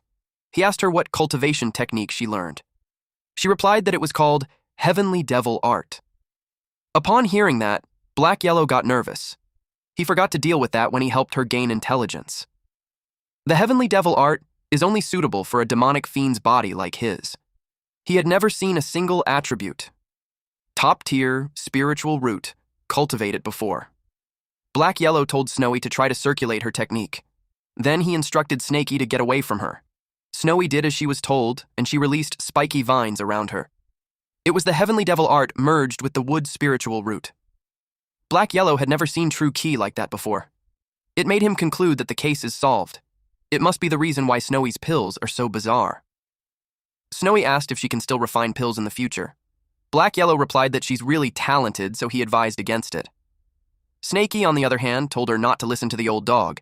He encouraged her to practice if she likes it, and they just needed to find some human cultivators to test on them. He's positive that it will work out eventually. He gave her a new cauldron and ingredients. Snowy was touched that it brought tears into her eyes. Upon seeing that, Snaky got flustered. Black Yellow told Snaky that since he's the one who let her refine pills, he should be the one to eat everything she makes. Snaky questioned why it had to be him when he just comforted a girl. Then, Black Yellow asked Snaky if needs some pills. He knew a way to get plenty of minor chi replenishing pills. He stated that it will be enough for Snakey to cultivate until he reaches perfection of the spiritual awareness, maybe even further. Snakey asked if it's enough to reach the foundation establishment. Black Yellow replied that it's possible. Snakey asked if he'll be able to soar in the sky once he reaches the foundation establishment. Black Yellow laughed at what he's imagining. He clarified that foundation establishment beats don't fly. Snakey was confused because he saw Jin had done that. He lost interest on that topic and instead asked what Black Yellow was planning. Black Yellow suggested robbing a sex pill refining hall. He opened a map of the Purple Mist sect. He told Snakey not to ask where he got it. He pointed at the pill refining room. Then he asked Snakey if he dared to do it. Snakey inquired on when they will make a move. Black Yellow replied, "Tonight." Once night fell, he planned to empty the pill refining hall of the sect. This place is the Purple Mist sect, the very same one where Yuntian was asked to do his recovery. Purple Cloud sect, one of the 4 big sects under the Snake Catcher sect. They only accept female disciples. Their power is the same as the 3 other sects. But this sect has a huge characteristic, which is overly proud. From disciples to elders, they exude an air or arrogance. The reason is because every female cultivator in the Purple Cloud sect has a beautiful appearance, and they have a dual cultivation technique called Purple Cloud technique. If one has a dual cultivation with them, their cultivation will increase. This causes them to have a lot of admirers. As long as they mention it, there will be people who offer all kinds of precious treasures and spiritual beasts to them. Even if it is a disciple from Snake Catcher sect, they also often try to please them. Because for the Purple Cloud sect technique, both parties must be willing. It cannot be forced. Only them will have the best effect. If the female cultivator harbors resentment, with a little bit of hints, they can immediately make the male cultivator go into key deviation. This is the domineering power of the Purple Cloud technique. At the Purple Cloud sect night backyard, someone informed Chunhua of the treasure he risked his life to search for her. The man begs him to do dual cultivation with her. This woman named Chunhua called the gift a trash. She added that a toad dares to lust after a swan's flesh. She told him to beg Kaiwa instead. Black Yellow uttered that Snakey now knew why they rarely see people from the Purple Cloud outside. Snakey asked why. Black Yellow explained that as long as they ask for treasures, people automatically come to them. Snakey commented that it's an amazing technique. The Purple Cloud technique's creator is astonishing and brilliant. Black Yellow forgot to tell Snakey earlier that the creator is a guy. Snakey was surprised. Black Yellow shared that the creator used to be a male, but Black Yellow doesn't know what method he used to become a female cultivator. After that, he created a dual cultivation. And as for what happens next, Black Yellow decided not to tell Snakey since it might ruin his state of mind. Snakey replied that he's not interested anyway. What he wants to know is how they are going to enter the barrier. Because Black Yellow previously said that Purple Cloud sect's barrier is not ordinary. It can only be breached from the inside. Black Yellow replied that it's simple to deal with them. Black Yellow told Snakey to look at him, and he used color-changing powder and body-shrinking pill. Black Yellow became a cute, white, fluffy dog. He showed his leg to Snakey and invited him to bite the snow-white leg. Snakey yelled that it was too disgusting and his eyes had been defiled. He chomped on the leg. Black Yellow scolded him because he told him to do it gently. Black Yellow was in pain, but he managed to order Snakey to take out a big lizard to act together with him. Then Snakey will wait outside and wait for the news from Black Yellow. Snakey replied, "Okay." At the Purple Cloud sect main gate, 2 beautiful women heard a dog howling. They were intrigued, so they decided to check. Black Yellow acted pitiful and overpowered by a lizard. The woman called her sister Nuon and pointed out that the demon beast lizard is bullying the white dog. Deep inside Black Yellow is cursing Snakey for beating him up for real. The women rushed to the dog and made the lizard stop. The lizard ran away. A woman grabbed the white dog and commented that it's a pitiful one. Not only did it get bullied, it's also injured. They decided to bring it back and properly treat it. Snakey was puzzled that they brought Black Yellow in just like that. He couldn't believe it actually works when those 2 cultivators don't seem that weak either. The woman cuddled the dog, pitying it for being afraid because it kept moving around. But with Black Yellow's grin, it looked like he had other intentions for moving around while cuddled on the woman's boobie. Snaky identified that the women are at least in the middle stage of the QE refinement realm. He was confused as to how they are tricked so easily. Snaky thought if it's just that simple, then he could do it too. He decided to use a snake puppet that Black Yellow made for him to try. A woman heard a noise, then it saw the lizard attacking the snake. Snaky assumed that if those women saw a huge lizard bullying him, they would pity the small snake and would help him. But he was surprised when a sword hit the ground near the snake puppet. The woman was hostile. One woman expressed that the demon snake is disgusting, so they should kill it immediately. They saw the lizard and found it disgusting, so they wanted to kill it too. Snaky panicked. The lizard and snake puppet ran. He was confused as to why they saved the dog, but not the snake. Black Yellow was nervous and annoyed at this idiot for doing that, when he doesn't even have fur on his body. It was funny because even so, Snaky tried to act cute. Black Yellow knew they shouldn't cause a big commotion. He barked and ran. The woman interpreted it as the dog getting scared. Black Yellow used an invisible talisman and ran. In his head, the woman didn't know how to hug, so it was uncomfortable. The woman called her senior sister and said that the dog is gone. She asked her to look for it together. She's worried because the dog is injured, so it shouldn't move around, and since it was wounded, she assumed that it shouldn't have run too far. After a while, they still couldn't find it.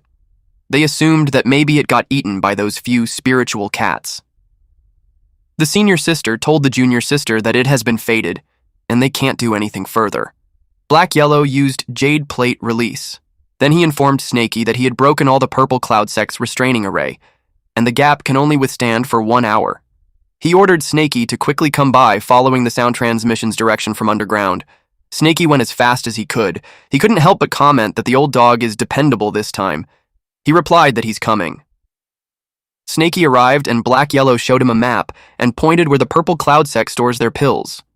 There are 3 places, one in the outer sect pill room, one in the inner sect pill room, and one in the place where the disciples exchange their treasures, and that is the Purple Cloud Pavilion.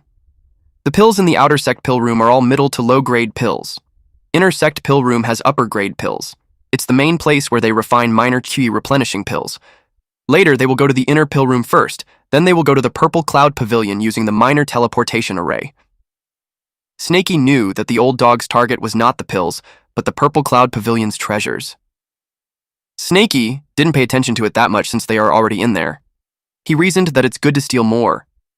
There was a silhouette of a female cultivator on top of a male cultivator, and the female moaned and screamed, "I'm coming! Help! I can't take it anymore!" Snaky was confused, so he asked if a female cultivator was getting killed. Black Yellow explained that the woman is just feeling happy. He commented that her screams are making his fist hard. Snaky was clueless. He probed as to why the woman is calling for help when she's happy, and he also asked why Snaky's fist is getting hard. Black Yellow replied that Snaky is 1 step away from full enlightenment. Again, Snaky doesn't understand. Black Yellow told him that it's nothing, and he was just praising him.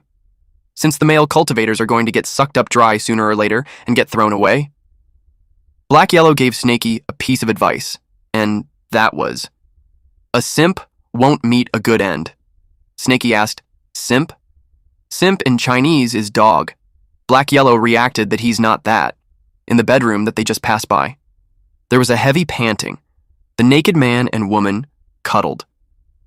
The man told the woman named Yin Ling that he's thankful. Yin Ling's cheeks were flushed, and she looked like she enjoyed herself. The man uttered that if it wasn't because she has dual cultivation with him and gave him the Foundation Establishment pill, he wouldn't recover so fast. The man was the young master Hua. Yinling told him that he's too polite. She told him that they are going to become Dao companions soon, so there's no need for him to be so formal. Moreover, the Foundation Establishment pill was given to her by a simp. Hua was thinking about another thing, though. He vowed that once he's fully recovered, he will definitely find that creepy thief and kill him to release his hatred. Snaky felt the killing intent. He was confused as to why he felt a familiar but dangerous aura. Black Yellow noticed that Snaky had gotten better. Snaky was confused as to what he meant. Black Yellow told him that it was unexpected that Snaky noticed. Right beside the guest room above them is the pill-making inner room. The scent of the minor qi replenishing pill has seeped to the ground. And he addressed that as for danger, that's because there's 2 elders guarding there. one in the early stage of the Foundation Establishment realm, and another in the middle stage of the Foundation Establishment realm. Black Yellow planned for them to move separately. Snakey will be making a commotion above there and attract one of them. Then Black Yellow will deal with the other one. Then, after they are done taking the pills, they will move to the teleportation array and meet up. Snakey asked what kind of commotion. Black Yellow told him that it can be anything.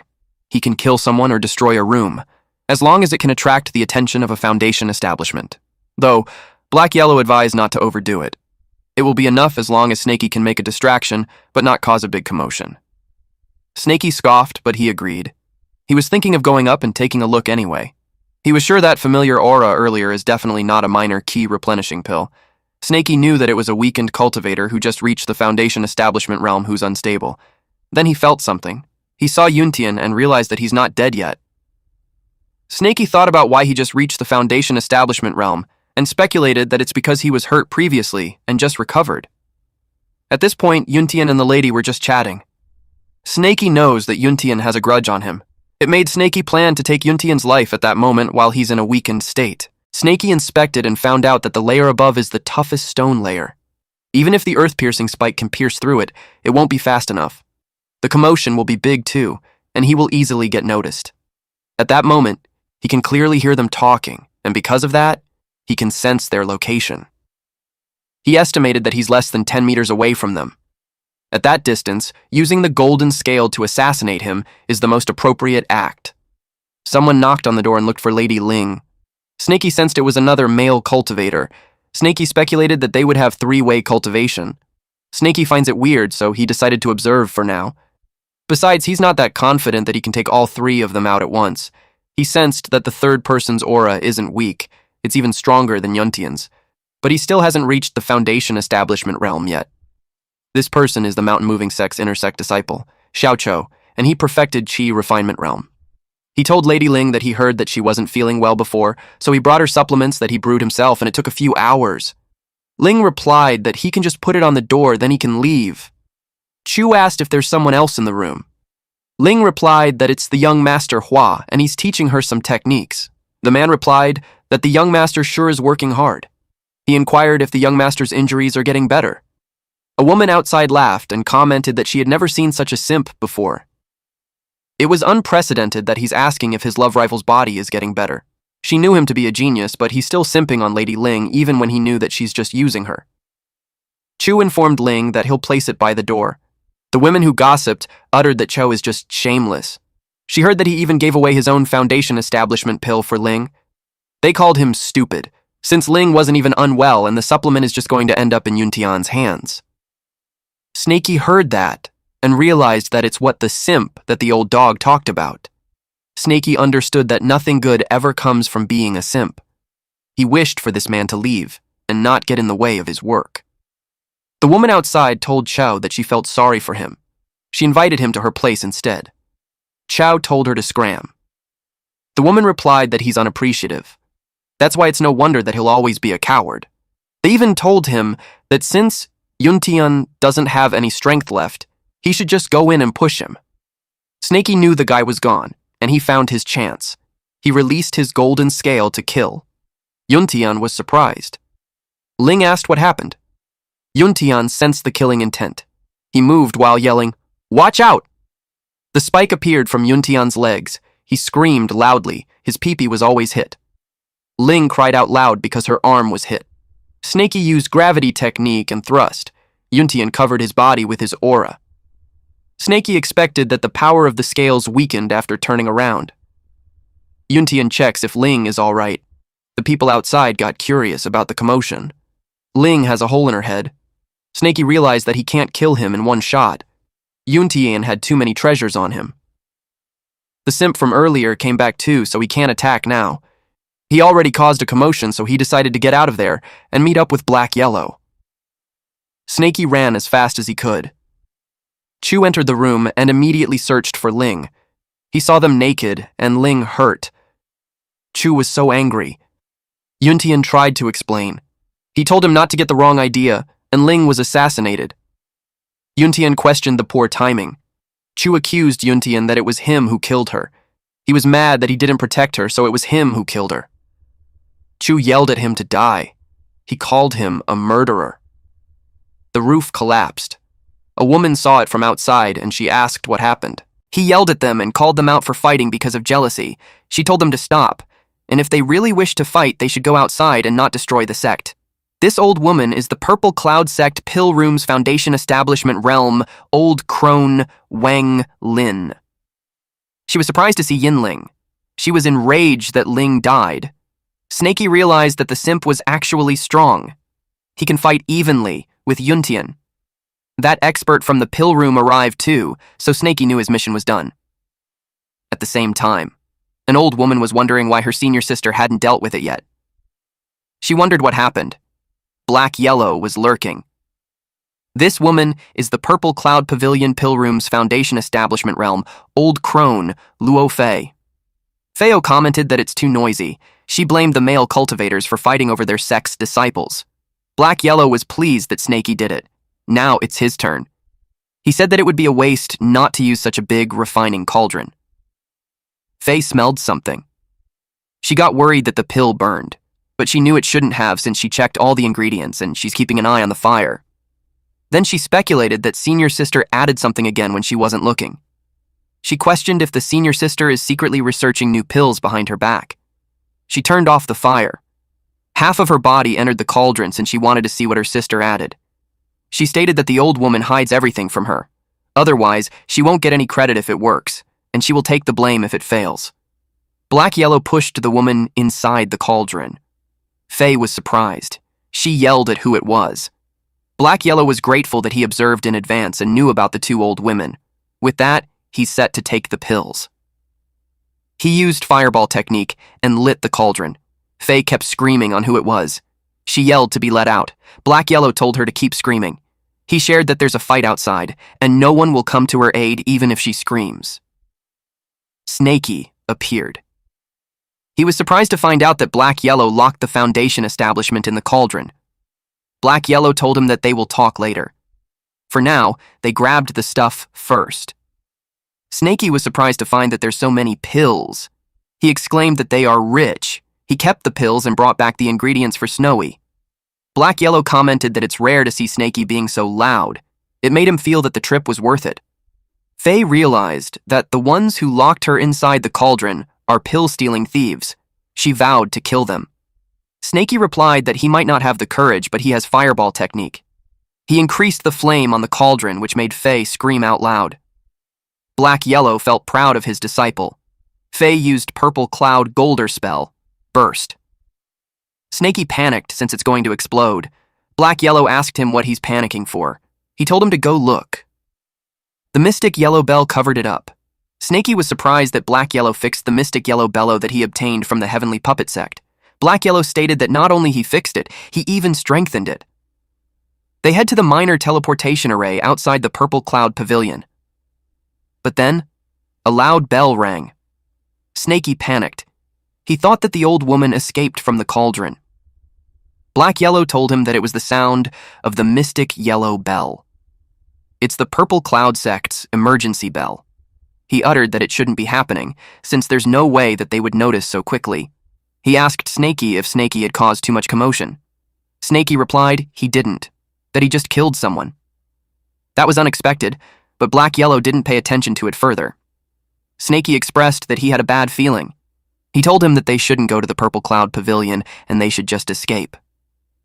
Black Yellow argues that they already arrived at the teleportation array. He spent a lot of spiritual stones and ingredients to set it up. It can pass through the Purple Cloud Pavilion's restraints and teleport over short distances. Their plan was to go to the Purple Cloud Pavilion while everyone's distracted by the pill room. Snaky argues that the bell sound is clearly not what Black Yellow expected, since it came earlier than planned. Snaky emphasized that when one thing goes wrong, everything falls apart. He didn't want to take the risk. Black Yellow asked Snaky if Snaky would just toss him after he had used him. Snaky persuaded Black Yellow to trust him in his judgment. He promised him that if he trusted him, they would leave immediately, and if he doesn't, he will use the puppet beast to accompany him. Black Yellow was annoyed. Then Black Yellow asked him why he thinks that something had gone wrong. He asked him if he had evidence, or if it was just purely intuition. Snaky replied that it was his intuition. Deep down, Black Yellow knows everything has its risks. If there's no risk, there's no point to rob and cultivate. Black Yellow likes that kind of dangerous cultivation path. Never mind a 90% chance, he'd take the risk even with just a 30% chance.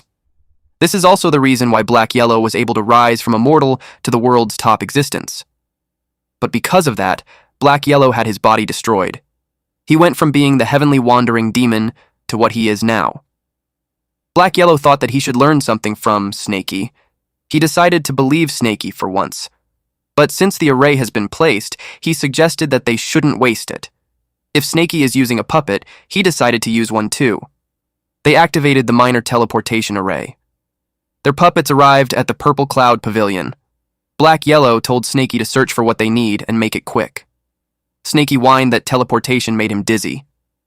Snakey looked around and saw that each middle grade minor QE replenishing pill costs 50 contribution points, while an upper grade minor QE replenishing pill requires 70 contribution points. Then, a foundation establishment pill costs 10,000 contribution points for one. Snakey was amused to find out that everything can be exchanged with contribution points. He uttered that human cultivators have exceptional advantages, unlike the demonic beasts. Meanwhile, Black Yellow struggles getting an item. Snakey asked if he found something. It was an item that Black Yellow left in the past. Black Yellow told Snakey that he released some of the restrictions, and Snakey should take a look if there's anything he wanted, and to grab it quickly. He told Snakey to stop staring at the pills. He suggested a mountain-connecting deep ravine that costs 300,000 contribution points, which is really suitable for Snakey to cultivate. Snakey replied that he's coming. Snakey thought that the pills that they collected in the pill room are enough for him to cultivate until the perfected spirit awareness realm. He knew he'd waste too much time if he got greedy. He decided to take this time to learn some new techniques in case the puppet is unable to bring the Jade Scroll out. Black Yellow saw something. It was a treasure gourd that costs 20 million contribution points. With that amount, he expected it to be a golden core treasure. Black Yellow decided to take the most expensive one, just in case. The restriction was quite hard to release. He struggled. Meanwhile, Snakey felt that his head was getting heavier. He didn't know that Black Yellow was unintentionally stepping on him. He thought his brain was growing. Black Yellow's puppet got the item. Black Yellow noticed that the array is broken. He told Snakey that there was an ambush and to quickly cut the connection. Black Yellow grabbed Snakey and used Earth Traversal technique. Snakey asked what happened when he hadn't finished reading it. Black Yellow replied that someone strong is coming, and that person is in the Golden Core realm, so they had to run. The woman is Purple Cloudsek's ancestor, He Luohua, and she's in the early stage of the Golden Core realm. She uttered that they are making a fool of themselves by showing her a mere teleportation array. She held with her powers the puppets and asked them what they had come to the Purple Cloud Sect for, but she noticed that they aren't resisting at all. She learned that it was a puppet beast. She got furious that they tricked her. She claimed that no one would be able to leave. She activated the Mountain Protection Array and sealed off all the Purple Cloud Sect's exit. She strictly ordered that not even a mosquito will be let out. Then she called all the disciples to assemble at the plaza. While running away, Snakey expressed that it's too bad that he only managed to read half of the mountain-connecting deep ravine. Black Yellow admitted that he miscalculated, but he was grateful that Snakey is smart, and they only sent a puppet which they can just remake. Snakey remembered that Black Yellow told him that the Golden Core realm won't interfere. Black Yellow replied that no one expected that the Purple Cloud Sect is crazy. He didn't expect to attract the ancestor just by stealing pills. The Golden Core ancestor's lifespan is at their end. Every time they come out, it's consuming their life. By rights, they will only appear when the sect is in great danger. Black Yellow was thinking how close it was. He was thankful that his idea hit him and was able to take the most expensive gourd. If he directly takes the demonic mirror, they will most likely suspect his identity. Black Yellow noticed that something was wrong. Snakey asked what it was. Black Yellow cursed after realizing that not only did they triple the array, they also changed the layout. Snakey inquired if they can still go outside.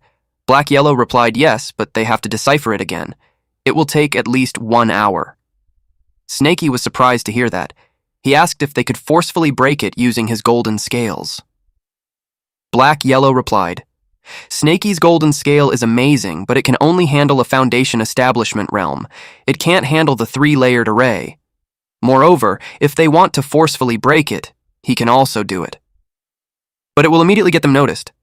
Black Yellow told Snaky to dodge. It was the old hag's divine consciousness. Snaky was worried that they got noticed.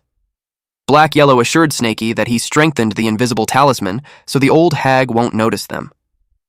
Snaky commented that the ancestor is hiding in the purple cloud sect to ambush them. It was wicked.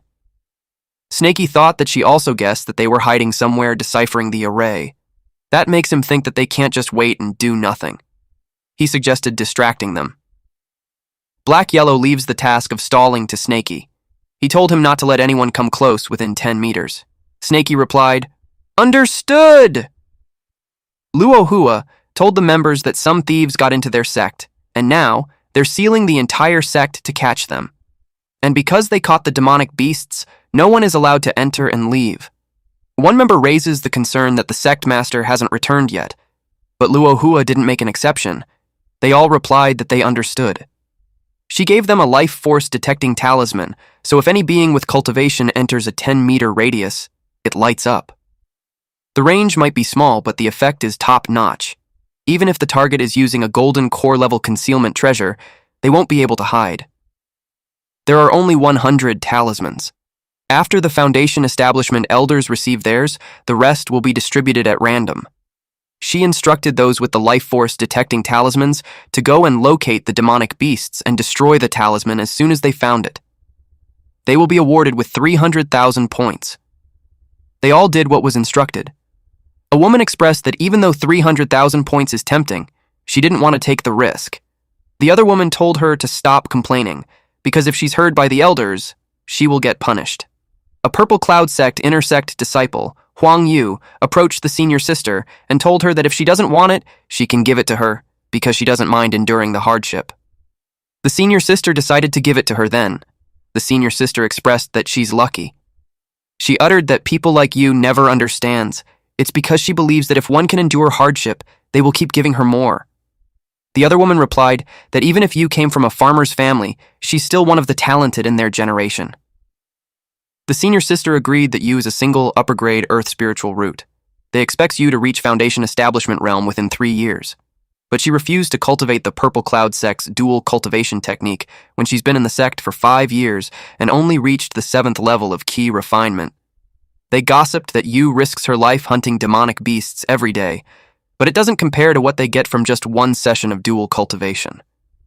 Yu was thinking that as long as she earns 300,000 contribution points, she will reach the Foundation Establishment realm within a year. She believes that after exchanging mountain-connecting deep ravine, she will be able to leave the Purple Cloud sect, and the event is her fortuitous encounter. She sees it as her one and only chance, so she's determined to find that demonic beast. An ancestor's divine consciousness didn't manage to detect it, so she thought that there's a big chance that the demonic beasts are hiding underground and are trying to decipher the array. She used the earth traversal technique and searched along the perimeter. She was positive that she would find it, at the same time somewhere around the perimeter. Yuntian was in a dire condition. He was fortunate that the array activated at the right time and helped him block the attack. Otherwise, he might die together with the madman. Someone yelled at him to come out. It was Chu. Yuntian told this madman that the Purple Cloud sect said that a demonic beast infiltrated. He stated that Ling died at the hand of the said demonic beast. Chu replied that he doesn't care about the demonic beast. He was set to kill Yuntian first. Yuntian told him that he's insane. He explained that the array has been activated, which means that Cho can't come in and he can't come out. With that, Cho can't kill him. Yuntian walked away. He went back to heal his injuries. He threatened Chao that if he sees him again, he's dead for sure. Chao was crawling on the ground. He realized that he couldn't drag it out and had to think of a way to return to the mountain moving sect. Otherwise, he'll be dead while Yuntian was still alive. Chu was set on killing Yuntian. At the forest inside the Purple Cloud sect, they found a talisman. They immediately broke it and planned to inform their ancestor, but several puppet monsters appeared, ready to throw fireballs at the ladies. The woman clenched her fist. Then Lu Hua appeared and grabbed those girls. She was angry at the beast for daring to hurt her disciple.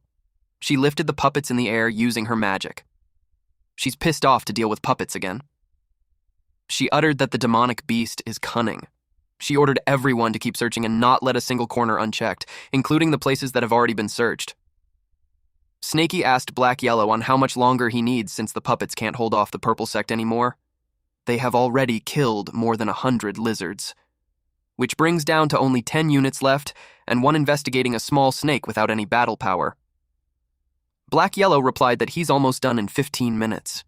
He encouraged Snaky to keep it up. Snaky sensed that someone was coming from underground, so he went to check. Yu complained that the puppets are quite strong. She felt that there's definitely something off, that anyone who gets close ends up distracted by puppets.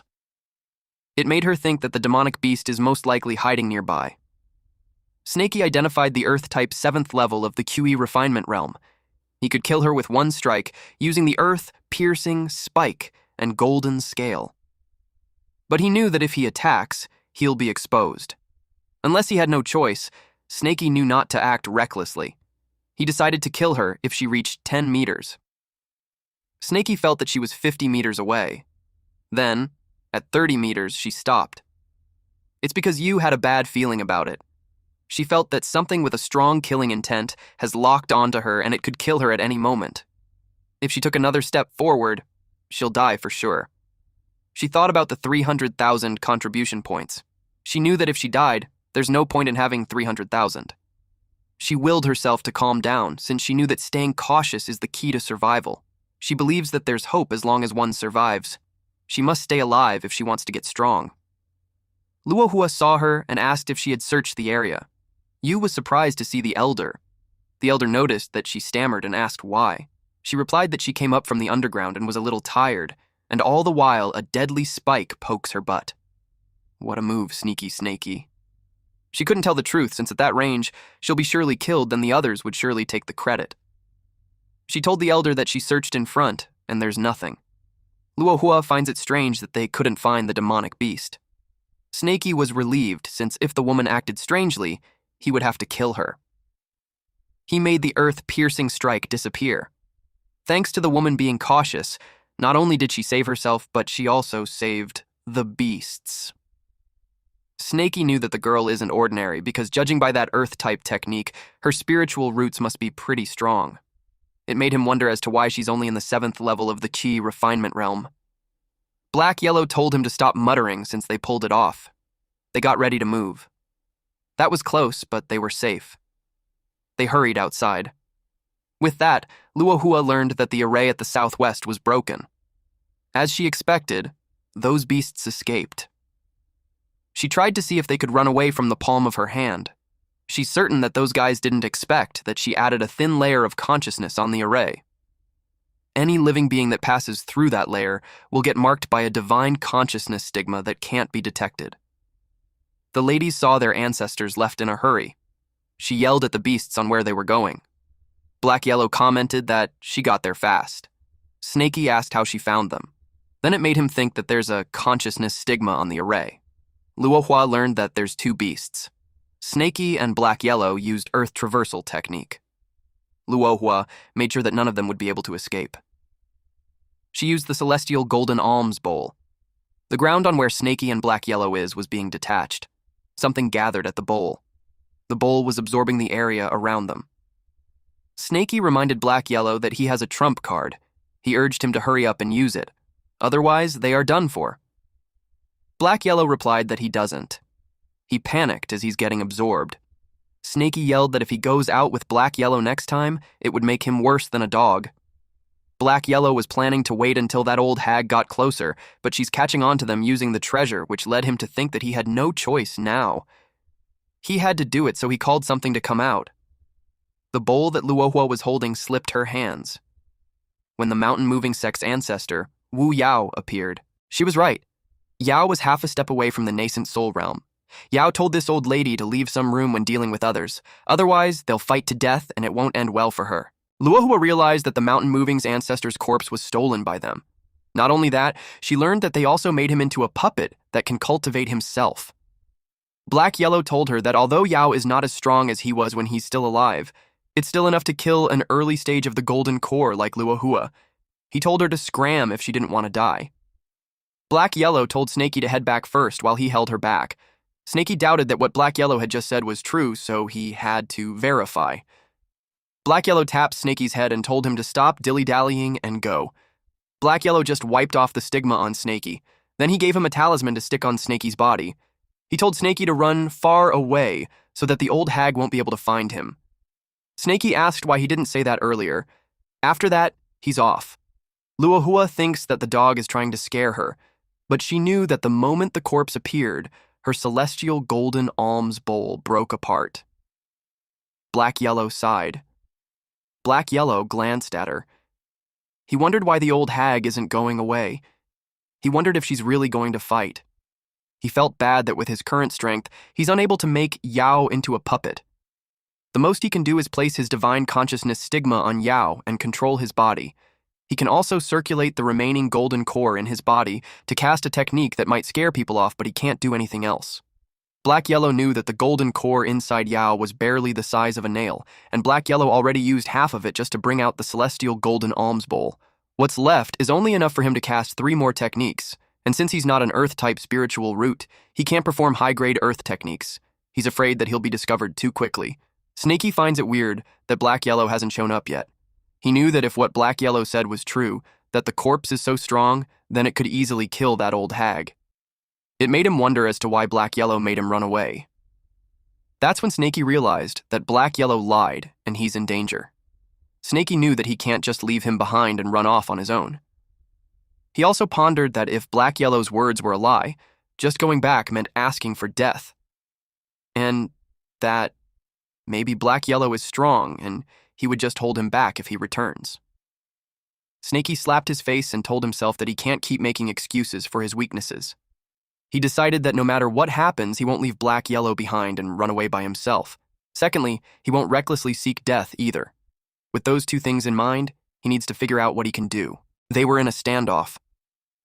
Luohua knew that the stalemate wasn't getting them anywhere. She decided to launch a small attack to test out Yao. She released a purple cloud silver needle. Yao yelled that the old hag is seeking death for herself, and she shouldn't blame him for it. Black Yellow decided to start with a flashy spell to throw her off. Then he planned to make a quick escape while she's distracted.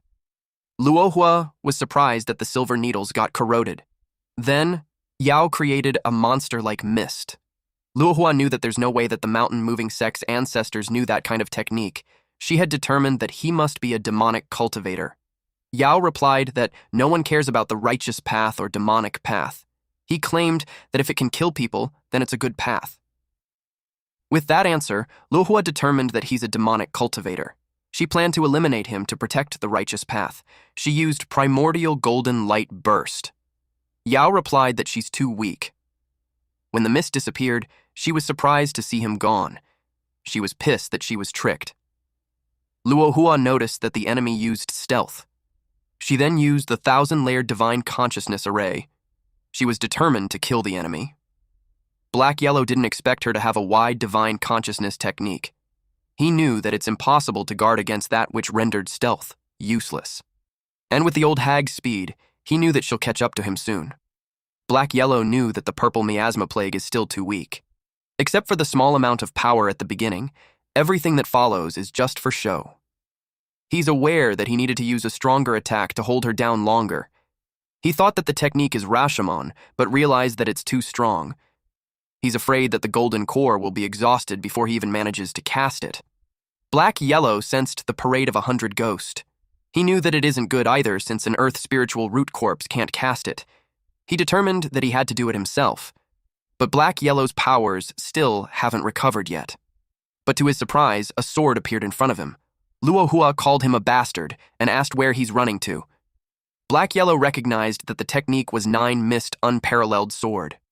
Black Yellow knew that if his Earth traversal technique was as fast as Snaky's, he would have escaped long ago. He decided to gamble again. Black Yellow made Yao inhale deeply. Then he used the Soul Suppression Requiem. Luohua uttered that the old dog is too demonic and must be killed. She used 9 Mist Unparalleled Sword to slash him. Black Yellow ran as fast as he could. His body starts to disintegrate because of the attack. Black Yellow learned that the old hag is dead set on attacking him even if he gets hurt. At this point, Black Yellow is also gravely injured, and if he takes 2 more hits, he's finished. Even if his essence soul can escape, he will have to go into slumber for 1,000 years. The drain from casting a cross-spiritual root technique drove him crazy. That technique had depleted a third of his golden core, and if he used it 2 more times, it would be completely wiped out. Luohua used a technique called 3 pure evil killing. Black Yellow knew that was bad, but something from the ground deflected the sword. Black Yellow was shocked by Snaky. Even Luohua was surprised that it created a dent on her treasured sword. She wondered what hidden weapon it was. Luohua knew that, because she placed a stigma on him, he wouldn't be able to escape anyway. Black Yellow saw her fly away. Snaky appeared in front of Black Yellow. Black Yellow scolded him because he already told him to escape. He asked him why he returned. Snaky asked Black Yellow if he could control the puppet. Black Yellow asked if he's talking about the mountain-moving sect ancestor. Snaky replied, yes. Black Yellow told him that since Snaky learned the puppet technique, of course he can control it. And with the level of divine consciousness, his body might collapse just from controlling it for a little while. Snaky expressed that since he and the mountain-moving sect ancestor are both earth spiritual roots, he wanted to give it a shot. Black Yellow told him that he definitely won't be able to handle it by himself. He offered to assist him and try, but Black Yellow warned him that he has to cooperate with him, that if they're out of sync, they will be both finished. He plans to slowly transfer his divine consciousness to him. Snaky was determined. Then, it looked like he was in pain. Black Yellow told him not to force himself, that if he really can't handle it, he should dissolve the divine consciousness immediately and escape. Black Yellow told him that the golden core inside the puppet can still cast 2 techniques. It should be enough to cover his retreat. Snaky insists that they will leave together. He urged Black Yellow to hurry up and think of something. Snaky bled through his eyes and mouth. Black Yellow has a divine exploding pill that can boost Snaky's body and divine consciousness for a short time, but the side effects are brutal. If it doesn't work, he's afraid that Snaky won't even have the strength to escape. Snaky insists that he knows what he's doing. He told Black Yellow to feed him the exploding pill. Luohua saw that Snaky, that little bastard, came back too. Black Yellow spoke softly to say to Snaky that Snaky will handle the casting technique while he catalyzes the golden core. Luohua saw that the scales are not ordinary. She saw it as a material to make a golden core treasure.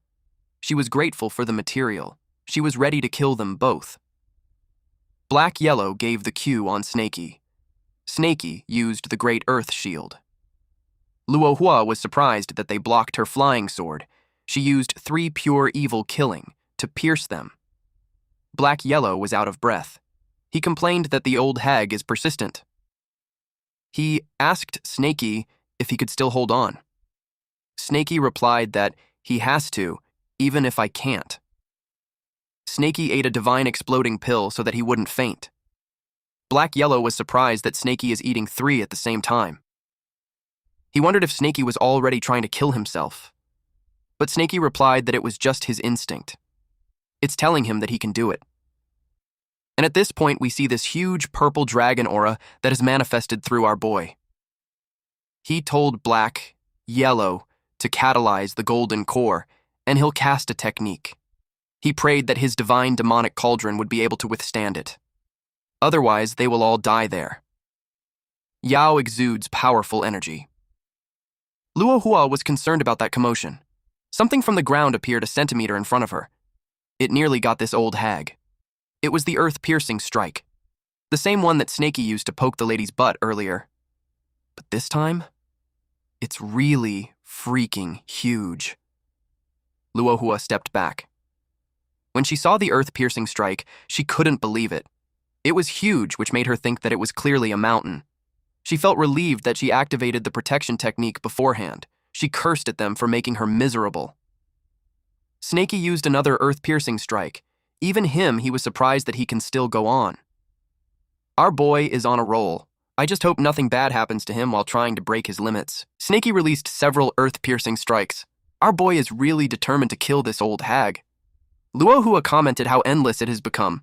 Black Yellow notices how the earth-piercing strike is being cast one after another. It is what he expected of the finest grade earth spiritual root. The depletion of the ancestor's golden core is less than when Black Yellow was controlling him. Luohua was forced to use a golden shield talisman just to dodge Snaky's attack, and cloud-breaking sail. Snaky saw that Luohua flies too high. The earth-piercing strike can't reach her. They cursed upon realizing that she's countering every technique with the right response. Luohua broke the ornament in her hair. She expressed that she underestimated them. But it was about time that she ended it. She used Pearl Flower Storm. Snaky used the Great Earth Shield to protect them.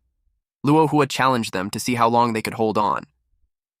She speculated that the mountain-moving ancestor's golden core is going to exhaust soon. She wondered how a golden core that has died a few centuries ago and has long become a dried corpse is going to compare to her. Black Yellow agreed with her. Even though Snaky's Earth-type technique has low consumption, a third of the golden core has been exhausted. The ancestor won't be able to hold on for long. Snaky replied that they will have to bet on a big one. Snaky was talking about the mountain connecting deep ravine.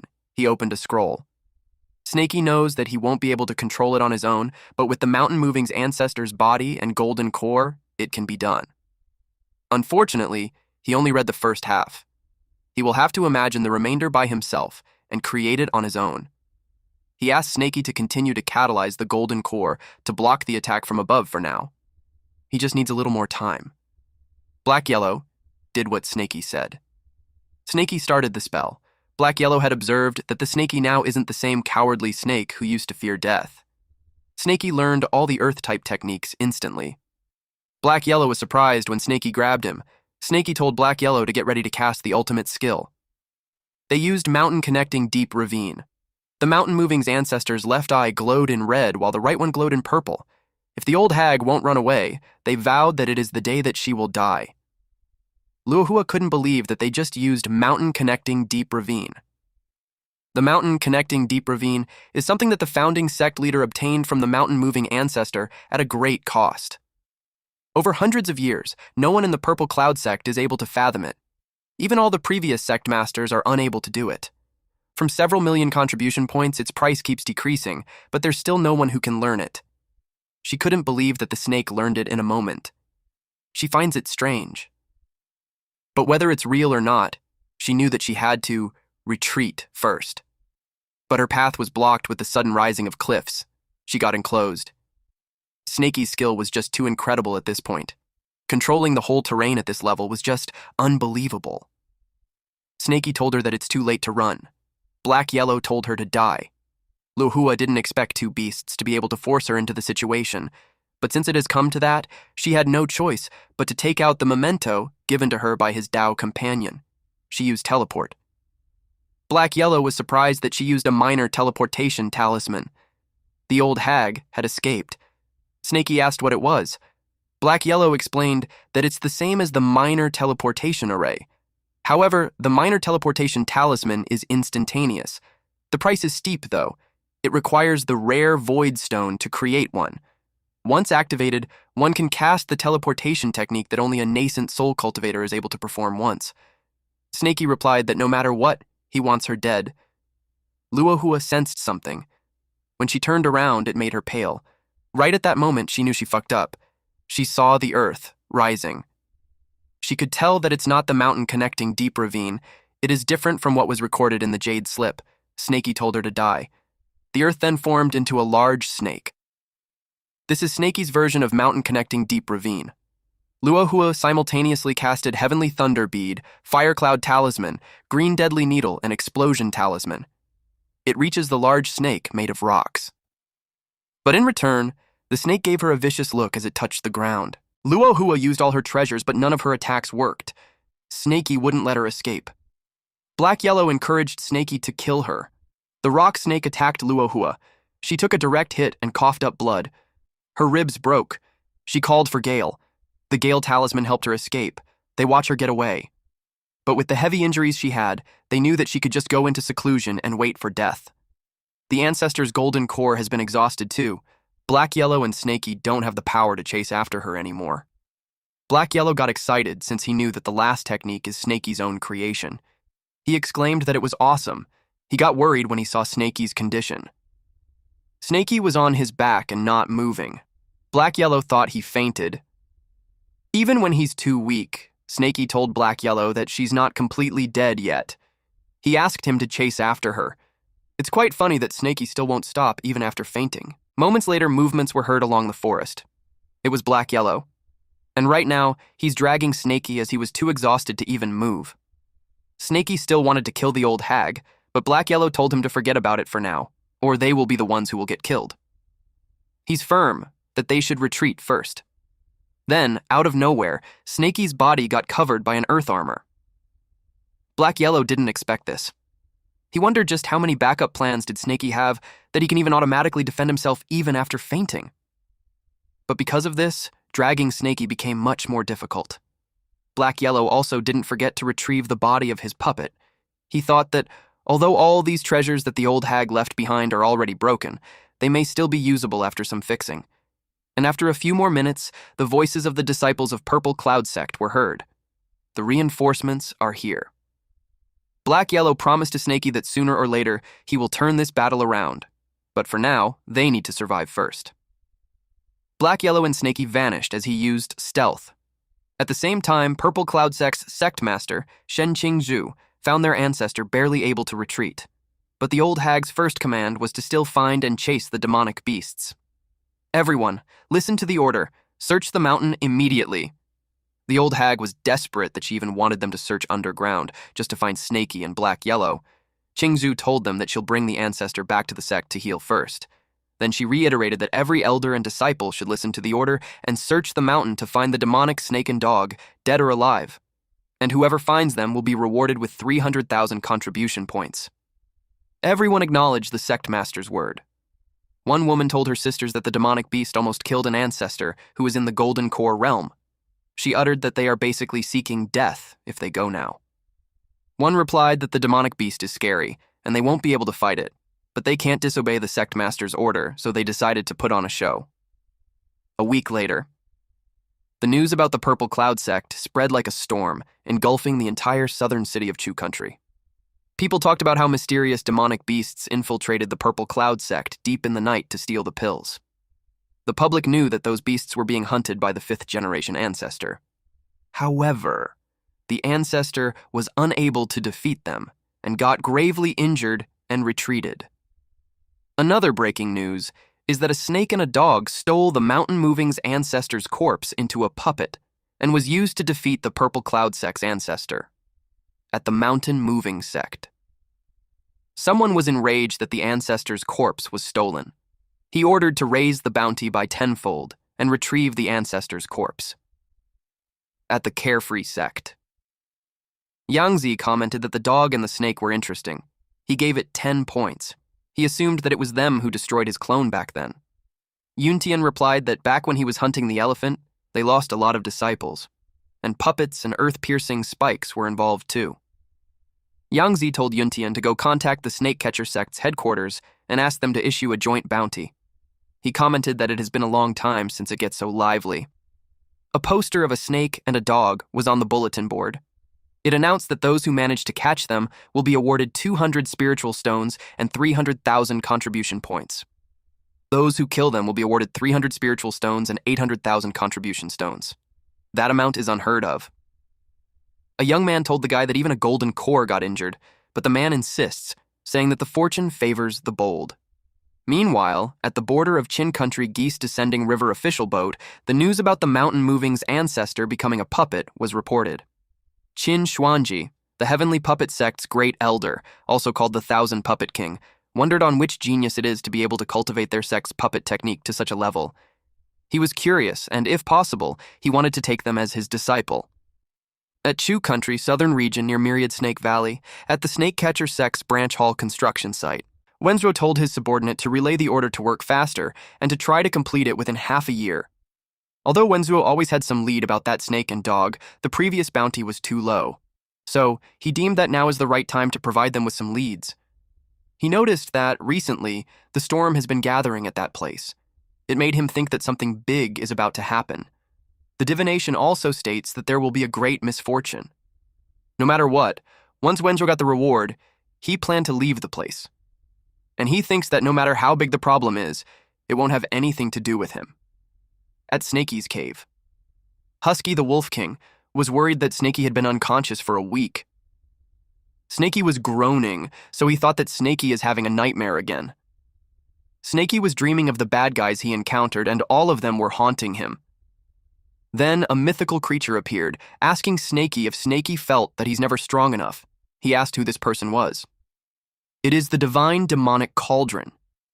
The dragon mist from the cauldron replied that it is not important who he is, that if Snaky wanted to become strong, he should reach the Foundation establishment. Once he reaches the Foundation establishment, the dragon mist promises to answer the questions. However, if he wants to reach the Foundation establishment, there's still a part of technique that is lacking. Snaky asked his senior if he could teach him the complete techniques. The senior replied that the complete technique is within Snaky's heart. He needs to comprehend it himself. Others won't be able to teach him. Snaky was surprised when the ground was breaking apart. The senior told him that the time is running out. The senior wished this descendant of his clan to comprehend it properly. He knew that Snaky's path would be 10 times harder than the others, but once he breaks through, Snaky will be 10 and even 100 times stronger than them. He reminded Snaky that the key to comprehending is to go against. Snaky woke up and jumped up asking what it meant. He was frustrated that the senior spoke in riddles. Snaky's sudden movement made his head hit Husky in the jaw. Husky was surprised that Snaky is finally awake. Snaky was so dizzy. Husky told him not to move around too much. Black Yellow said that it's the side effect of using a divine explosion pill. Snaky asked where Black Yellow and Snowy were. Husky replied that Black Yellow has something to do. So he went out, and Snowy made a pill making cave abode nearby. Snaky noticed that the scales that he previously plucked out have grown back. It even increased in numbers. Not only that, when he was unconscious, he broke through into the 8 levels of the spirit awareness realm. He wondered if it's because he honed his skill during the fight, or if it's because of that he is in his dragon realm. He wondered where the old dog went. If Black Yellow was there, Snaky would have asked him about the flaws in his technique. Snaky remembered that Black Yellow said that there's a 90% chance of succeeding, but he cursed at him since they got hunted down by a golden core and almost died. He saw the items they brought, and it made Snaky comment that the harvest was abundant. There's a minor Qi replenishing pill, divine explosion pill, Qi restoration pill, lesser yang powder. There are even 2 of the most precious Foundation establishment pills. These pills are enough for Snaky to eat until he reaches the Foundation establishment. As for the herbs, the pill-making cauldron and pill-making jade slip can be given to Snowy. Snaky stated how all those were all obtained through life and death situations. If Black Yellow weren't there, he wondered how he would manage. He knew that he wouldn't have stolen the spiritual chicken, he also wouldn't have learned Earth-type technique, and also won't go to the Purple Cloud sect. Snaky could see that he would still be a small demonic snake who's only in the early stage of the spirit awareness realm, hiding in a corner where no one will notice. Then his lifespan will come to an end in 10 years and end up as ashes. He said that the lifespan of a snake is only 10 years or so. If they don't fight with heaven and earth and humans, then it's a puzzle on how they will live a long life. He realized that he should thank Black Yellow. But when Snaky imagined him being conceited, he didn't feel like doing it anymore. Snowy was happy to see Snaky awake. Snowy invited him to her new cave abode and wanted to show him the pills that he refined. Snaky told her not to rush. Snowy offered to carry him, but she told him Husky could do it too. Snaky replied that he can walk by himself. They arrived at the place. Snaky's eyes widened. Snowy told him that it's a good one. She narrated that Black Yellow even helped her set up an array to reinforce the cave and prevent explosions. Snaky asked how long he had been unconscious. Snowy replied that it's about 10 days to half a month. Then Snowy excitedly gave things to Snaky. Snaky was surprised that there were a lot. Snowy replied that she wanted to repay him. Then she gave him tons of pills. Snaky replied that he already has enough pills, so she should keep those. Snowy told him not to look down on her. She boasted that she did the pills right, that it won't kill anyone, but they're also very effective. She was proud that a dog would praise them. By dog, Snaky asked if she's pertaining to Husky.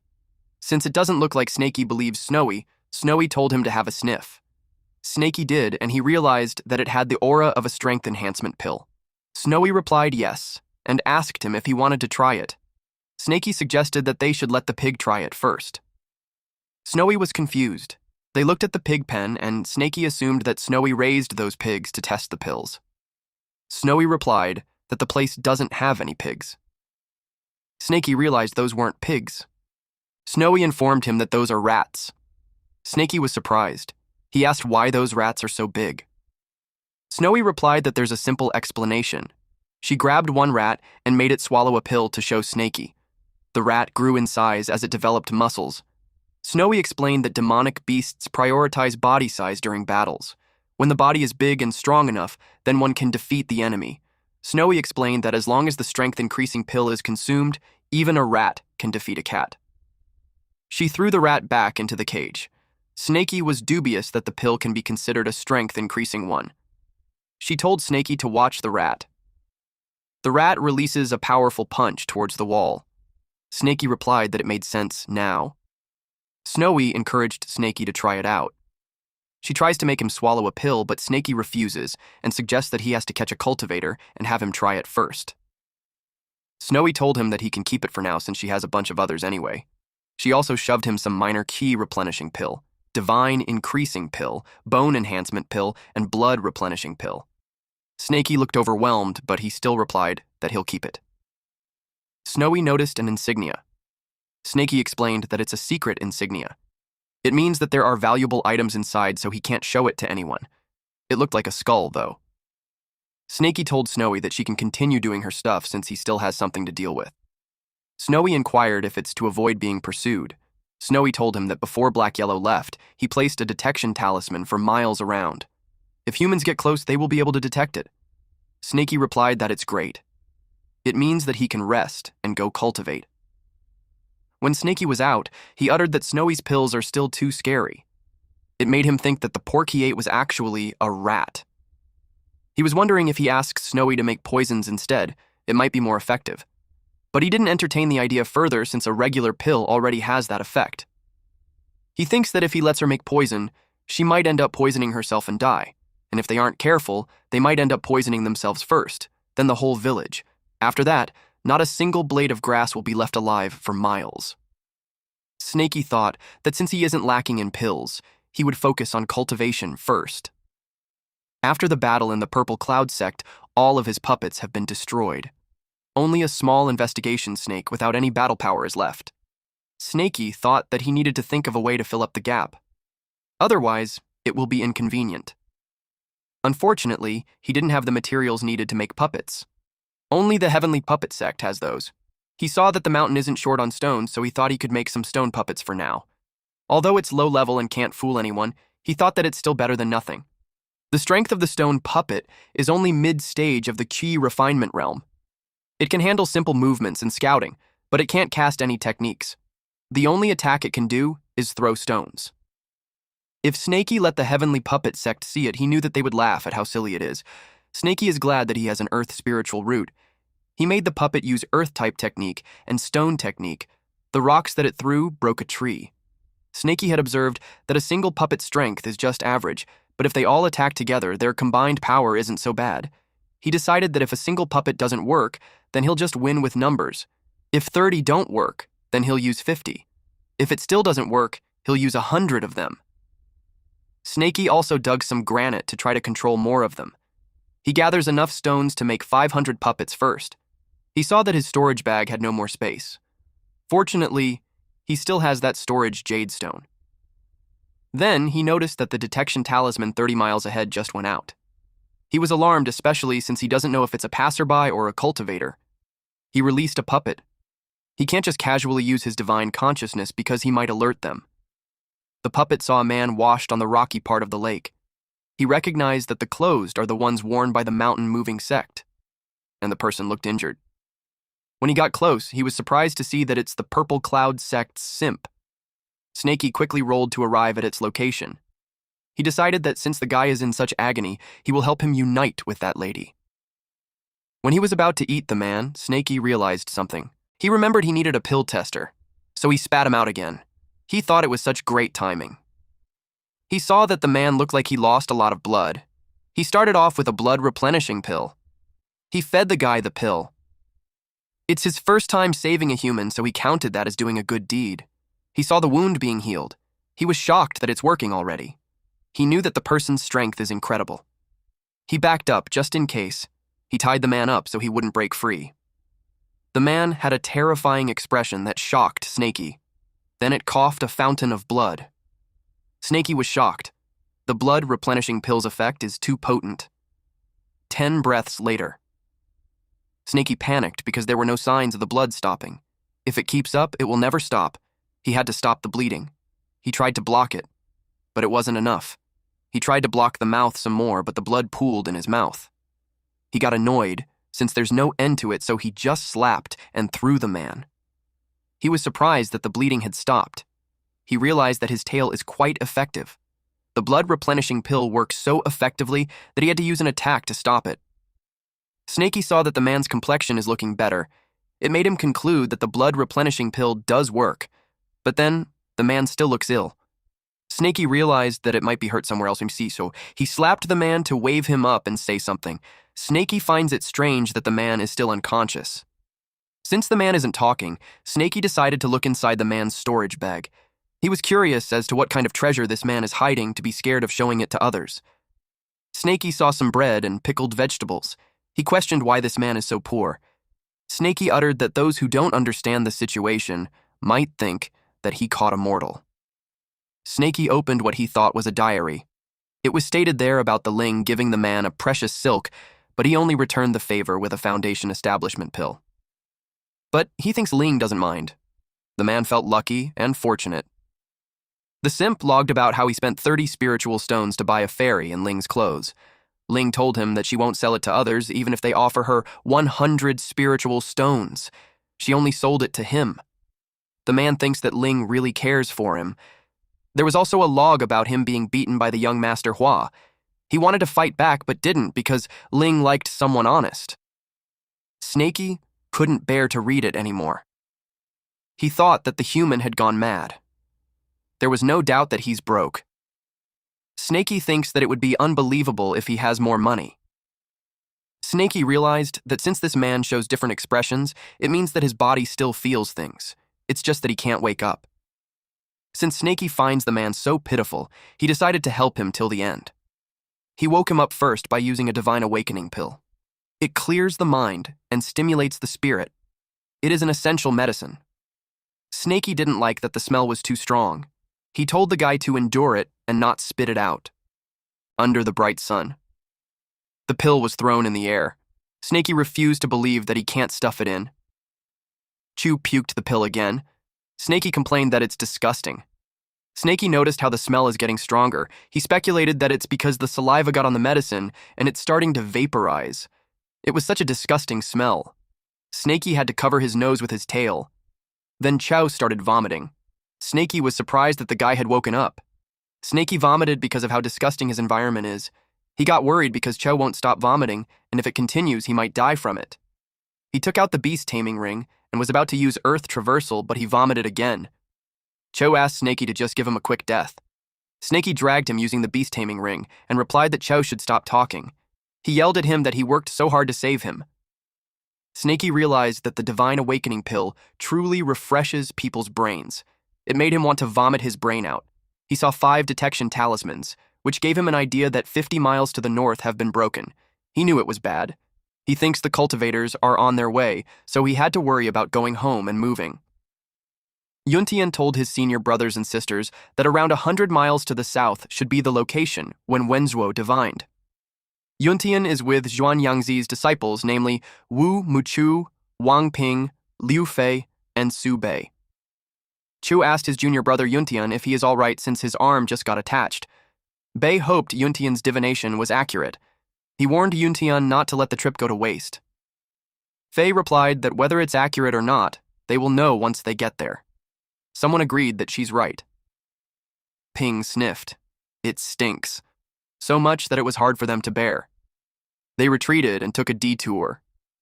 Meanwhile, Chow was tied up and had difficulty breathing. Snakey saw Snowy and Husky. He immediately instructed them to pack their stuff and get ready to move. Snowy and Husky worked together to move things at once. In a blink of an eye, it was done, and Snowy informed Snakey that everything has been packed and they are ready to go.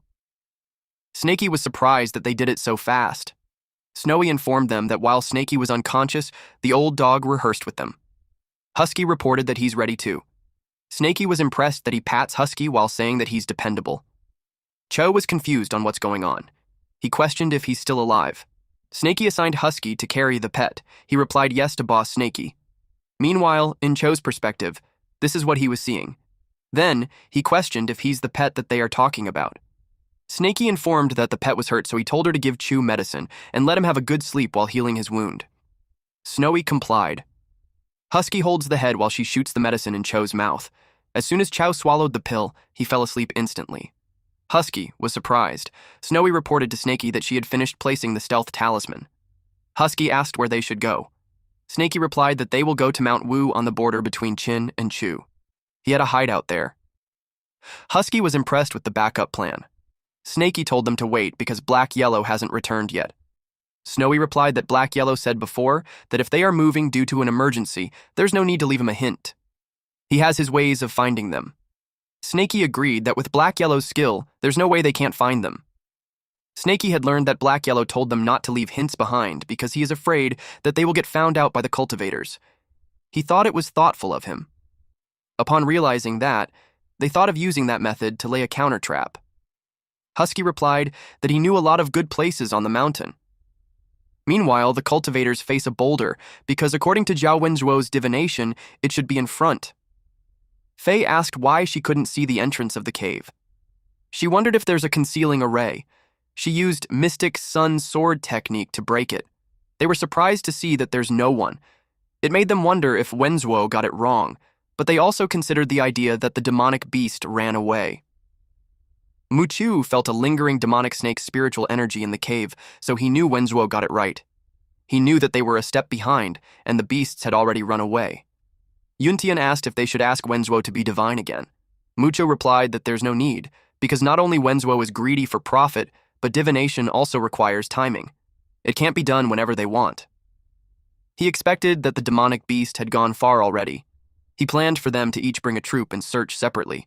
He ordered them to use the snake-catching secret technique to track the demonic beast, and if they find anything, they should notify everyone immediately. Yuntian felt that the aura had disappeared in a strange location. It made him wonder if the demonic beast is hiding underneath the swamp. He felt unfortunate that he just reverted to the Foundation establishment realm, and his divine consciousness isn't fully restored yet, so he can't detect it completely. He said that the demonic snake is cunning. He just recovered from grave injuries, so he knew not to take any risk. He ordered his men to blast the area and check it. His men used exploding talismans. Something came out. It was a large mouth. Several gigantic crocodiles appeared. They recognized that it was Crocodile Kings, and they got tricked. Fei sensed where the aura disappeared. She was being called by one of her men, but she shushed them. She expressed that she has a bad feeling and told them not to make any commotions. Then, a man got bitten and yelled that it hurts. Fei told this idiot to stop. It was too late. They ran as the poisonous killer bees chased them. Fei ordered them to throw an exploding talisman and retreat. His men complained that there's too many of them. One man got caught and the bees covered his face. He tried calling for help, but he got already abandoned. At the same time, another troop got tricked. Mochu told everyone to stop because it is the territory of the Burning Sun Eagle, a powerful demonic beast in the Foundation establishment realm. Although he can handle it, he's uncertain if more will come if he kills one of them. He could feel that the demonic snake left its aura behind to purposefully lure them into a trap. He ordered everyone to retreat at once. The ground shook. Mochu asked what's with the commotion. Apparently his men were running away from a gigantic elephant. Those men were hit by the elephant's trunk. Mochu witnessed the perfected Foundation establishment. He was surprised to see a great demon halfway into the golden core. One of the men informed Mucho that their previous defensive shield got broken by it. Mucho told the guy not to panic since he still has the defensive talisman. He gave the guy a pouch and told him to take a replenishing Qui to stabilize his energy first. He volunteered to hold off the enemy and told the guys that once they recovered, they should come and help him. The elephant assumed that Mocho is the head of the snake catcher. Mocho used Mystic Sun, Sword, Qi, Array. The elephant stomped its foot. It roared and teased Mocho that it's just a mere sword Qi. Mocho was surprised that the sword Qi had been blown away. He tried a different attack, this time it's Mystic Sun, Shocking Thunder. The elephant scoffed. Mocho noticed how the elephant, despite being huge, is agile. He called for the water dragon god. The elephant roared and countered it. Mocho was surprised that the elephant couldn't be pushed back. Since the water is formless, he made the elephant trapped in it. His juniors were impressed with his strength. He told them to hide properly, otherwise they will get in the way. 2 people announced that they're back. They were surprised to see that there's a trap in there too. Yuntian saw the elephant and identified that it's the great demon that killed him last time. Moshu replied that it wasn't an ordinary demon. He thinks that it has a treasure on it. Earlier, Snakey informed this elephant that the enemy who annihilated his clan is still alive, and he will lure them into him. The elephant had confirmed that, just as the little snake puppet said, Yuntian is still alive. The elephant vowed to kill him again. It stomped its foot while making a loud noise. Mochu couldn't believe that it broke free so fast. It targeted his juniors. The elephant stated that he'll kill the clan's kids as a sacrifice for his clan members first. Mocho yelled at them to run. The elephant used mountain-suppressing stomp. Mochu told them that everyone needs to attack together.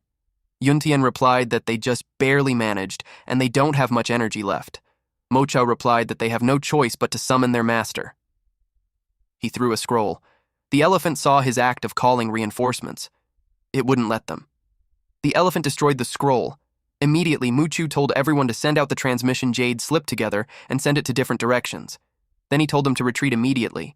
Everyone followed his order.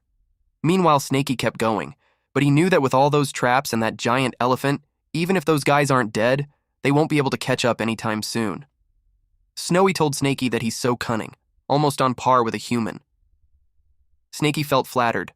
Husky questioned if that's supposed to be a compliment. Husky was panting heavily. Snakey told him to pick up the pace since he's the slowest one. The sun is about to rise and they still have a long way to go. Husky defended that he's carrying a person behind his back. Meanwhile, Bay expressed that the demonic snake is too cunning. It killed 15 people on their side, and they couldn't just let it get away. Faye agreed. She uttered that the grudge can't be settled. He vowed to rip out the snake's tendons and crush its bones. Ping told him to stop, and at least few of them are fine. Ping uttered that if the eldest brother hadn't been there that day, they would have all been dead under that elephant's foot. Faye asked if they no longer need to chase the demonic snake. Mochu replied to leave it be, and they would return to the sect first. And he planned that next time they hunt it down, they will bring Wenzuo with them. The elephant sighed when even if he stopped all the jade slips, some still got away.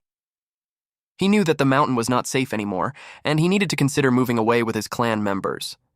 He wondered where they should go. At Mount Wu. A few hours had passed, and Snakey was relieved that they had finally reached Mount Wu. Back then, he heard from Black Yellow that the mountain is full of powerful demonic beasts. Some even rare ancient ones.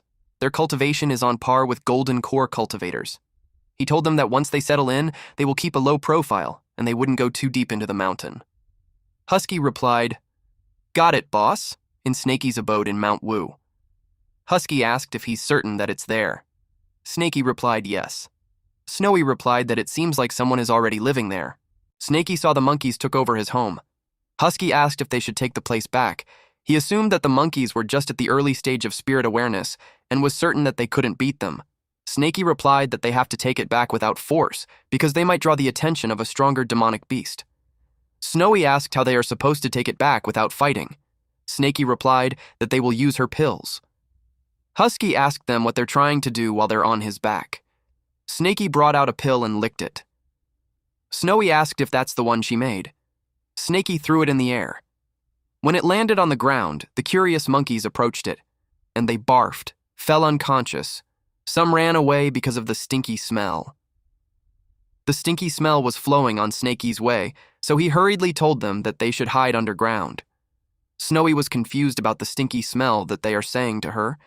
It's a nice aroma that refreshes one's mind. Husky replied that luckily he's experienced and got used to it. But his nausea betrayed his words. Snowy pouted and questioned how they can despise it so much. Snakey kept barfing. He tried to tell Snowy that they didn't mean to. Husky told Snakey that the monkeys were gone. Snowy told them that if the smell bothers them, she can seal it up. Snakey was annoyed that she didn't say it earlier. He told her to hurry up and do it. Snakey had learned that the move he made harms the enemies but comes at a great cost. He took a mental note that it shouldn't be used carelessly.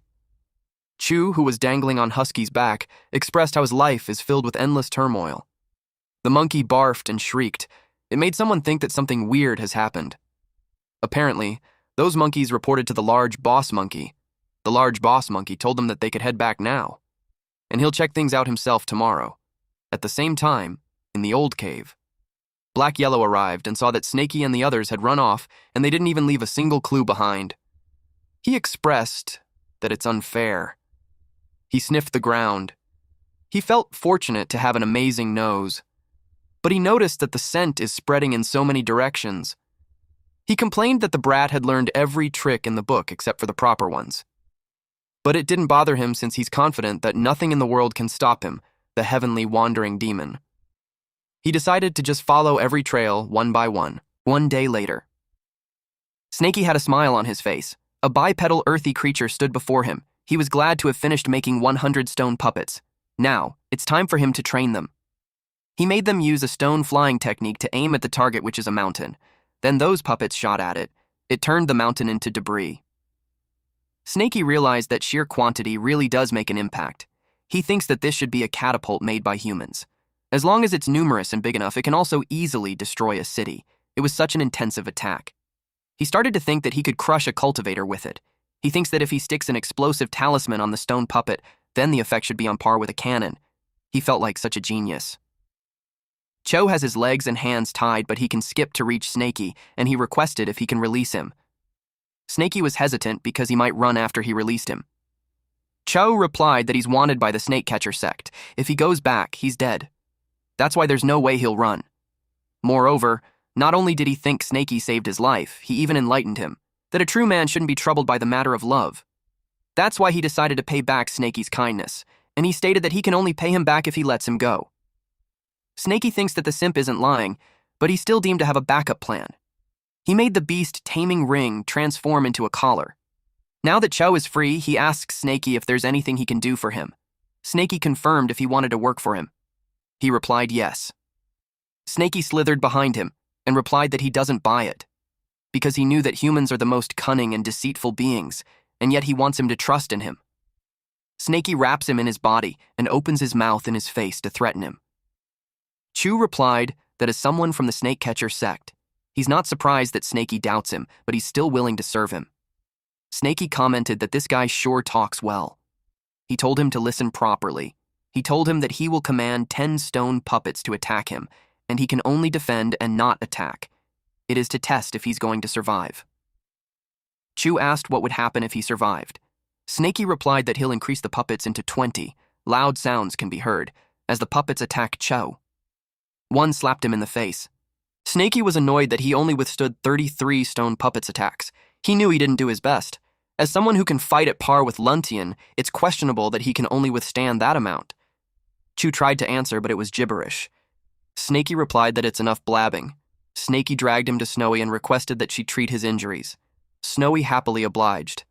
Unbeknownst to them, someone was watching. It's the boss monkey. He knew that those guys were not ordinary, and if he wanted to take them back to his territory, he couldn't face them head on. He needed to find helpers. He thinks that it's best if he can make someone kill them in his stead. Half a month later, after cultivating for half a month, in addition to the bluff from the pills, he already reached the perfected 8 levels of the spirit awareness realm. Winter is coming soon, so Snaky has to go to seclusion to strive for the 9th level of spirit awareness. His goal is to reach the foundation establishment by next year's spring. During this half-month, Cho really didn't show any signs of running. He even helped Snaky hunt. But Snaky knew that if he went into seclusion for 3 to 5 days, he wouldn't be able to stop him if wanted to run. That is why he's considering beating him half dead and keeping him knocked out for a few days. Chu arrived and announced that he caught something good. Chu drags a black dog inside and states that the dog is quite aged and bald, which makes it great for nourishment. He said he'll heat the stove right away and they'll have dog meat. Snaky is surprised at what he saw. Black Yellow grinned at Snaky. Snaky was speechless. Cho asked why Snaky wasn't saying anything. He finds it strange because he usually gobbles up the hunt with a big grin. He's puzzled as to what's going on since Snaky doesn't even react when he offers to cook. Black Yellow commented that Snaky had grown up. He asked him if picked up a human pet. Chu was surprised that it can talk. Black Yellow replied that not only he can talk, he can bite too. And he did. Chu screamed out loud. Snowy, who was chewing herbs, heard it. Cho screamed for help while Black Yellow asked Snaky to help him tie up. He's annoyed that the human is thinking of eating dog meat, so now he's considering how to deal with him. He suggested slicing him up and throwing him into a hot pot. Chu yelled at Snaky that he can't just stand there and watch him die. He dangles on top of the pot and panics. He yelled that even if he didn't achieve much, he still puts effort. Snaky expressed that it would be a waste to eat him like that. Black Yellow agreed since the guy doesn't have much meat. He suggested fattening him up first. Cho felt relieved that Snaky was there to help him, but Snaky had suggested cutting off his limbs to taste it first. Black Yellow agreed that it's a good idea. Chu's soul left his body. That was enough teasing, and Snaky told Black Yellow that he already bit him and scared him, so it's enough to release him. Snaky expressed that he worked so hard to raise that pet. Black Yellow expressed that he's just helping him to be put in place since the guy might act out in the future. Snaky asked where he has been these days. Black Yellow replied that he had been digging graves, but unfortunately, those sects are heavily guarded. He only managed to rob the Purple Cloud sect. He showed him what he found. Snaky was surprised to see his old scales because he knew that the old hag took it. Black Yellow uttered that the old hag was killed by him. Snaky asked if that was true. Black Yellow asked him why he's surprised when the old hag is already in her last breath. That fight before had drained her lifespan. Even if he didn't step in, he knew she would have died within a half a year. And he thinks that it's about time for the Purple Cloud sect to fall. He shared that they either have no idea or are just scared out of their wits and pretending, but no one even noticed that their ancestor had died. Chu was shocked to hear that such a big thing happened. Black Yellow recognized him to be the famous simp. He told him that his glorious tale is being spread around in Purple Cloud sect. He argues that he was courting her seriously, so he's offended that they call it simping. And besides, the woman is already dead, so it was all in the past. He stated that he's walking down the right path and he's done being a simp. Black Yellow asked if that was so. Chow replied yes. He realized that as a human, he needed to have a backbone, so he can't just bow to anyone. Black Yellow laughed. Then he brought out Ancestor's ice coffin. Chu knew about it since Snaky told him. Black Yellow told him that it's not his ancestor. Black Yellow opened the coffin to show him who's inside. To his surprise, it was Linger, the one she had been simping from the start. Cho screamed in agony. He yelled at Black Yellow to give it back to him. Husky asked Snaky as to what led to that big commotion. Snaky hushed him and told him to just watch. Black Yellow retrieved the coffin. He told Chow to look at himself. It was contradictory of what he's saying, that he's not a simp, when he's even simping at a corpse. Black Yellow simply stated that a dog can never change its habit of eating shit. Snaky commented that it felt weird to hear it from a dog. Cho asked if he could give him the corpse. He begged that even a piece of Ling's clothing was fine. He leapt towards Black Yellow. He begged him, but Black Yellow kicked him in the face as a response. Snaky knew that Cho said that he's done simping, but now it's questionable. He had completely lost it. Snaky commented that it's too scary and he'd take it as a lesson. Black Yellow told Cho that he has such a good spiritual root. If he put his mind into cultivation, he would have reached the Foundation establishment years ago. He told him that it was such a waste of talent. Cho asked him what he should do. Black Yellow informed him that he couldn't be entirely blamed for it. The Purple Cloud technique is pretty sinister. It can plant a love goo unnoticed, and coincidentally, he's the kind of person who's easy to bewitch. Once he can use his willpower to get rid of the love goo's influence, he could reach the perfected Foundation establishment. That sparked curiosity in Snaky, so he asked him to elaborate on that.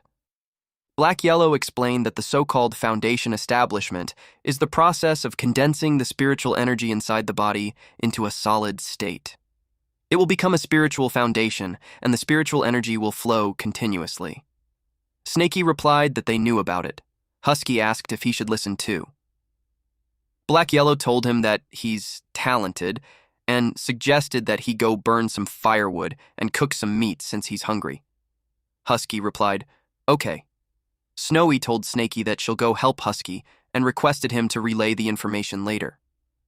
Husky was cooking while thinking that with his talent, it would already be incredible if he's able to reach the Foundation establishment in that life, let alone perfected it. He expected himself to be a buzzkill if he joined the conversation, so he decided to hide his disappointment. The meat should be done. It smelled good that it made him drool. But in reality, Husky cried as he was hurt being set aside like that. Snowy covered his nose with a leaf and comforted him that it would be fine. But Black Yellow was aware of his surroundings. His silence made Snaky ask what he's pondering about. Then explained that Foundation establishment cultivators also vary some. Some are stronger, some are weaker. The main difference lies in their energy. He showed them a true key. It was color white.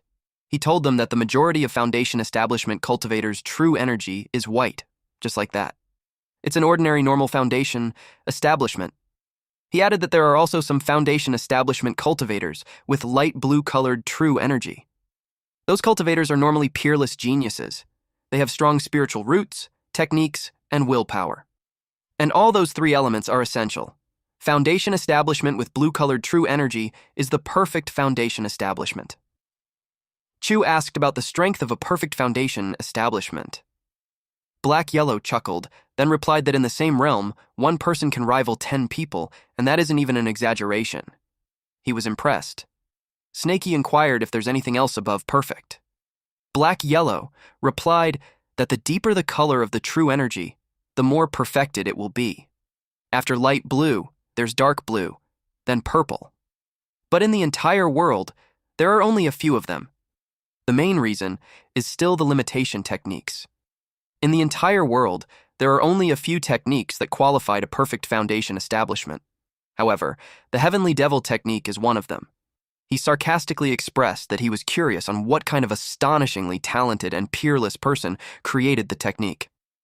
Snaky expressed that the true creator of the Heavenly Devil technique must be an astonishing talent. He thought about Snowy's pills.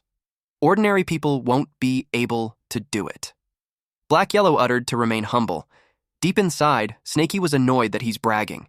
Joe commented that it sounded like a demonic technique, and the creator must have been not good. He suggested that the creator must be a scum. Snaky, Snowy, and Husky immediately hid behind a tree. Chu was confused with their behavior. He asked if he said anything wrong. Snaky replied that he can speak as he likes.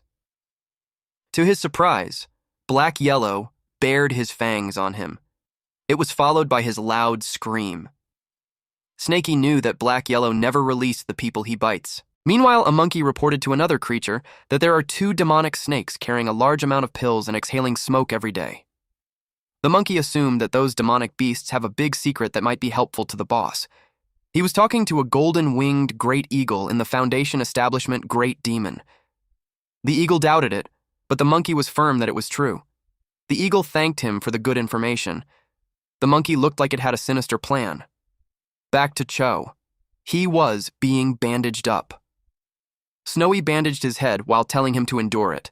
Black Yellow created a stealth array so that they wouldn't be noticed, even if a Foundation establishment cultivator passes by. Snaky replied that it was great.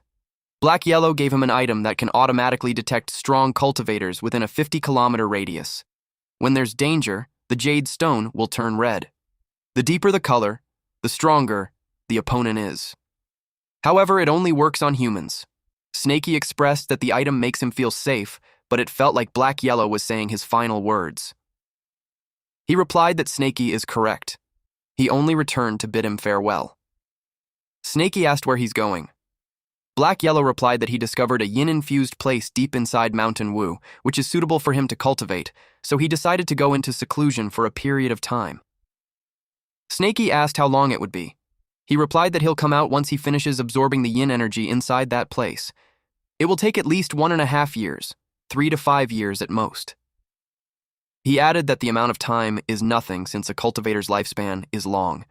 10 years of seclusion could pass in the blink of an eye. Snaky replied that it's great since he's going into seclusion too, though it's a short one. Then Black Yellow remembered that he has another protective charm that he wants him to have. He told him not to open the storage bag just yet and only use it in life or death situations. Snaky turned his face away from him since he's already teary-eyed. He received the bag using his tail. Black Yellow told him to use the item inside and he'll be able to fight on equal footing, no matter who the opponent is. He emphasized that he can only use it once, so he shouldn't use it randomly. Black Yellow told him that he will now. He hoped that the next time they meet, Snakey is already a great demon in the Foundation establishment. Snakey replied that he hopes so too. When Black Yellow was a few steps away, he yelled at him to wait for a moment. Black Yellow glanced behind him and asked what it was. Snakey had something to give to him. His jaw dropped when he saw the spiritual stones, and there were tons of them. He scolded the brat for being bad. He didn't expect him to hide so many treasures behind his back. Snakey replied that he's giving it to him now. Black Yellow grinned and commented that he's messing with him. I bet Black Yellow felt proud that the once cowardly snake he found in the forest is now able to hide something from him. With that, they expressed their gratitude and hope to meet again. That dusk, Snakey watches him leave. He thought, "Thanks, brother. Let's meet again." The sun was shining brightly. Cho saw that Snakey is finally back after being outside the whole day. He reported that Husky just left too. Snakey asked what happened. Cho told him that Husky couldn't bear to bid farewell to them, so he asked him to relay a message. He wanted to venture out on his own and hoped that by the time they meet again, he'll have the strength alongside him. Snakey felt down. He asked about Snowy. Cho replied that when Snowy found out, she chased after him. He asked if she went by herself. He was worried about her. Chu assured him that she's strong, but before he could finish his sentence, Snakey yelled at him to dodge. An eagle had just attacked him. The eagle saw that there was not even a cave abode or pills. It realized that the monkey just said that to trick him into dealing with its opponent. But nevertheless, it's still a win for the eagle if it gets to eat demonic snake meat. Cho told Snakey not to panic since it's not time yet. They used a golden shield talisman. Then Snakey grabbed Chow and dove under the ground using earth traversal technique. The eagle was surprised that they used a talisman, but it think lowly of that. Then Snakey noticed the claw's force energy. He used his golden scale to defend his body. The eagle noticed that its attack didn't work and decided to retreat. That was a close call. If Snakey didn't have the golden scales to defend himself, his tail would have been cut off. When he checked his body, it didn't have any scar at all. This time, Snakey got targeted by his natural enemy, and it's even a great demonic beast in the Foundation establishment. He questioned why it was him. Chu admitted he was frightened. He felt it was incredibly unlucky to have come across yet another powerful demonic beast at the Foundation establishment level. Snakey asked if he could handle the eagle, but Cho pointed out that it was a demon cultivator at the Foundation establishment stage, far beyond his current strength. So he questioned why Snakey thought he could possibly take it on. Snakey replied that Yuntian is also in the Foundation establishment, yet he was able to beat him up like that. Cho couldn't tell him that he only managed to burst out that strength because of Ling, and he was being looked down upon. Instead, he replied that if they worked together, they might actually have a chance. Snakey agreed. And since they are teaming up, Snakey suggests that he hangs him in a tree to use as bait. The eagle was confident that he'd break him into pieces, so it couldn't believe that it failed. It started to believe the monkey that the snake consumed pills and its entire body hardened as steel. It decided to wait since the snake is hiding. It had a technique on its sleeves that it could use if there's no other way. Although it would require the eagle to rest for a few days after using that technique once, a snake meat would still be worth it, and it's also a great nourishment. Chu saw that the great demon eagle was gone. Snakey saw it leave, but he knew they still couldn't go out. Chu doesn't believe that it's trying to lure them out. Snakey reasoned that in order to catch a frog, a snake can stay still for 3 days and nights, so a little wait like that was nothing. And at worst, Snakey thought that they could just drag it out. He was confident in his patience because he had never lost before when it came to it. He planned to dig a hole first, and they used that time to consume some pills to solidify his cultivation. Chu saw him and copied him by meditating and cultivating too. Snakey threatened him that if he disturbs him, he'd eat him. 1 hour later, the sky outside changed. Chu asked if they still won't go back. Snakey could feel that there's something off about the thunderclouds. He could tell that it wasn't an ordinary thundercloud. He decided to change location while avoiding those clouds. Cho could feel that something was strange too. He noticed that the cloud was moving with them. Snakey cursed out loud. He felt bad not having that kind of skill. The eagle hovered over them. It's trying to strike at them. Chu asked him what they should do. Snakey realized that the demonic beast disappeared just to cast that technique. Chu agreed, and because of that, he had known that he wouldn't be able to use the skill again in a short amount of time. Snakey used earth armor and told him to endure the attack first, with the hope that tomorrow they'll be eating eagle meat. Cho was okay with that. He also activated earth armor. The eagle striked. As another form of barrier, Snakey activated Earth Shield and used a golden shield talisman. Lightning struck them. The eagle expected his attack to work this time. It saw two monkeys approaching, and it asked where their boss was when it said that they would attack together. The eagle felt tricked. The monkey argues that they can't come close if it uses that kind of technique. They assured it that their boss would secretly attack if needed. The eagle agreed that it made sense since anyone below the golden core won't survive that attack. The eagle was surprised when Snakey used earth-piercing strike. The monkey asked what that commotion was. Then with a smug look on its face, it pointed out that the eagle just said that no one below the golden core could survive the attack. It asked if the eagle held back. The eagle replied that there is no way it would do that. Chu came out and called the idiot monkeys. He vowed to slaughter them all. The monkeys were annoyed with his arrogance. They told the eagle to leave the guy to them. The eagle sensed something. It was surprised when a golem suddenly jumped out of its face. It wondered where it came from. Then it saw Snakey. Snakey used gravity technique and golden scale ambush. The idiot bird got baited. Snakey was relieved to have used his tail to shift position beforehand, otherwise the outcome would have been hard to predict. That bird's technique was too powerful, so he made sure not to let it use it a second time. Earlier, he spied on the conversation of the eagle and the monkeys. Since he found out that the boss monkey could attack in the dark, he became careful with sneak attacks. He instructed Cho to draw those monkeys away and pull the fight in the opposite direction, while he takes care of that idiot bird. That's how they reached this moment, and as Snakey expected, the stone puppets are too weak in front of a Foundation establishment. But the eagle got spooked.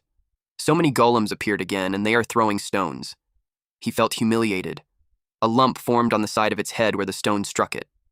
The eagle got annoyed and destroyed the golems while yelling at the snake to stop being impudent. It reminded the snake that it can crush those golems with a single grab. Then he searched for the demonic snake.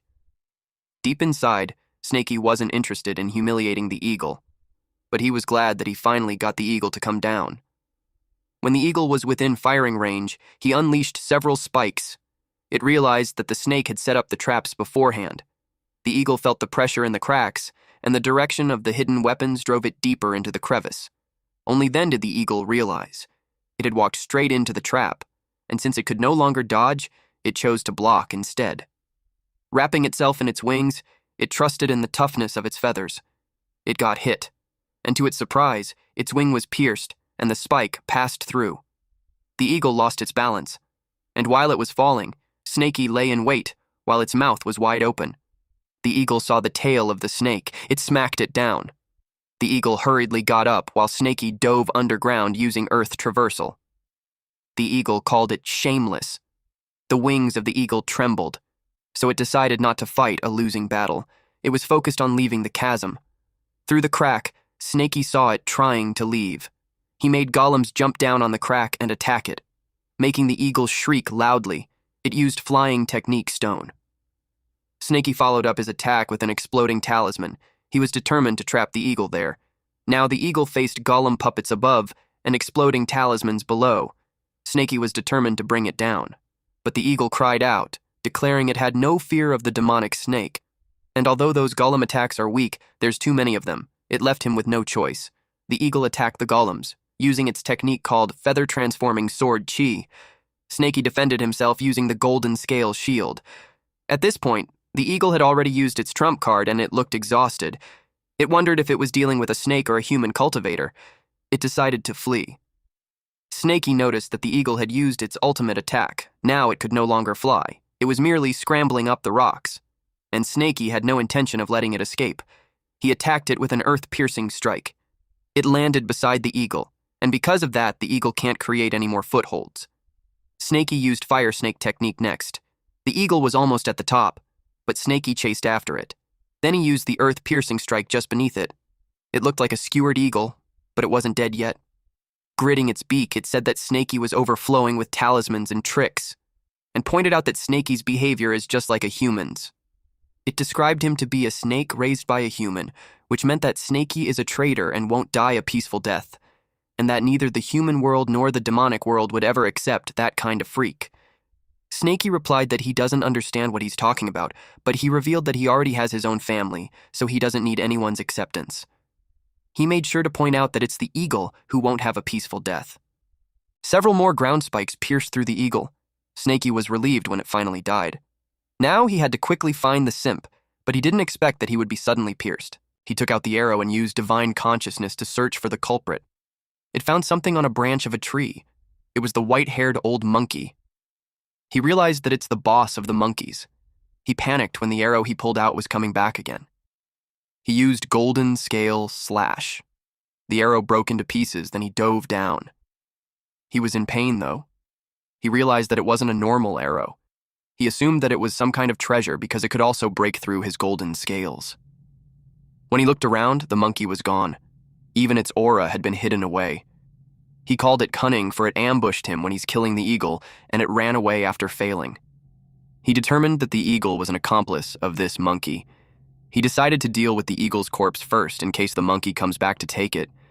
He also had to heal his injuries first. He was pouting because it sucks to be played like that. After eating the eagle, he acknowledges how mad he is. He vowed to find the monkey and devour it. Meanwhile, the monkey was fleeing. Its ambush had failed, and it knew that if it kept fighting the snake, it would end up like the eagle. Unable to kill the snake, it turned its sights on the cultivator instead.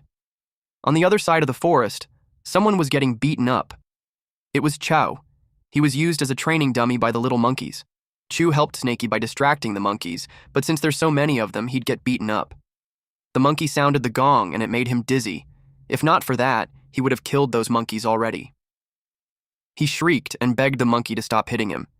He had to think of a way to distract them, and he thought that the monkeys wouldn't be able to resist bananas. He threw bananas at them, and the monkey happily received it. Finally, he managed to get rid of a bunch of them.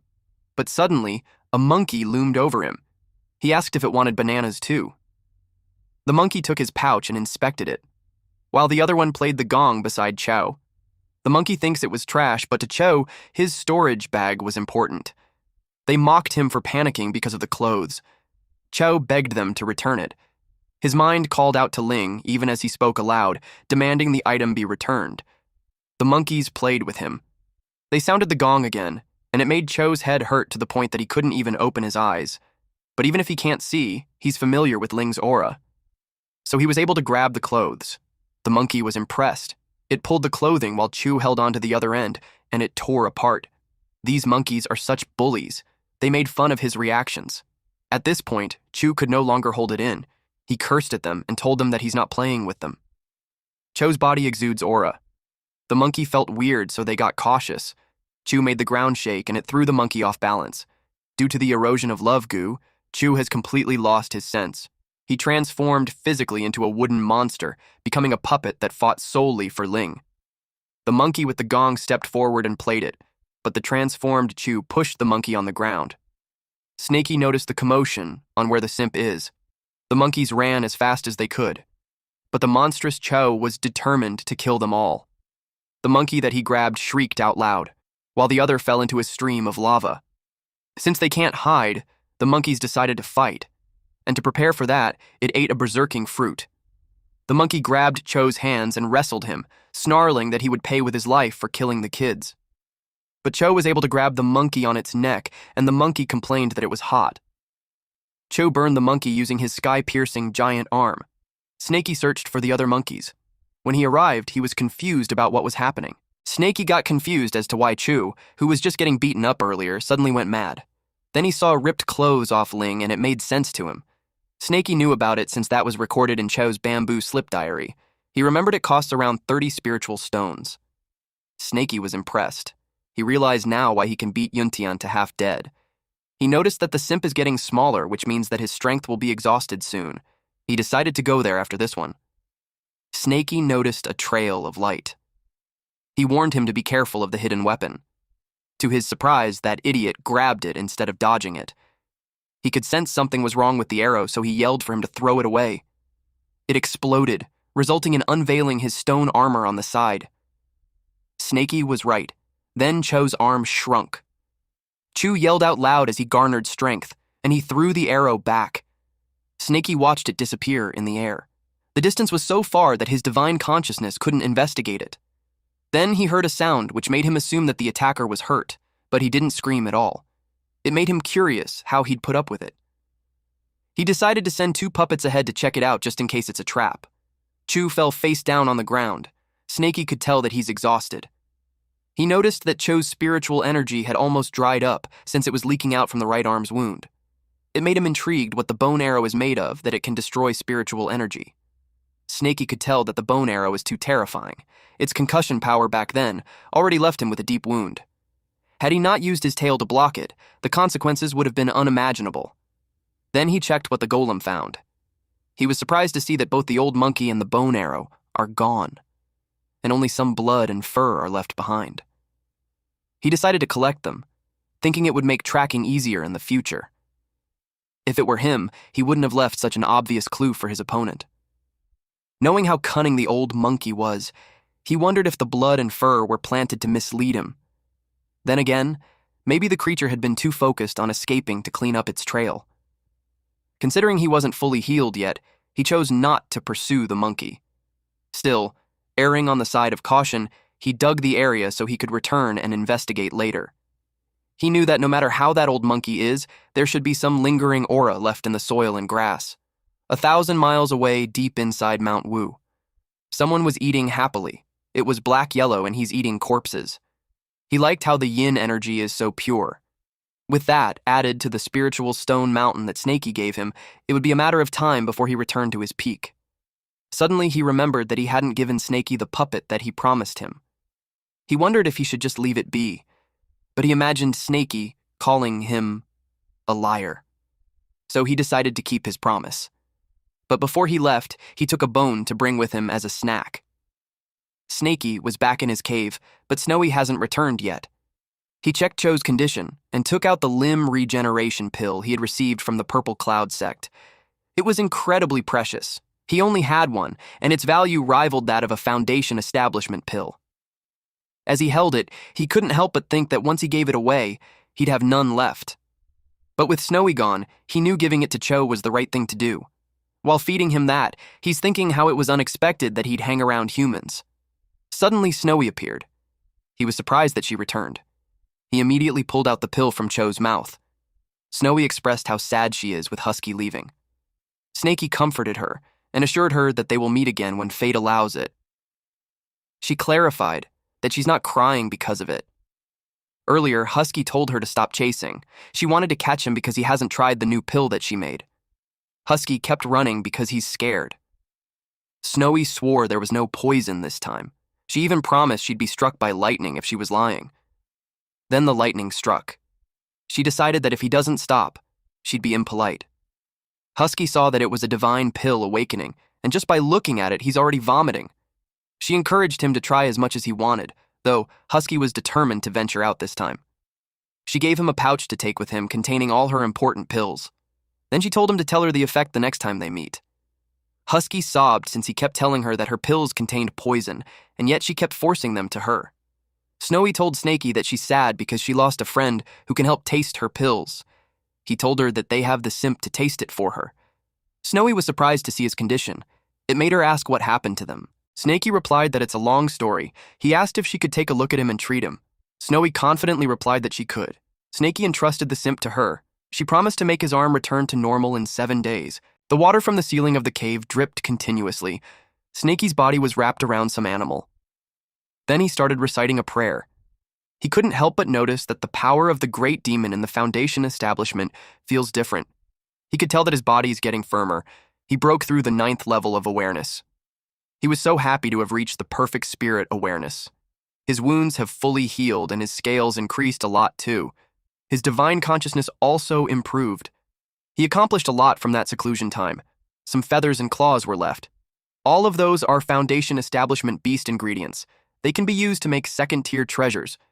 He planned to try them on the puppets later to increase their battle power.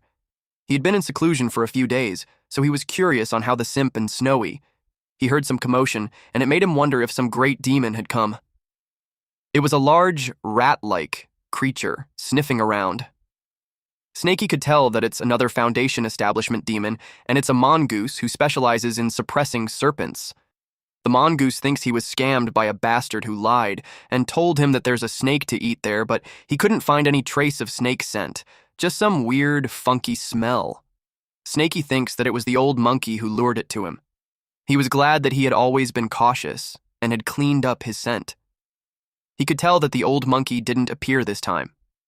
It's obvious that he barely knew the mongoose. He knew that he needed to get rid of that old monkey, because if it goes on, who knows what other demonic beasts he'll summon. He decided to check on the simp and Snowy before he went out. Cho's arm had regenerated. Snaky was amazed that his arm actually grew back. Snowy replied that her medical skills are brilliant, but she informed him that it will take about 10 days for him to fully recover. Snaky replied that it's actually a fast recovery. Cho was dreaming about eating delicious dog meat. It was funny how Cho remembers the meat, but not the beating he received. Snaky stated that if Black Yellow was there, before he could finish his sentence, Black Yellow popped out. They were surprised that he was back. Snaky was so shocked because he knew he was in seclusion, and he's back so fast. He replied that he came back to give him something. Snaky asked what it was. Black Yellow boasted that he always keeps his promises. He gave him a bag of puppets that Snaky would truly like. Snaky thanked him. After that, Black Yellow told them that he'll take his leave, but Snaky told him to wait as he grabbed something from the bag. Since Black Yellow has a good nose, he requested him to check if there's any monkey scent on an item. Black Yellow got curious. Then he realized that is why he saw traces of battle in the ravine, and even Simp got hurt. He smelled it and identified the fur of the ice soul bear. Its strength should be at the late stage of Foundation establishment, and the bloodstain is from the demon bear too. He caught its scent on his way there and had estimated that it's about 30 miles away. He added that the bear is really sensitive to intruders. Anyone who gets near its territory will be hunted down to the end of the world. He commented that the monkey was really sly, and if he had followed its trail, he probably would have been crushed to death. He sniffed some more as he inspected the bottle. He identified the scent of the snowstorm monkey. Although its cultivation is at Foundation establishment, it might have been injured before. That would explain why it's so weak. Snaky asked if it was nearby. He replied no. Within a 100-kilometer radius, there's no trace of that monkey. Snaky wondered if it relocated, or maybe that demonic beast's concealment technique even fooled his nose. Black Yellow wasn't pleased with that statement because it was insulting. Meanwhile, Snowy had observed that Snaky had become more human and Master Doggy had become more dog-like. In another setting, the monkey was amused. He faced an elephant clan who migrated back. One of them recognized that it was the old monkey who saved a young elephant back then. The leader of the elephant even rewarded him with a tusk back then. The leader of the elephant asked his friend if he ran into trouble. The monkey replied that 2 snakes and a human broke into his territory and slaughtered his clan members, and he had come to ask for help. He was curious about what happened, and even if the elephant clan usually doesn't interfere in other clans' affairs, they always repay kindness since it's one of their ancestral rules. He decided to help the monkey. He ordered the elephant named Gray to go. The monkey added that the demonic snake knows human techniques to the point that it's strong enough to kill a Foundation establishment great demon. He suggested that they needed someone strong. Gray was insulted since it's like he's saying that he wasn't strong enough. The elephant leader asked how far the place was. The monkey replied that it took him 5 days to get to them, so for the elephant leader, it should only be half a day. The elephant leader agreed to go there himself. He'll go there to check if the human is a damned snake catcher or not. Back to this chaotic duo. Black Yellow asked if he had more questions. Snaky thought about it. He brought out a broken bone and asked what demonic beast bone was it, because it feels like it can break spiritual ki. Black Yellow sniffed it and replied that it seemed to have been made from a tusk. He could tell that the owner is a descendant of the ancient beast, the spirit Devouring elephant. Its cultivation should be at least mid-stage Foundation establishment. Snaky realized why it was familiar. It was because it was a tusk. Black Yellow shared that in ancient times, spirit-devouring elephants used their tusks to absorb the essence of spiritual veins. Their tusks were known as the strongest tools for breaking spiritual ki. Because of that, humans hunted them down for their tusk, and they were nearly wiped out. He didn't imagine he'd get to see something like that again. Snaky added that their descendants are dancing the same fate. Black Yellow explained that tusks are top-tier materials for making treasures. They don't require much refining skills either. As long as it's polished well, it can have the power of a treasure. He noticed that it was getting late, so he needed to leave. Snaky asked if he needed to go already. He replied that it's always nice to come home, and he wondered how many years will pass before he could visit again. Snaky called him again. Snowy, who was observing them, thinks that Snaky is reluctant to make Black Yellow leave, but Snaky just wanted to retrieve his tusk from Black Yellow. He demanded that he hand it over. Black Yellow made an excuse that he got used to it, and it wasn't his intention. He added that he already took it, so Snaky better not be stingy. Snaky got annoyed and wrapped his tail on his head while saying that dogs really can't quit their habit of eating crap. Black Yellow tried to convince him by saying that he went back just to give him puppets, so he better not be ungrateful. Snaky yelled at him not to mix things up. While they were having their banter, Chew ate Black Yellow's leg while commenting that dog meat tastes amazing. Both Snaky and Black Yellow were speechless. Black Yellow smacked him while telling him that he's not allowed to bite.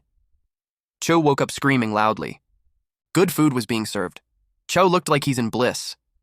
Then suddenly the face of the angry dog appeared on the soup. That bad dream woke him up. He expressed his scary dream, getting bitten by a cooked dog. Then he sensed something different on his arm, but since it was wrapped up, he decided to just leave it be. Aside from that, his thigh hurts. It made him ask if something had just bitten him. Snaky realized that he's not fully awake yet. Snaky got distracted when he saw that the array was activating the enemy. Black Yellow also felt the strong spiritual energy coming from Snaky's direction. The aura is almost at the level of a golden core great demon. He assumed that the snowstorm monkey found another helper again. He knew he wouldn't be able to handle just a few of them. Meanwhile, the elephant leader arrived at the ravine together with the monkeys. He wanted to hurry and get it over with. With that, the monkey thought that any tricks would be useless, and the snake would have nowhere to run. The monkeys cheered. Those three were alarmed, especially Cho, since his injuries haven't healed yet. Snaky told him not to panic, and they would observe the situation first. The elephant leader yelled for them to come out. Snaky peeked, and he was confused what he's doing there. Then, connecting the information he has with the monkey and the tusk back then, he realized that the monkey has a relationship with the elephant clan. The elephant leader noticed something. Snaky realized that it can even notice his scouting puppet. This guy immediately recognized the snake puppet. The elephant leader then used scatter and fell from his flying cloud. The monkey gave him praise. The elephant leader asked if that was the place. The monkey replied that he's right, and suggested that he can just overrun the entire place and the stealth array will break by itself. The monkey announced to his clan that they could get revenge soon. With snake meats, treasures, and pills, their clan will become strong once again. The elephant leader yelled at the master of the place to come out and face him. The monkey was surprised, since it was an attitude different from what he imagined. He dismissed it by thinking that he's just overthinking it. Then the elephant leader says that he hopes the friend can come out. The monkey was confused, since it seemed like the elephant leader knew the snake. Since he could tell something was wrong, he thought of sneaking away. The elephant leader asked his little friend if he's unwilling to meet him. The elephant leader knew that if it weren't for its help in the dark, none of those elephants would have survived. It saved a whole branch of the elephant clan, and their clan only has 8 branches. He knew that a feat and kindness like that must be repaid with his entire life. When the elephant leader kneeled, everyone was shocked. Then the elephant leader stated that the elephant clan will forever remember his kindness. Snaky peeked from the cave and told him to put away his flame. The elephant leader was happy to see him. While the monkey got nervous, Snaky expressed that he doesn't want his new home to get burned. He added that he doesn't have to thank him since the snake catchers are also his enemies, and he just did it in passing. Immediately, the monkey told his children to run in different directions. They were all in panic. The elephant leader replied that he's too humble. He introduced himself as Man-Jin and asked what his name is. Snaky told him his name, then he explained that he and the monkey weren't on good terms and if he's really thankful. The monkeys felt something wrong on the ground. Then suddenly Snaky emerged, blasting the monkey away. He continued to say that Man-Jin shouldn't interfere. Man-Jin replied that he'll remember Snaky's name. Meanwhile, Black Yellow was out of breath. He realized that it was just a false alarm. He didn't expect Snaky to do something like that. He arrived at the scene where there was a pile of roasted and dead. Black Yellow could tell that he's no longer the cowardly Snaky from back then. He realized that he shouldn't have worried. Concurrently, the monkey leader hurriedly went to the volcano. His only chance to win is by using the terrain in that area. Snaky saw that it has talismans too, That's why it's fast. But he was confident that he wouldn't lose in terms of speed. He used triple wind talismans. The elephant leader watched them. He saw how fast Snakey went, that he already caught up with the monkey. Then, he used earth-piercing strike. If the monkey dodges, the gap between them will shrink to just 3 meters. The monkey used his treasure, the dark nether cauldron. He rode it and borrowed the force of the spike, throwing him to a distance. That made Snakey pissed. This monkey leader really is cunning. A worthy opponent, I would say. The monkey used the sky shield fan to protect itself while riding the walk. Snakey was surprised that the walk blocked the earth-piercing strike. Since that was the case, he thought of increasing the power. He thinks brute force was the solution to overcome it, so he prepared multiple earth-piercing strikes. But it didn't work. Instead, it propelled the monkey further. The monkey coughed blood because of the impact. Snakey saw that opportunity, so he planned to unleash a powerful earth-piercing strike. But then he remembered how cunning this monkey was, and the part where it coughed blood could just be an act. So, if he used the same attack with more power, the monkey could really get away. The monkey saw that he didn't fall for his tricks. Snakey decided not to rush and be very careful on his next attack. The monkey saw how fast the snake was when he used some treasures, and he can't even be compared to it. He knew that if it went on, he'd be caught up real fast. He used his berserk bloodline to speed up. Snakey targeted him again with an earth-piercing strike. The monkey thought that he was being impatient, and it's exactly what it wants. But the monkey was surprised. The walk got stuck. He realized he was tricked because the target wasn't him but the walk. He got furious since he had lived for centuries, and this was the first time someone ever dared to trick. He couldn't believe this brat. He hung from the walk, so it caught his attention when it shook. Snakey rose up to grab the walk. The monkey realized that this snake wanted to rob him of his treasure, but he wouldn't give up on it because his divine consciousness was on it. Snakey exudes his power, and the monkey was left astonished. His divine consciousness got overwritten. He didn't expect the demonic snake's divine consciousness to be so strong. He lets go of the walk and falls. His divine consciousness got damaged and his body was getting numb. As he fell, the branches had scratched him before he crashed on the ground. He couldn't understand the illusion that he just saw. As he struggles to get up, he was surprised when Snakey suddenly showed up in front of him. He expressed to Snakey that he doesn't want the territory anymore, so he should stop being aggressive already. Snakey pointed out what he did first. He lured the golden eagle and mongoose to kill him, then he wanted to make the elephant kill him too. It was ironic that the monkey was telling him to stop being aggressive, so now it was too late to make peace. Snakey attacked with Rainstorm Golden Scale. The monkey planned to counter it with a spirit devouring arrow. He deflected the scales. But the last scale broke his spirit devouring arrow. Snakey had long figured out his trump card, so he prepared for it. He learned that when he focused all his golden scales attack on the area, the spirit devouring arrow would be broken in 12 hits. The monkey took out another weapon, the tribulation rod. He's starting to get annoyed with those scales. So he decided to attack the caster. Snakey wasn't scared, though. He unleashed the golem, and it hit the monkey right on the gut. The monkey got annoyed at the puppet and crushed it. Snakey followed it up with a flying stone and an explosion technique. The monkey went through the smoke, refusing to give up. He was determined to take him with him to the grave. Several golems charged at him and pinned him down using earth trap technique. With that, he'd be at the snake's mercy. Several golems attacked him all at the same time. The beating continued. Snakey wanted to get revenge for the simp too. If the monkey could withstand it, then he'll be cleared from their grudges. Simultaneously, he released flystone technique, a windblade technique, a fire snake technique, and a thunder technique. Man Jin watched them from the sky. He doubted if it's something a demonic beast can do because not even a human's fight was that outrageous. The scale of the chaos could be mistaken as a group fight, but Jin knew that it wasn't. But calling it a one-on-one fight doesn't seem right either. What's even scarier was that Snakey barely even moved in the latter half. The monkey was burnt, with limbs torn apart. Jin bid farewell, saying, "Monkey bro, farewell." Snakey knew this monkey was cunning, so he carefully approached him to confirm if he was dead. He hit him with a golden scales slash. After chopping the body, he used gravity technique to collect it, and he finally had the peace of mind that he's completely dead. Jin approached him and expressed that Snakey surpassed his apparent cultivation, but Snakey thinks it was too weak. But Jin was in awe. Jin had to follow his ancestors' rules since Snakey had helped so many of his elephant kin. He got distracted on what he's saying when he felt hot from the flame on his body. Snaky internally thought that he might be afraid of his own flames burning him. Continuing with what he said, he presented Snaky an ivory as thanks. It was so shiny that Snaky could barely open his eyes. Jin gave him the twin tusks of an Icefire giant elephant. Snaky inspected it. Jin shared to him that the Icefire giant elephant once roamed the polar regions, born with both ice and spiritual roots. It was truly unique and unbelievable, but on the continent, they have long gone extinct. Only in the wildest lands might one catch a glimpse. Black Yellow once told him that the owner of the tusks should have been at a foundation establishment of great perfection similar to Jin. Just the thought of that made him drool. Compared to the soul-devouring ivory of the old ape, those were countless times more precious.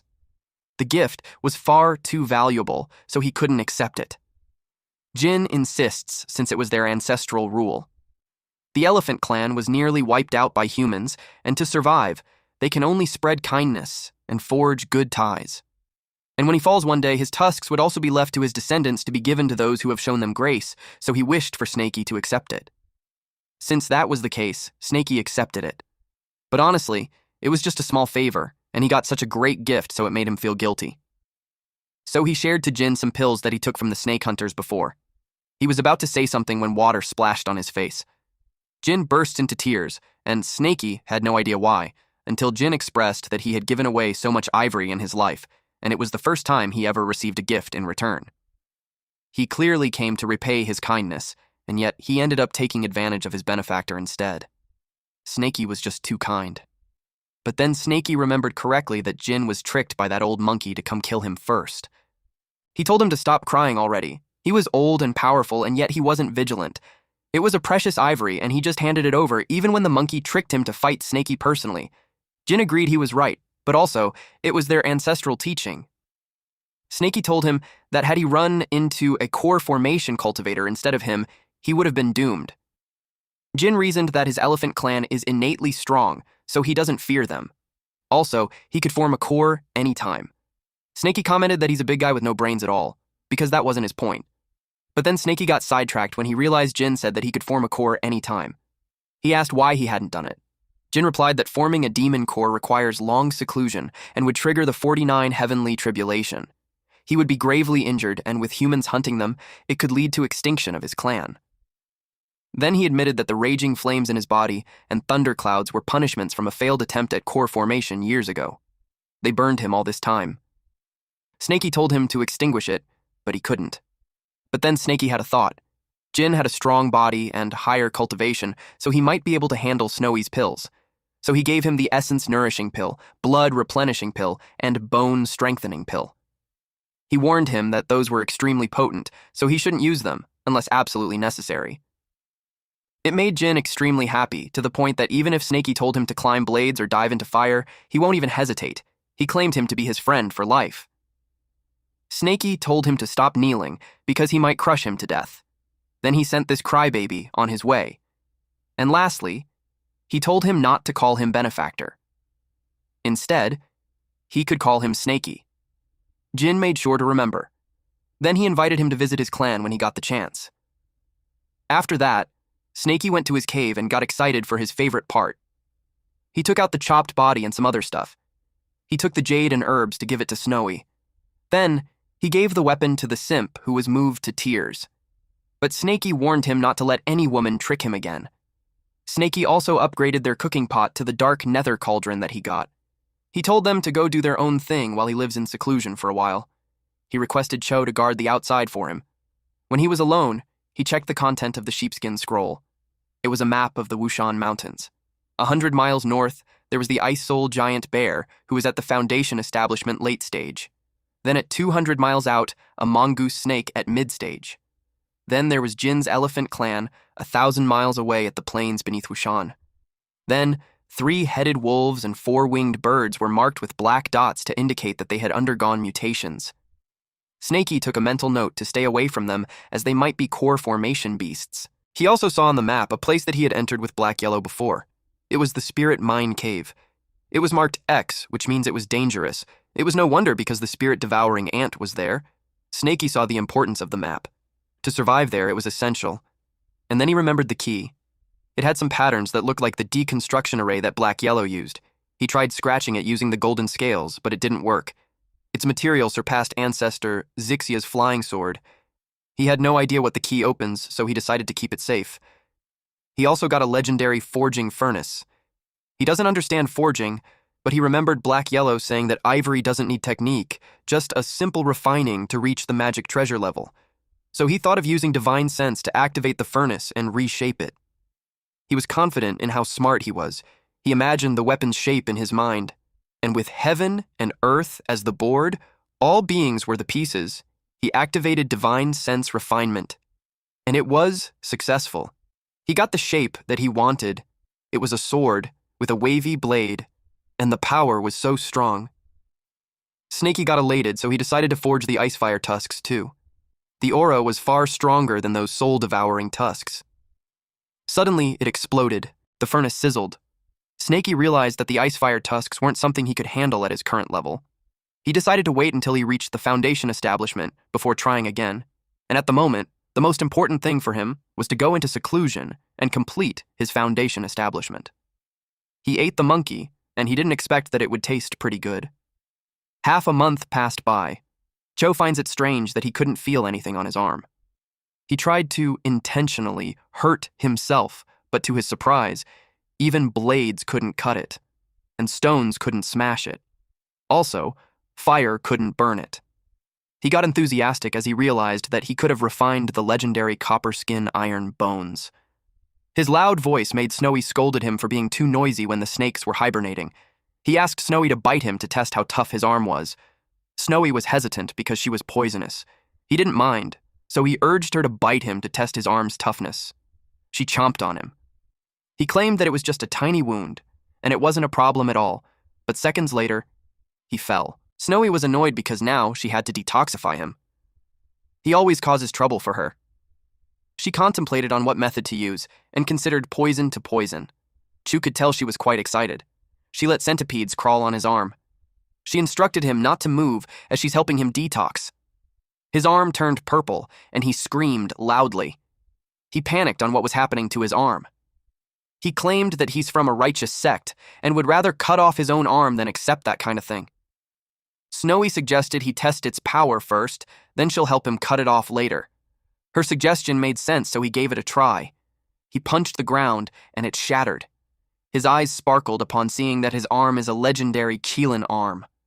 Snowy told him he could cut it off now, but he refused, saying that it was good fortune. She reminded him that he said it was ugly, and if he doesn't cut it, it would spread all over his body. Chu replied that he didn't care for appearances since he's a cultivator. Meanwhile, at Snaky's cave residence, his Foundation establishment failed, and he had no idea what happened. He clearly felt his realm break through another layer. Even his golden scales increased.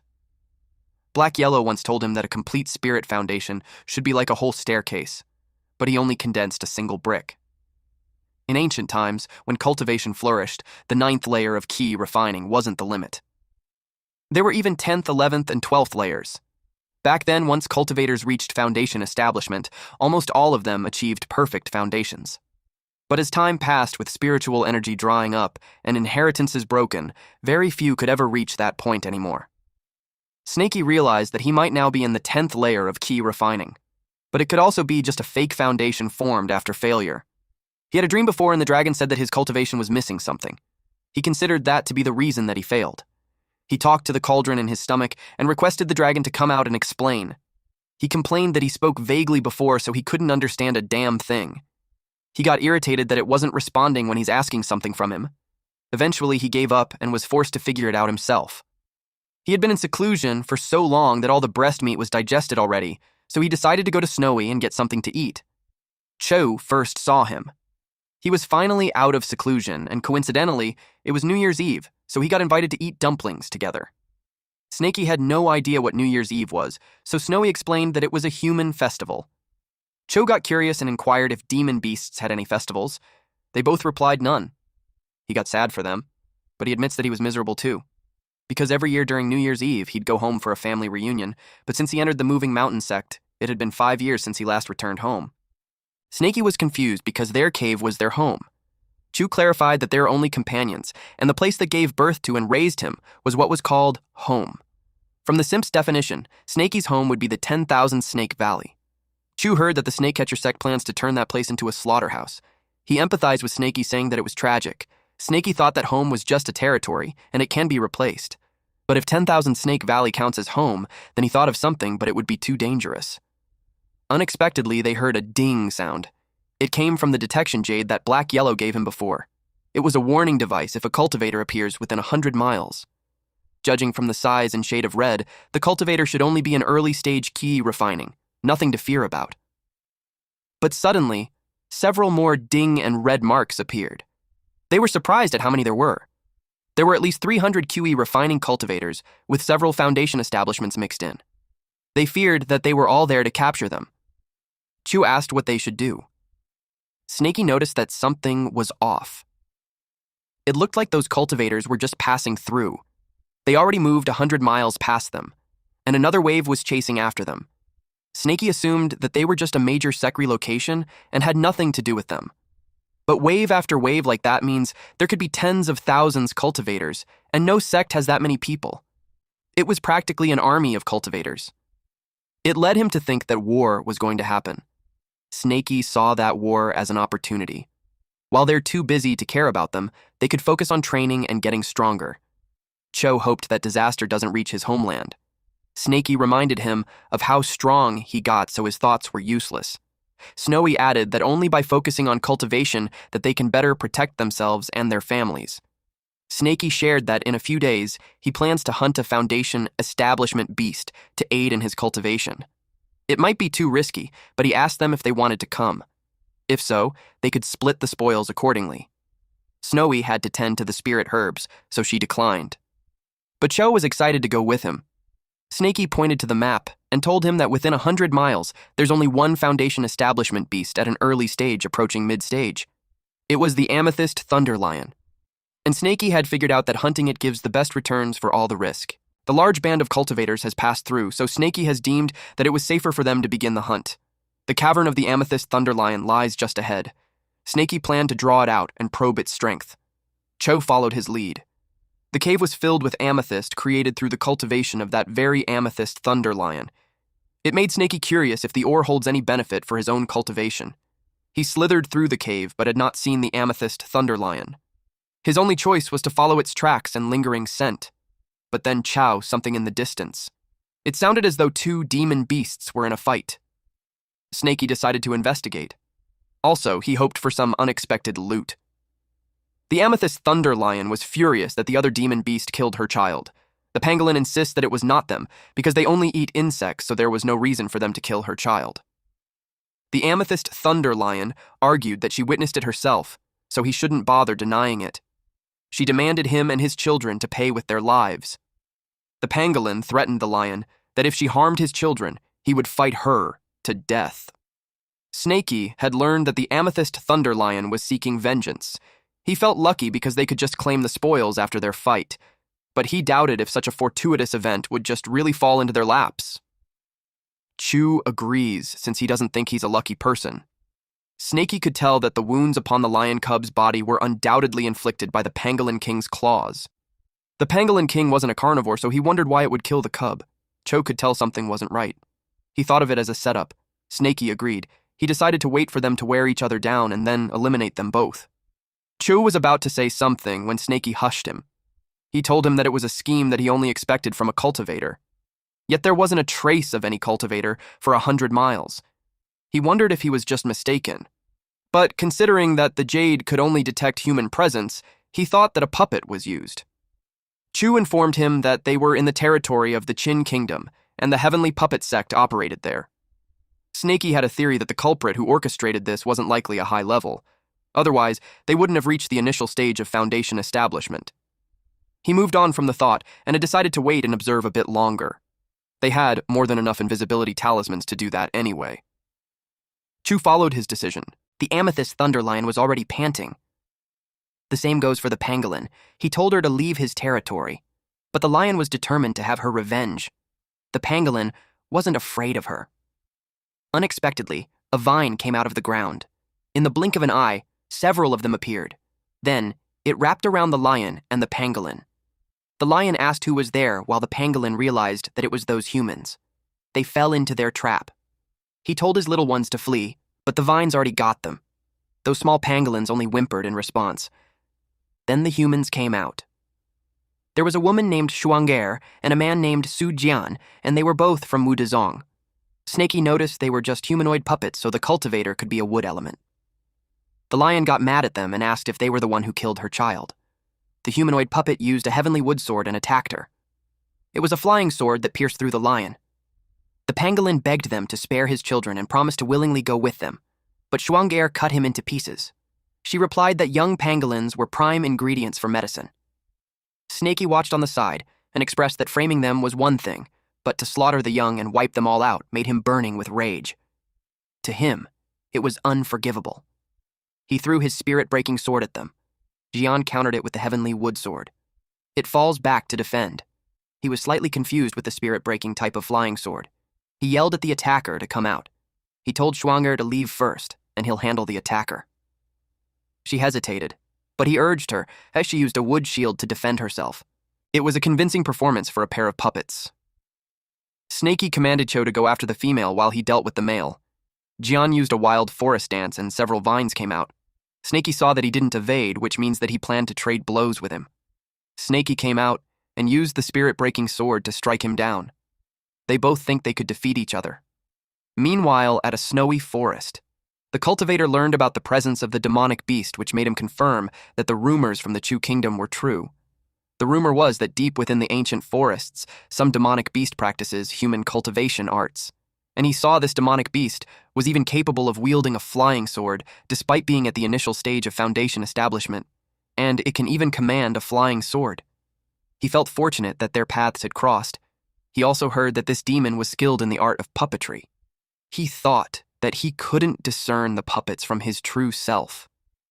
When his real body arrives, he plans to eliminate them all. Suddenly he was struck. He immediately took out the divine tortoise shield. But his backside was torn open. He was attacked with an earth-piercing strike again. While running, he used the wood-style, traveling roots. Snaky was on a branch on the other tree. He now learned why the red dot was so faint. The cultivator used a high-grade invisibility talisman. He nearly failed to notice him earlier. He felt that it was a shame to destroy the 1,000-year-old tree. But now that he possesses the tracking jade, the cultivator's attempts to hide were futile. Snaky used an earth-piercing strike to destroy him. The man was surprised that the enemy could perceive his location. He even had a third-tier spiritual item, a concealment talisman. Only the divine sense of a core formation expert should be able to lock onto him. He thought it was the demon snake from before, but he deemed it impossible when it was engaged with his puppet. Then he realized that the snake with his puppet was also a puppet. Snaky admits that the cultivator was hard to chase, so he wondered what would happen to a wood-style user when there's no more wood. He used a sandstorm technique to find out. With that attack, he uprooted everything, leaving nothing behind. Cho used Heavenly Tribulation Staff. While Snaky's puppet almost ate Jian, but he blocked him using the sword, and on the other side of the forest, a sandstorm hit. The cultivator was surprised with this sandstorm technique. It was a Foundation Establishment level spell. He wondered how a mere spirit-gathering stage beast could cast that. It shouldn't be possible. Snaky knew he had exposed himself. He unleashed his golden scales. It was like rain as it hit the ground. But he noticed that the cultivator had just disappeared. He wanted to make sure he hit him and that his eyes were not deceiving him. He inspected the body and saw that the arm was missing. It was the arm injured by his spirit-breaking sword. It led him to think that it was just a puppet, that this man could actually switch places with his puppet. The cultivator commented that beasts would always be beasts, and they were so easily deceived by such a simple ploy. He used heavenly puppet thread. Snaky tried to use earth evasion, but it was too late for him to escape. The real Snaky sensed that his puppet was no longer responding. They had been separated by over 10 miles. It would be over before he could get there. His only chance was to force a counterattack by controlling the spirit-breaking sword with gravitational art. The cultivator used spiritual sense disruption. The distance was too great, making his control unstable. He collected the snake puppet and the flying sword. It was just a shame that the pangolin king managed to escape. Snaky sensed his puppet and spirit-breaking sword being taken, so he told Cho not to let them get away. Cho affirmed the command. Schwanger sensed an earthquake. She guessed it was from the earth-piercing strike, but she couldn't believe it was possible at that range. Cho used his Qilin arm on her. She was distracted when the spell's intensity suddenly spiked.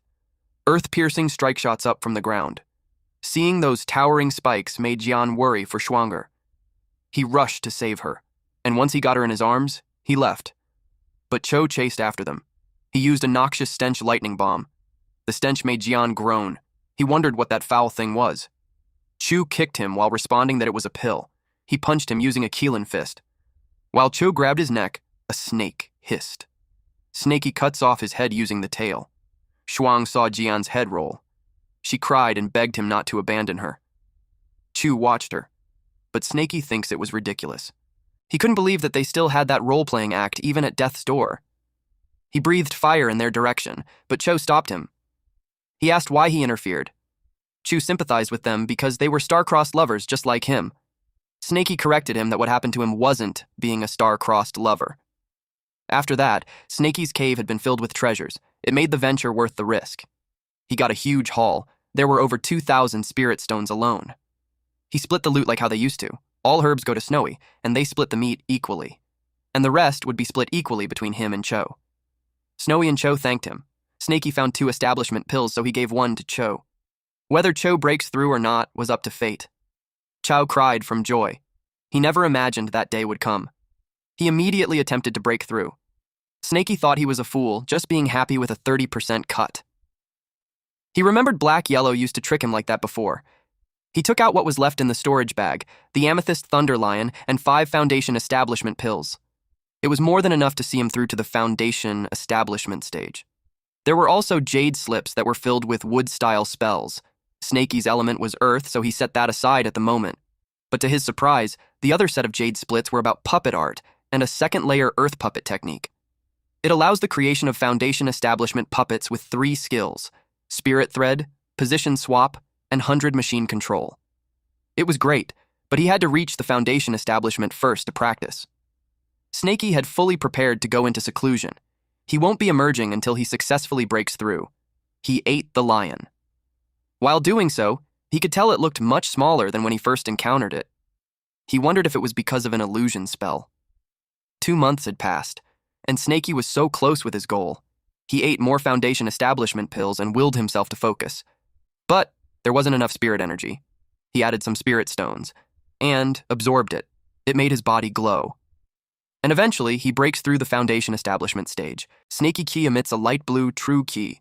It means he had achieved a perfect Foundation Establishment. The color of the Ki was the ancient perfect Foundation Establishment that Black Yellow described. Golden scales also enveloped his body. It truly showed that he had succeeded. The dragon came out and told him that even though he had established his foundation, he lacked the final element for his true perfection: defiance. Lacking the reverse scale upon his brow meant that he shall forever remain a mere serpent. Snakey asked what defiance meant. He wished for his clarification. The dragon told him that it was something that he must learn by himself. Snakey begged him for some direction. Deep inside, he was annoyed at this dragon for being vague, like he's toying with him. Snakey could only sigh. He decided to just focus his strength on other areas. If all else fails, his only choice would be to descend the mountain and seek the Tao. First, he used the earth puppet technique to enhance all his puppets. He started with the Great Snake, strengthening it to the Foundation Establishment level. Then he polished the Icefire elephant tusks into swords. The material was too tough, and he doesn't have a smithing surface. His only option was to grind it down bit by bit with his golden scales. 1 week later, he had finished grinding. He created the Extreme Cold Sword and Heaven Burning Sword. He tested it out, but realized that it was too difficult for him to handle at his current level. Since he had finished all preparations, it was time for him to descend the mountain and seek the Tao. He planned to empty out the human scripture pavilions. He refused to believe that he wouldn't be able to comprehend it by then. Cho was crawling when he saw him. Cho was happy to see him finally out from his seclusion. Snakey asked if he's enjoying basking in the sun. Then he told him that he had been preparing to leave the mountain for a time. Cho asked if he could accompany him. Now that he successfully reached the Foundation Establishment, he had a score to settle with certain people. Snakey agreed on the condition that he would obey his every order. Their first destination was the Purple Cloud sect, since they had the weakest defenses. While on their journey, Cho shared that he encountered so many strange things during his Foundation establishment that he almost died. Snaky was intrigued on what had occurred, so he shared that at the critical moment, all the spirit energy had suddenly vanished and not a trace was left. It caused his breakthrough to fail. He had no inkling on which scoundrel was responsible. Snaky remained quiet and dumb, as if it wasn't him. Then Cho continued to narrate that he tried to break through again, but an outer realm heavenly demon popped up. It scared him to death, so his Foundation establishment failed again. Snaky was surprised to hear that. Outer realm heavenly demon was something that should only appear during core through formation breakthrough. Chu agreed, so he's also confused what a minor cultivator like him did to warrant such attention. He suspects that he was suffering from delusions due to an error in his cultivation. But then another strange thing happened. For some unknown reason, the demon scrambled back into the void rift, and judging by its expression as it left, it seemed to have seen something terrifying. Given that he failed twice, Snaky got curious how he finally succeeded on his breakthrough. He replied that it was with the help of Snowy. She refined a Foundation establishment pill and had been looking for someone to test it. Snaky couldn't believe it. He had to ask him if he's well or if he experienced any side effects. Cho asked what was wrong. Snaky pointed out that he's human, so he should be walking with his 2 legs erect rather than crawling. Funny enough, that slipped Cho's mind. He hurriedly practiced as he was ashamed to be seen that way. Later on at the Purple Cloud sect, it was gone. Even the medicinal garden had been uprooted. It made them wonder if they moved. They had observed signs of conflict all along the way, so it led them to think that the Purple Cloud sect moved to the Snakecatcher sect to seek refuge. Snaky asked him what he would do with his plan now. He decided to go to the Moving Mountain sect instead. His token would grant him entry there. Snaky agreed with him, and so they went there and arrived. Snaky hid inside the bag that Cho carried. The guard told him to stop and identify himself. Chu answered that it was him, that he was an inner disciple of the Mountain Moving sect. Then he showed him his badge. His senior was surprised to learn that he was alive. Chu's transformed arms were bandaged to hide it. He asked his senior who pronounced him dead. His senior explained that he was placed on Yuntian's wanted list last year when he fled into the deep mountains and had been missing for half a year. So, the sect declared him dead. So, all his cavern abode and all his belongings were handed over to his relatives for inheritance. He couldn't believe it. Both his parents were mortals, so he questioned what manner of relatives could he possibly have to claim an inheritance. His senior had no idea. He only knew that it was a female cultivator from the Purple Cloud sect. It was the elder Chu who handled the arrangements. It made Chu furious. Meanwhile, at Chu's cavern abode, 2 pretty women were having tea. One of them was named May, and she had heard that the spirit energy of the Mountain Moving sect was exceptional. And being there now, she could say it truly lives up to its reputation. The other woman named Chun responded that May's methods were truly impressive. She used dual cultivation to handle Elder Chu and then got her hands on Cho's cavern abode. She replied that she did not need to envy as she had brought her with her. From then on, they planned to live together and engage in 3-person cultivation with Elder Chu. Chun had no problem following the arrangements May made.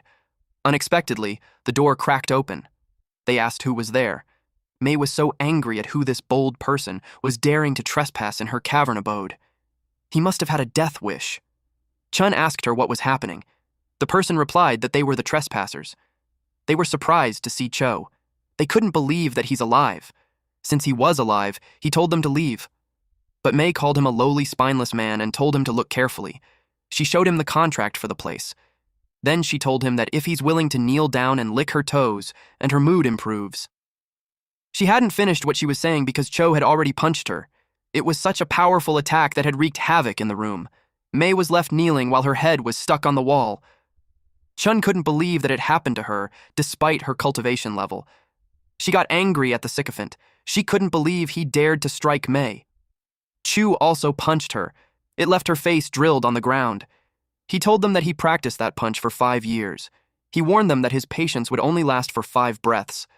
Snaky whispered that it suits him better. Then he told him to hurry up and get rid of the bodies. Suddenly, Elder Chu showed up calling for the 2 women.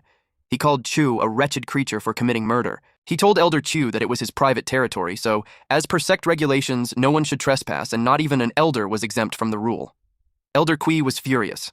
This man was at the initial stage of Foundation establishment. Elder Chu warned him that he's courting death. The elder unleashed a fireball towards him. But Cho just stood there and swatted it away. The elder was shocked. Chu told him that he's also at the Foundation establishment now, so he should stop trying to intimidate him. He couldn't believe that the brat broke through in less than a year. In the past, when he was still in the QE refining stage, he was able to heavily injure Yuntian. Now at the Foundation establishment, he feared that his strength was a matter not to be taken lightly. Cho warned him that he'll remember what he did, and then left. While they were on the move, Snaky asked why he spared him. Killing him would have been a simple task for Cho now. But had he killed him, not only would it be difficult for him to escape, but they also won't get the things that Snaky wanted. Snaky praised him for a job well done. He was quite impressed. Chu replied that it was only because Snaky was a good teacher. They hurriedly went to get the items, then they planned to kill the Elder and flee. Elder Q was annoyed at that bastard Cho for ruining his plans. Rather than fighting him himself, he thought it would be better to kill him through a third party. And the most effective instrument at his disposal would be the enforcers of the Four-Sect Alliance. The Four-Sect Alliance, under the command of the Heavenly Puppet Sect, was waging war against the Chu Kingdom. They were starved for combatants. And since Chao murdered an ally, it was a crime punishable by death. At Mountain Moving Sect Grand Hall, Snaky hid on a branch outside the hall. He hoped that Cho wasn't in some kind of trouble. Chu asked the Mountain Moving Sect, Elder Shu, who was at a mid-stage of Foundation establishment, on where he could find Shi Longzi and the Sect Master. He couldn't find them anywhere. The Elder responded that Longzi had gone to the Chu Yan front lines, and they wouldn't be back for some time. During the duration of the war, Elder Shu was in charge of all internal affairs, so he advised him to speak with him instead. Chu was shocked to learn that the Qin army had already reached Chu Yang City. He inquired what the Mountain Moving Sect's role was. Elder Shu informed him that cultivators had no nation and home. They only have the legacy of the sect. In the grand scheme of hundreds or thousands of years, nations were fleeting moments. Only the sect endures. Chu understood. Then he expressed the reason he came was to receive the cultivation techniques for the Foundation establishment stage, as well as the rewards for his promotion to Elder. But his master wasn't around. Elder Shu hugged him and was pleased to know that.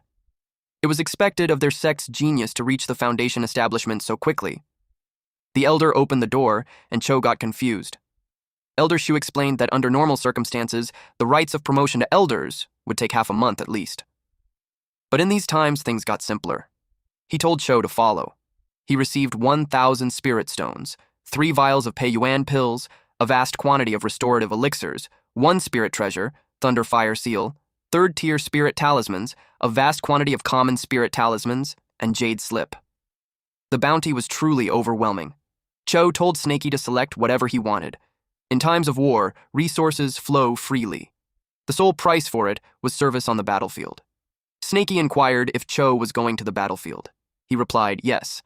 Apart from the inner disciples of the Snakecatcher sect, all Foundation establishment cultivators from 4 major sects were assigned duties on the front lines. Fortunately, he still has time to prepare. Snaky doesn't understand human conflicts, so he only advised him to simply be certain of the path he chose.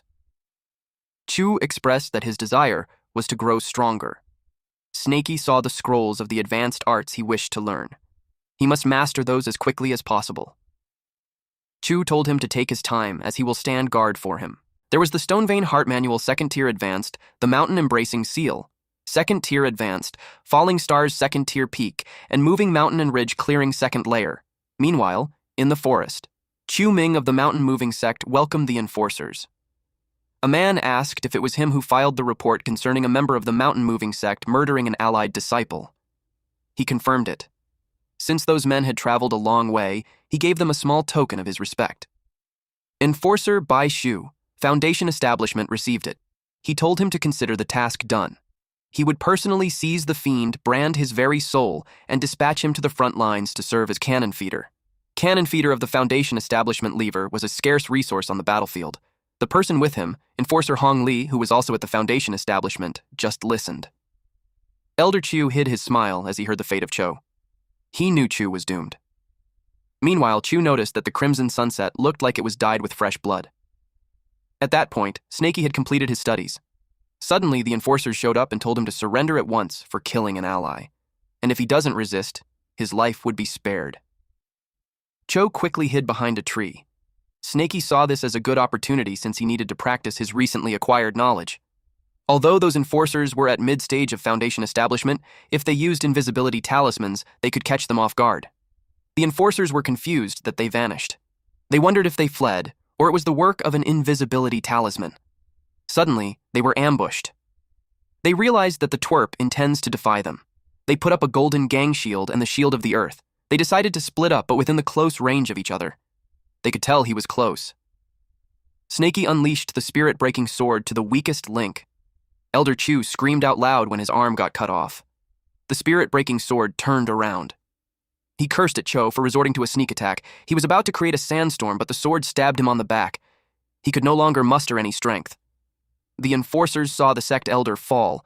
They couldn't believe Cho dared to kill an elder in front of them. They vowed to bring justice. Chu sneaks behind them to attack them with his cudgel. Shu used a concealment-breaking mirror. Chu was caught off guard that the invisibility was dispelled. They had no choice but to fight openly. Shu and Li attacked him at the same time when they found where he was hiding. They thought of him as arrogant when he just reached the Foundation establishment. Shu wanted to teach him a proper lesson.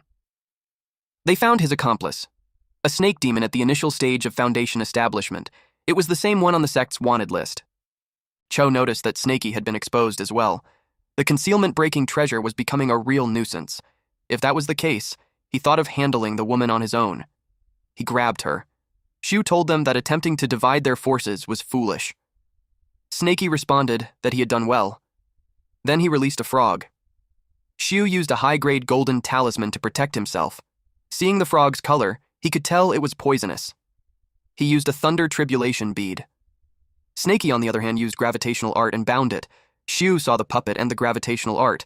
It just confirmed the rumors that the beast was full of cunning techniques. He detonated his bead. A loud explosion happened. The snake puppet fell from the branch and hissed. Snakey felt fortunate that he was swift enough to evade. He could tell that the power of the bead was comparable to a 4 to 9 minor heavenly tribulation. He realized that even if the person was only at the mid-stage of Foundation establishment, his magic treasures were formidable. He decided to test him with the spirit-breaking sword. Shu saw that the sly creature wasn't dead yet. He assumed it was hiding to prepare for another ambush. He was confident that the sword wouldn't break through his shield, but he saw that there's something strange about it. He took out his sword-swallowing gourd. And with this purple-gold sword-swallowing gourd, he wished for all the swords to return to oblivion. It sucked the sword. Snakey felt its formidable suction force. It was a good thing that his gravitational art still grants him control. Shu was getting annoyed that a mere demonic beast possessed such potent gravitational art. But he saw something was wrong. The spiritual brand on his gourd glowed. He realized that the snake demon was trying to steal his gourd. The gourd was being sucked. Shu noticed that the snake's true ki felt unnatural. He planned to break its concentration, but its movements were too swift. Though Snakey's cultivation level was higher than his, the true ki was weaker, which meant that the gravitational art wasn't a match for him either. Snakey used a sandstorm technique. He covered his face and took this chance to use his gravitational art. But his gourd was taken away, and it annoyed him. He called for the statutes command and subdued it using wind-settling pearls. Snakey got annoyed that this person had so many artifacts. He was like a walking treasury. He had never met anyone like that before. Shu was annoyed that the demon was only at an early Foundation establishment stage, yet its true ki could suppress him. Never before had he faced a demonic beast of that caliber. On top of that, he saw Li nearing her limit. He finds the young rogue from the mountain moving sect quite impressive, so he was confused why he hadn't heard of him before. Snakey saw he was distracted and used an earth-piercing strike to get his attention back. Shu got hit. He knew he cannot prolong the fight, so he planned to unleash his ultimate treasure. It was the soul-devouring banner. He declared that from the 9 hells, forgiveness was denied. 10,000 souls would serve as his legion. He called for the Yellow Springs to heed his command. By the Blood Pact, he called out their nether names, and the boundless dead all became spirits for his banner. Snakey saw the dangerous-looking artifact. He ingested a divine burst pill to stop him from completing the incantation. He had one remaining move to use. It was the mountain-embracing seal, an advanced earth elemental art. For this technique, one must calmly visualize a great mountain until its phantom image appears, then fuse it with true ki to give it the form. The stronger the true ki, the greater the technique's power. This technique demands immense true ki, a potent earth spiritual root, and deep comprehension. It is recommended to use in the late Foundation establishment stage. 10,000 ghosts devour the soul. At that moment, for Snakey, retreat was not an option. He poured in true ki to give the mountain form. Shu expected him to become sustenance for his soul-devouring banner. He planned to tear the snake apart. Snakey was surprised that the branch he was in snapped. He activated the mountain-embracing seal. Shu was confused, when suddenly the mountain emerged to crush him. He recognized that it was the mountain-embracing seal. Hardly anyone in the entire mountain-moving sect knows that technique. It covered a wide area, and it was coming down, so he hurried to get away. He used a cloud supporting umbrella, but it was useless. He got caught in the falling mountain. He screamed out loud as the whole area turned chaotic, and the mountain had made contact with the ground. The powerful impact made Lee worried for Shu. She got distracted. So Cho was able to wrap his weapon on her body using heavenly tribulation cudgel-binding art. He followed it up with a kill-in fist. Her spine broke from that punch, and when she crashed on a tree, it caused an explosion. Cho was relieved that it was finally over. It was only possible because Snakey drew her attention. Then he noticed the mountain-embracing seal. Just as he expected of his senior, he mastered it in one attempt like a true genius. Upon remembering his senior, he wondered where he went. Snakey was inside a hole, feeling some pain because of the souls in his stomach. His golden scales couldn't even pierce them. They were consuming his flesh and blood from within. He willed himself to remain calm, and he tried to think of a solution. Then he remembered one of the treasures that Cho brought. It was what he needed. He thought of drawing them all deep within his body. He hoped that a thunder seal from Cho would be the answer. He could no longer hold it in. He was determined to risk it all. It was now or never. He used the Thunderfire seal to create an internal detonation. He casted the spell and forced it to detonate inside his stomach. It exploded, and fire came out of his mouth. Then it ended with a loud burp. At that point, he already looked haggard. He never imagined he would employ an artifact in that matter. It was fortunate that his body was resilient. Having a mid-grade spirit treasure detonate within the body was no laughing matter. After that, it was time for him to rendezvous with Chu. They got several bags of spoils from the enforcers. Chu told Snakey that they should leave. Since their business had been concluded, they thought of their next destination. Snakey told Cho that his performance during the battle was great. Chu had been quiet, so it prompted Snakey to ask what the problem was. He thought that Cho could have developed feelings towards the female enforcer. Chu replied that it wasn't that. Snakey guessed that he was plagued by guilt for killing an elder. Chu finally revealed that he had a favor to ask. He wished to leave for a while. Snakey asked where he would go. He wanted to join the front lines in Chuyang City. Snakey got concerned because he killed an enforcer, meaning even if he goes to the front lines, the Qin army would just treat him as cannon fodder. He clarified that he isn't going to the Qin front lines, but to the Chu front lines. He is of the Chu nation. His parents as well, and they had been residing in Chuyang City. Snakey's emotions heightened as he responded that the Qin army was unstoppable. It seemed like Cho was marching to his death, and it also means he's going to betray his own sect. He reminded him that a cultivator's duty was to sever worldly attachments. He questioned why he cared about a group of mortals. Chu already had the path of immortality, so Snakey questioned him on why family and kingdom would still matter. Chu agrees with him. He understood those principles as well. If that was the case, Snakey couldn't understand why he would still persist. Chu expressed that he finds it unbearable, especially when his parents' faces come to his mind. Snakey remembered the death of the black snake. Chu bowed down to him and begged him. He promised him that as long as he remained alive, he would repay his kindness 1,000-fold. Snakey replied that he had no reason to stop him. Chu sincerely thanked him. He told him to wait for his return, then he left. As Snakey watched him leave, he thought that he had no right to intervene, and he no longer owes him anything. But he just couldn't agree with the decision. Then he thought of defiance. The dragon told him before that he lacked the final element of true perfection, which was defiance. Without the reverse scale on his brow, he shall forever remain a mere serpent. Snakey got into a deep thought as he wondered what defiance meant. His previous understanding was that cultivators practice in defiance of the heavens. When forming the golden core, 4 to 9 tribulation would descend. At the moment of soul formation, the 5 to 9 heavenly tribulation descends and can even lure forth demons beyond the realm. Then he realized that the act of cultivation itself was defiance. Then he thought that what Cho had chosen could also be a form of defiance. Snakey checked all his things. Besides the jade slips, Chu gave him a few books from the mountain moving sect. It was possible that the answer he sought was in them. Then he saw a scroll about defiant cultivators. It was written there that to defy the prison of heaven and earth, to defy the obsessions of the heart, and to defy the fetters of regulation. It was the perfect description of Cho. A disciple of the mountain-moving sect, his loyalty was sworn to his sect, and that was his prison. He was also a sycophant. His affection for Ling was an obsession. That was his obsession. And lastly, as a cultivator, he was meant to sever worldly ties. That was the regulation. This meant that Cho was undeniably a defiant cultivator. But Snaky was different.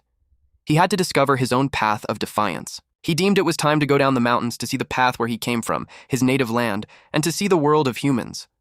At the Iron Bear Mountain, it was the place he once ruled the mountain as king, and also where it was once destroyed by a great fire. He saw that the wild grass had been reborn in the spring wind. He saw that a subsect of the snake-catcher sect had also been erected there. He saw that they had yet to lay down protective arrays, and the cultivators were still new. Their strongest was a single individual at the initial stage of foundation establishment. As a precaution, Snaky used his spiritual sense probe. He saw a person deep inside. On a closer look, it was Dao Ling, the man who hunted him for hundreds of miles and even became his inner demon at one point. But when he saw him, he was confined in a dungeon. His true key was sealed, and he was being gnawed by snakes and rats. He was also barely alive. It made Snaky wonder how he ended up in such a state. Snaky heard him cursing at Wenzuo, the treacherous animal. He didn't think he wasted his efforts on a disciple like him. He misjudged and wasn't able to eradicate the root and had left a bastard like him. It made Snaky think that Wenzuo did that to Daoling and that they had a deep-seated blood feud between them. If that was the case, then it made perfect sense that Wenzuo betrayed and killed his fellow disciples before. A man came and told the guards to keep Daoling alive a little longer. It made Snaky wonder what an act like that qualifies as defiance. Although he could wipe out the subsect with ease, there was no need to start the snake in the grass just yet. Also, he knew Daoling would no longer live. Meanwhile, at the snake village, the guards aggressively entered and searched the houses. The villagers wanted the Chin dogs to get out of their village. But the snake village had fallen too. One of the villagers pledged fealty and surrendered to the great immortal. They begged him and offered him a head. The man asked what it was about. It was the head of Zhang San, who refused to surrender. They took his head and offered it to him as an offering. They wished to submit to the Qin army and follow his commands. They begged him to take them in. The man was pleased and commented that a person of good sense adapts to the times. He called someone to enlist the man into their ranks. The man sincerely thanked him. Those men were eager to leave the place. Snaky watched them and noticed those two cunning men who only ensured their own survival. Only staying alive gives hope. Once a person dies, everything is gone. Those men who were taken away had hidden a weapon on their back. Snaky saw it. Then they yelled that it was all for the eternal glory of Chu. The cultivator got furious that they dared to ambush him, so he burned them. Those two mortals killed their comrades to gain trust only to dare slay the cultivator. Even if the cultivator was only at key refining stage, to mortals, attacking him was still suicide. Then Snaky heard someone screaming. It was the cultivator. His face burned as the weapons that scratched him were laced with poison from spirit grass. Through pills, meditation, and healing, even if they use poison, it was still not easy to take the cultivator's life. The cultivator ordered the soldiers to form a protective array around him. Snaky knew that cultivators were invincible to mortals. That was the law of heaven. Meaning from the very start, they planned to trade a few lives to take a cultivator. The cost of this defiance was too heavy. To be born as humans was a precious thing, so it made Snaky wonder if they truly hold their own lives in such low regard. He went to the house at the entrance of the village. It was the Wang family's home. He remembered that child from that family used to give him fish. He wondered what happened to him. He saw him sitting in a dark room. The kid sobbed as he held the rope. He wished for his father's forgiveness for failing him. He refused to become a slave in a conquered land. He placed the rope on his neck to hang himself. Snaky called him an idiot. He released his golden scales to cut the rope. The boy fell. Immediately, the boy sensed a familiar feeling. He could tell it was the old black serpent. Snaky was under an invisibility talisman, so a typical cultivator shouldn't be able to see him. He wondered how a simple mortal could see him. The boy asked if it was really the snake immortal. He couldn't believe he could feel his presence. Snaky showed himself, and the boy was elated to confirm it was him. Snaky asked this boy named Wang Xiaoyu why he's trying to hang himself. Xiaoyu already assumed the snake immortal already knew the village's circumstances. Then he reasoned that with their kingdom on the verge of collapse, his life doesn't hold any purpose now. Suddenly, his stomach grumbled loudly. It made him embarrassed. Judging by his appearance, Snaky could tell it was just because he had nothing to eat and was about to starve to death. Snaky gave him meat, and it made him drool.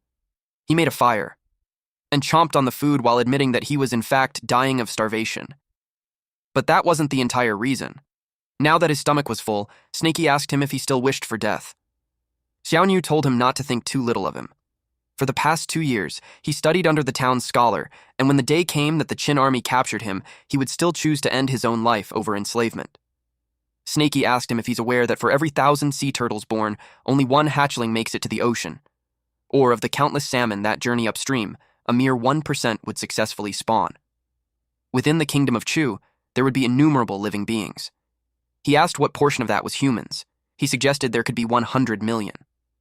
Xiaoyu replied that it was too profound for him to answer. He suggested that Chu would be able to answer. Snaky asked where he could find him, but when the kid was about to answer, the soldiers had arrived. Those soldiers knew someone was inside the house.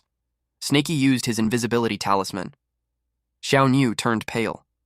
The guards were determined to slay the people inside the house. Xiaoyu braced himself and declared that in his next life, he would still be a man of Chu again. But before the guards could reach him, their necks were slashed, and their bodies were cut in half. Xiaoyu trembled in fear. To his surprise, he was alive, and the guard in front of him had a terrified expression. The guard ran out saying that the building was cursed. The other guards were confused about where he's going. They asked him what happened to the other two. Snaky came out. From the house, Xiaoyu could hear the guards screaming. They also yelled that there was a monster. They called for the cultivator. Eventually, it got silent. Xiaoyu went to the door looking for the snake immortal. Snaky asked him why he came out. He assured him that everything was all taken care of. Xiaoyu rushed to hug him while saying that he's amazing. Snaky placed an invisibility talisman on him, then told him to lead the way to Chu. Xiaoyu informed him that Chu resides in Chenjia town. He was the town's most renowned scholar and a former top scorer in the imperial examinations. He was a very good man. He teaches impoverished children like them without charge. In Snaky's head, he recalled Chenjia town, the place where he first attained consciousness. While they were on the way, Xiaonui shared that Chu gave him a new name. He was called Wang Ding. Ding as in a single word as weighty as 9 sacred tripods. Snaky affirmed that it was a fine name. They arrived at the location. They saw Chu drinking. Chu told him he came at the right time and invited him to drink with him. He got an excellent wine as a gift from the Qin army. He shared that the army commissioned him to pen their historical records. Ding asked if he accepted. Chu did without hesitation.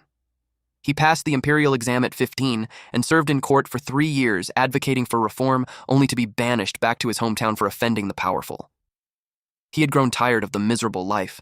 Ding couldn't believe him. He told the kid that life was a difficult road, so he had to do his best to survive it. Snaky had just confirmed that Chu shares the same choice as him. For the sake of survival, he submitted to the Qin army. It made Snaky strongly believe that survival is what matters the most. Later on, Chu informed Ding that he would be departing for the main camp of the Qin army. He left the house and all the books to Ding. At this point, Ding was drunk. He bid him farewell. Snaky told Ding to wait there while he chased after Chu. He found Chu at the edge of the cliff. Just as he suspected, he was lying and wasn't headed to the Qin camp. He wondered what his purpose was for coming to the river's edge. Under the moonlight, he declared that the surging years cannot be held back. Ying's capital lies in ruins, with its skies blotted by doves. He continued to say that the longsword lies broken and consumed by the river's fish.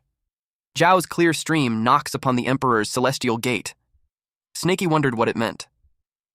Then the next thing he knew, Chu jumped, and he fell on the running water. It was so tragic. There was no longer a sight of Chu. Snaky wondered why Chu would lie to Ding, and he couldn't understand why he chose death with such conviction, especially when he's 100 times more brilliant than any normal person. Submitting to the Qin kingdom would have guaranteed him a life free of worry.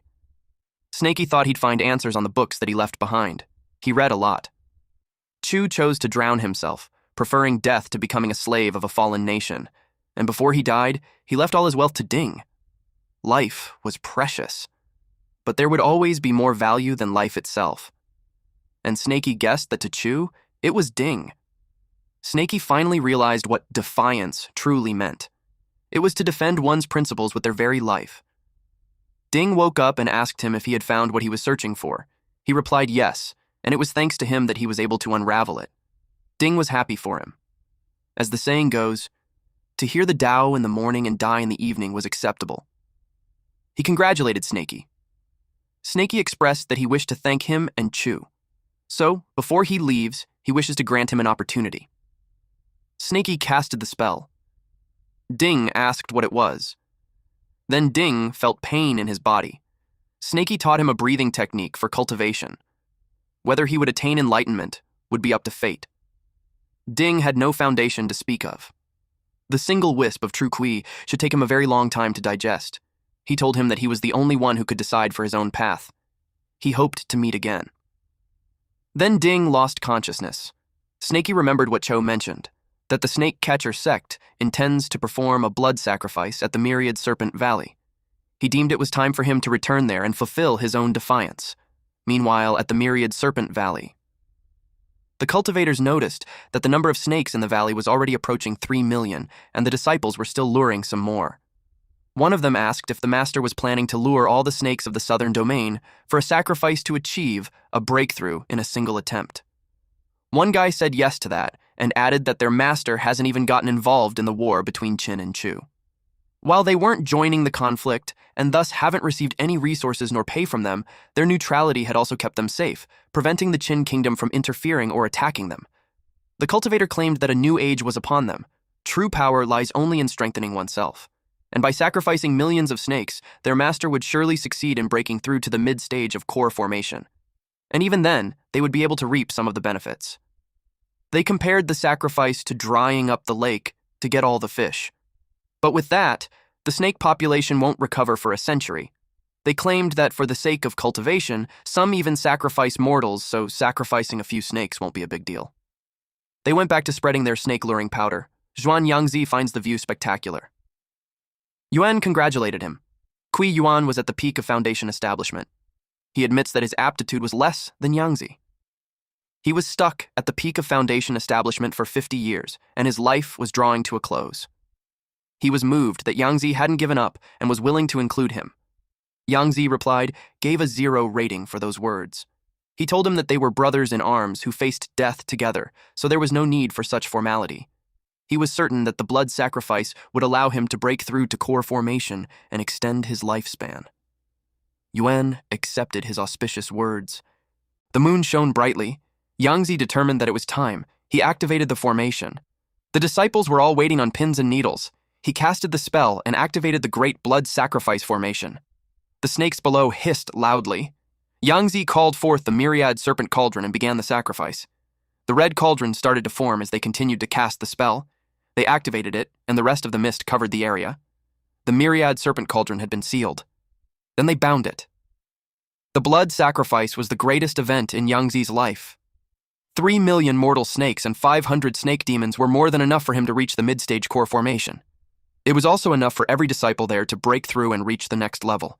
It was a living sacrifice, so first they had to extract the snake blood, then refine the snake galls, and finally the flesh, bones, skin, and scales. He ordered everyone to connect to the Myriad Serpent Cauldron. The amount of energy they can absorb would depend on their own destiny. Snowy was caught in the massive formation too. She hid first as she suspected Snakey would come, but she had no idea when. She couldn't afford to wait there to be slaughtered. She realized she had to fight. At the very least, she could slow them down. It was time for her to try her new and improved invincible thunder poison devouring pill.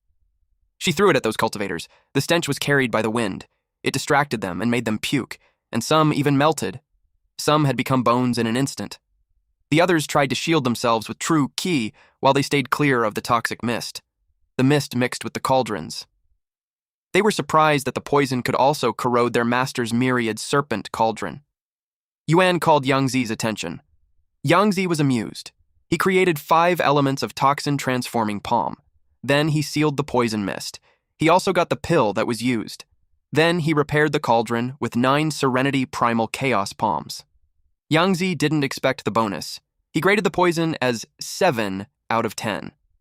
Snowy admits that a cultivator at the core formation stage was truly terrifying. She already knew she wouldn't survive. She hoped that whatever happens, Snaky won't come. Snowy wasn't ready to die yet. She hoped that the barrier wouldn't extend too deep on the ground. She tried to hide, but Yangzi saw that she's trying to run. She realized that he found her as expected. He brought her into the air and saw that she was a mere snake demon, not even at the Foundation establishment. He asked where her accomplice was, but she was unwilling to talk. But he admits that he was impressed not just with her pills, but her sheer courage to murder one of his disciples right before his very eyes. It was an offense that he couldn't overlook. He hit her with a soul-spinning spear, making her hiss loudly. He went back to commencing the blood sacrifice. None should be left alive, so he ordered all disciples to attune themselves to the serpent cauldron. They followed him. A lot of snakes had died as the blood sacrifice continued. A large red orb formed like a moon. The disciples could already feel the power. With that experience, they pledged to follow their master for eternity. The spear restrained Snowy. She watched how the strong preyed on the weak, as the law of nature states. But she couldn't accept it to be done in such a merciless fashion. Their act would drive snakes of the land to extinction. Basically, what they did was genocide. A disciple broke through the 8 layers of chi refining. The others felt their breakthrough too. They were oblivious that a sword was thrown at them, and as it passed by, their heads rolled off in an instant. Yangzi had confirmed that using the white snake as a lure did its job. He acknowledged that the demon snake was quite clever to go for the cauldron. Yuan saw the flying sword, and was surprised that it broke through Yangzi's protective aura. He warned his junior brother to be careful, because something was amiss with the flying sword. The disciples realized they were ambushed while in the middle of breakthroughs. Snowy knew it was Snaky. Yangzi restrained the flying sword. He didn't expect a demon at the Foundation establishment stage. He yelled at it to show itself. He grabbed Snaky with his technique, making him hiss loudly. Snaky couldn't move because of the intense gravitational art. Yangzi brought him close and confirmed that he was the one who destroyed his wooden puppet clone. Snaky's arrival was timely. He rated this body with such abundant spirit energy and essence, a 9 out of 10. Snaky hissed at him and told him to get his hands off him. Since he was making such a ruckus, Yangzi decided to throw him into the cauldron. Snaky realized that it was true. A Foundation establishment cultivator was utterly powerless against one at the core formation stage.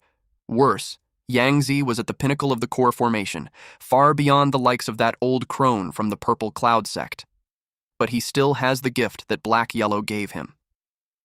Black Yellow told him to wait until his life was on the line to open it. And with it, no matter the opponent, the treasure inside would even the odds.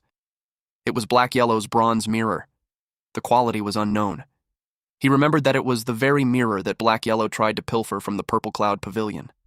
Yangzi recognized the Purple Cloud sect's heavenly demon mirror. The Purple Cloud sect came into possession of the mirror centuries ago, yet none have ever discovered the method to awaken it. He never dreamed that the snake demon would actually use it. He saw the mirror become larger.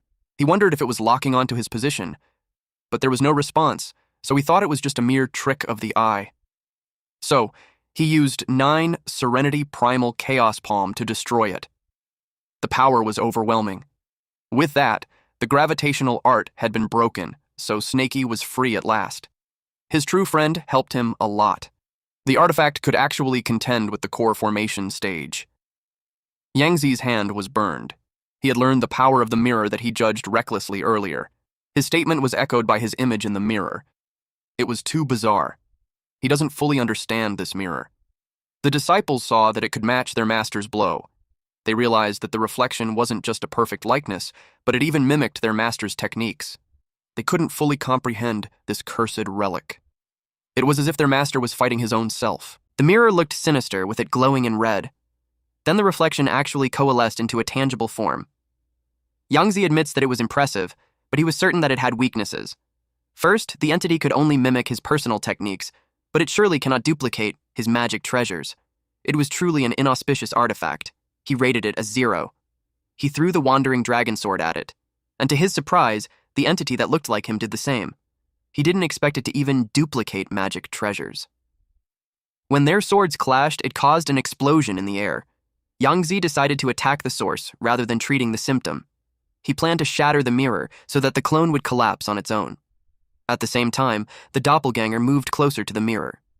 Yang Zi charged his palm with Chidori, Wind Thunder Palm technique. And surprise, surprise, the doppelganger did the same. Both of their attacks met at the center. It was so intense that even the surrounding area started to get electrocuted. Yang Zi then realized that whether he attacked the clone or the mirror, it would retaliate with an identical technique. He thought that if he cannot resolve this mirror, then he'd simply eliminate its master first, which would lead us back to our boy Snakey. Yang Zi called for the towering mountains to arise at his command, and for ancient forests to serve his will. Large trees emerged from the ground. He added a sword chi layer on it. Plus, he made a wood puppet clone of himself. His puppet clone moved out to kill the snake. Snakey saw them and recognized that it looked the same with the wooden puppet clone which he and Black Yellow destroyed previously. He didn't expect him to summon so many at once. Just a little flashback. Back then, when Black Yellow gave him the mirror, Black Yellow told him some difficult statements, and he didn't pay much attention to that mumbo-jumbo. This black dog even spit on Snakey and onto the mirror, just to complete the ritual. But at the present moment, it has become useful. He could use the heavenly demon art to defend, amplify power, and create a wooden puppet clone. Basically, when the mirror's user was attacked, Black Yellow made it so that the mirror could produce identical techniques and protect the user. The next thing we knew was that an explosion happened. Apparently, the wooden puppet clone that the mirror created destroyed the ones that were produced by Yang Zi. Yang Zi saw it and learned that he couldn't strike the snake either, and possibly it triggers the mirror's defensive instincts, causing it to strike even harder. Snakey saw that the mirror had created more clones than Yang Zi, and they seemed more capable. Given that Black Yellow's artifact was already powerful, he couldn't even imagine it on its peak. He found an opening to save Snowy. He removed the trident from her body. Snowy saw him, but he told her to save her breath and just rest. The clones attacked the other members. They tried to flee from it because they knew that even as mere clones, they couldn't possibly defeat them. Yang Zi was in a pinch. He couldn't break free from the entity, and his only option was to depend on others to slay the snake. If that's how it was, he decided to play along with it for a while. He told Yuan that he would keep the mirror occupied while he took their men and executed the snake immediately. Yuan was frustrated that it blocked his junior brother like that, especially when they were just one step away. He was furious with the snake. He ordered the disciples to halt the blood sacrifice and converge. They must use their full strength to annihilate the snake demon. They all heed to his call. He initiated the destruction of the remaining pseudo-clones. Meanwhile, Snowy was already weak. She knew he would come there. Snakey urged her to focus on healing because there's a difficult fight ahead of them. He healed her with a blood restoration pill, bone strengthening pill, Yuan recovery pill, and mended her using heavenly demon art. At the same time, the disciples found them and charged all at once. Snakey planned to hold them off while Snowy went to safety. And then he told her that once she recovers, she has to prioritize breaking the cauldron to save their brethren. Snowy assured him that she has a way to counter the cauldron. The disciples used explosive fire talisman, wind-piercing spear, and thunder fire talisman, but Snakey was able to roll away from those. They realized that the snake demon was too fast, and their attacks wouldn't land. And suddenly, one of them was hit with the earth-piercing strike. Snakey followed it up with fire snake technique and burned most of them. Concurrently, Snowy took out a pill. She had a theory that the poison pill could eat through the barrier. She tried it and it was a success. The barrier shattered. Snowy told their brethren to take that chance and run while they can. The snakes rushed outside. Then she told Snakey to blow the poison smoke over there. Snakey used the Gale talisman to do that. The poison travels through the air. The snake catcher sect disciples tried to run, but they fell from the poison. Thus, someone ordered all low-ranked disciples to fall back. One of them commanded everyone to guard the exit of the Myriad Serpent Valley and not let any of those snakes escape. And the Foundation establishment's inner disciples volunteered to take charge of those 2 snakes. Another disciple told the eldest senior brother to leave Snakey to him, but he was reminded not to be rash. He was determined to settle the debt of harming them that day. He chanted that the highest good is like water and water benefits all things without striving. He confined Snakey inside the water prison. Snakey thinks that his chant was bullshit because it didn't benefit him at all. Instead, it trapped him. He used his tail to break it. Snakey hit him even when he used mystic jade protection. This senior disciple told this junior disciple to take a pill, meditate, and heal first. It wasn't his place to charge since he just recovered from his previous injuries. Snaky finds it a pity that he survived, but at least his protective jade shattered. The next attack would definitely kill him. The senior disciple couldn't believe that their junior brother was defeated in a single blow. He realized that the snake was not only cunning, but its power was not to be underestimated. He's also aware that its magic treasure could even hold off their master. He had no idea how many trump cards this snake holds. He ordered Liu Fei, Su Bei, Wang Ping to go first and coordinate their attacks. They all replied yes. Bei unleashed the 1,000-vine spirit-locking formation. Snaky saw the vines and realized that it was a wood spiritual root. Fei, they used Mystic Fire Skynet. Now it made sense to Snaky. It was a wood fueling fire. Snaky was now confined, but he used water sphere protection to defend himself. Plus, he unleashed the stone golem to break the formation. It was a golem made of stone, so it wasn't a surprise that Fei's mystic fire was useless. Bei decided to strangle it this time. But to his surprise, the earth sank. Then the puppets grabbed him and pulled him down while he held onto the ground with one hand. Snaky scoffed at him. Now he's out of the way. Then Fei called him an idiot. She unleashed the heaven-reaching mystic fire to kill the snake, and Snaky countered it using fire snake technique. To her surprise, her mystic fire was suppressed, and she was engulfed by the snake fire. Ping told her to go heal herself. It was Ping's turn. Snaky tried to hit him with an earth-piercing strike, but he sidestepped to evade it. Then, Snaky used a wild dragon tail whip. Concurrently, Snowy was at a distance. She got worried for Snaky as she watched the earth-piercing strike towering over the trees. Snaky decided to take a pill. He knew it couldn't drag this fight any longer because the biggest threat on the other side hasn't made his move yet. He solidified his true Kuai. The atmosphere has changed because of the terrifying true Kuai. The disciples saw the sky and turned pale. What they saw was the mountain embracing Seal. They didn't expect that the snake demon evolved to that extent. The disciples begged for their eldest senior brother to save him. Suddenly, someone used the Xuanyang heaven-slaying sword and sliced the mountain in half. Snaky was hit with the impact. He realized that this Wei Moshu lives up to his title as the inner disciple's eldest senior brother. The man was more formidable than the others. He was more than 10 times stronger than the previous enforcer, Bai Shu. Snowy rushed to Snaky's side, but she was blocked by 2 humans. They told her that she could barely keep her head above the water, and now she wanted to play savior. She threw a toxic eater pill. The humans got cautious because its poison was potent. Fei noticed the ground cave in. It caught Snowy's attention too. Bei emerged from it. He was relieved to be finally free because those underground puppets were a pain in the ass. Fei got worried for him. He saw the toxic eater pill just inches away from him, but he refused to be taken down by a poison pill. Yuan used the 5 elements to detox Palm Seal. He acknowledged the debt to be repaid. Yuan told them to finish Snowy since her poison source had been blocked already. Meanwhile, since the situation had led to that, Snaky was determined to risk it all and play his ace. He summoned the Arctic Frost Sword. Ping sensed the spiritual energy, and he recognized it to be an Icefire Ivory. He was right that the snake demon had a hidden card. He took out his mystic Sun Heaven Killer Sword. It was in the Perfection Realm. Snaky remembered that it was the sword artifact that smashed his mountain seal earlier. He made sure that the same move won't work on him. He made the Arctic Frost Sword skewer him. At the same time, Ping released the mystic Sun Heaven Killer Sword too. But to this surprise, it was getting overpowered. He couldn't believe that his 3rd-tier spirit sword shattered. And then he felt the cold, dense energy. It restrained his movement. While stuck, he saw the Arctic Frost Sword rushing towards him. He called Yuan to help him. Yuan used gravity art. Sever. The ground caved in. The gravitational force was too intense. Snaky wondered if it came from a core formation stage. The Yuan unleashed his power. He created a tornado, and that blasted Ping towards them. Ping was caught by another disciple, and quickly offered him a pill.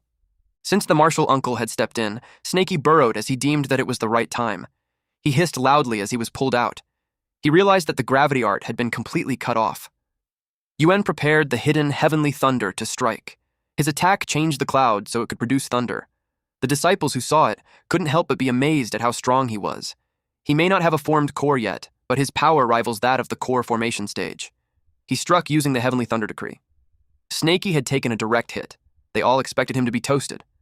Those disciples realized that they got too focused on the martial uncle that they let the white snake escape. They knew it was heavily wounded, so they hunted it down. Snowy rushed to Snaky's side. She was hoping he wouldn't die on her. Snaky was in grave condition, and it led him to wonder if that was the end. Well, he knew that a single sect against an entire sect was impossible from the start. One tail cannot fight four hands. Humans stand at the apex of all living things. That is the law of the world. They were the catchers, and he was the snake. He wished Black Yellow was there. Suddenly, someone called his name. It was a strange but familiar voice. It sounded like a senior carved dragon, but also like him. He asked the senior carved dragon if he was dead. He was asked why he didn't flee. He asked himself that too. In the past, he probably wouldn't even come there. But he recalled Chao, who left to fight for his homeland, and the man who sacrificed himself just to protect their villagers. The dragon showed himself and asked him why he didn't run after seeing those tragedies. Snakey asked why he would run when that was his home. Then the dragon asked why he would fight to death. He answered that they murdered his family and butchered his kind, so asked who would fight to death if not him. The dragon asked if he had any regrets. Snakey firmly stated that even if he had to die 9 times, he had no regrets. After hearing that answer, the dragon declared that the reverse scale had awakened. Oh shit. The moment that we all have been waiting for. When the glass shattered in a cosmic realm, it reflected Snakey's memories. Snakey was surprised to see that the reverse scale was manifesting. His spiritual foundation was swelling, and his true ki was surging wildly. Yuan couldn't believe that it was a true ki because the color was absolutely grotesque. He could tell the snake was going through defiance, so it made him curious on what it truly meant. And then, lightning struck. And it wasn't Yuan's heavenly lightning curse. It was the 4-9 heavenly tribulations. It was a tribulation that was supposed to fall only upon core formation. They were confused that it was striking a snake at the early foundation establishment stage. When the tribulation descended, the reverse scale was born. The snake catcher sect wouldn't let Snakey succeed, so they rushed to kill it, particularly Yangzi. But Yangzi was stopped by the clone. He was completely immobilized by it. He chose to conserve his energy because it would just mimic any spell he casts. Yuan tried to intervene, but his lightning curse was swallowed by the heavenly tribulation. He called the Tianyan sword to his side and instructed all disciples to stroke in unison. They were determined to stop the snake's ascension. Ping prepared the halberd of the dragon's jubilee. Fei unleashed mystic flame. Bei used ground-penetrating strike, while the other disciple unleashed 10,000 vine slaughter and water dragon surge. Yuan used Tian Yuan's realm-dissolving strike. Snowy got worried for Snakey. It was valid since Snakey couldn't move a muscle and the attacks were approaching. This could make the tribulation fail, so he braced himself to face it head-on. A huge purple vortex opens up, spinning violently as lightning flashes inside it. The energy looks unstable and powerful, like it's tearing the space around it apart. The purple energy explodes outward, shattering everything around it. Lightning and debris fly in all directions as the blast completely tears the area apart. Yuan was devastated when he saw what happened to his Tianyuan sword. While Snakey was surprised that the heavenly tribulation was actually counterattacking for him. Ping realized how bad the situation was. Their attacks were useless against it. What's worse, the lightning was targeting them now. They immediately activated their defenses. They used the Qian Pagoda defense, while others activated the Shield of Earth. But it didn't hold up, and they got hit. Yuan realized that attacking a demon during its tribulation draws lightning upon the attacker. He reported to Yangzi that the strategy was flawed. Yangzi, while engaged in a fight, answered him to surround the snake even if they wait until it finishes. He reasoned that a snake on the death's door was no threat. They all followed his lead. Snowy was relieved that tribulation happened. She prays for Snakey to survive it as she couldn't do more for him. She had reached her limit. The next moment, the mist turned black. They were surprised to see that the true ki changed to black. It was unheard of even in the records of ancient cultivators. That led them to think that he's a heretic cultivator. Not only did the lightning fail to harm him, but it actually aided in his counterattack. Seeing that he'd be okay, Snakey decided to focus on breaking through. The dragon told him that the technique inherited from Taishu ancestral dragon was the sole method for a serpent to ascend into a dragon. It was called the 9 transformations of the true dragon. The true dragon 9 transformations were casting dragon scales, forging dragon bones, shaping dragon meridians, creating dragon blood, birthing dragon claws, exuding dragon might, condensing dragon body, and igniting dragon soul. Each transformation was a metamorphosis not merely of the flesh, but of the spirit. First of the 9 transformations, dragon scales had been perfected. It finally dawned on Snakey on why his scales grew uncontrollably after he rushed 1,000 miles to Snowy and Wolf King. And also the reason why his scales multiplied explosively when he spared no cost to unleash the mountain-rendering ravine against Luohua. It was because he was refining his Tao. Without the reverse scale, he could never become a true dragon. He would remain a mere snake forever. Only a dragon possesses the reverse scale. After realizing that, his true Kui changed form. Yuan wondered if it was because he succeeded in its tribulation. Snakey's true Kui formed into a dragon, and he told those who trespassed his home and dared to touch his reverse scale would never be able to leave alive. Thanks for watching, bros. If you enjoyed this update, make sure to drop a like and hit subscribe so you never miss the next chapter we upload here on Manhwa Updater. New episodes from the main Manhwa dealer channel will always land here every week, so stick around and stay updated. And hey, if you want more fire stories, check out the latest upload on the main channel right after this. As always, stay cool, stay awesome, and I'll see you in the next one.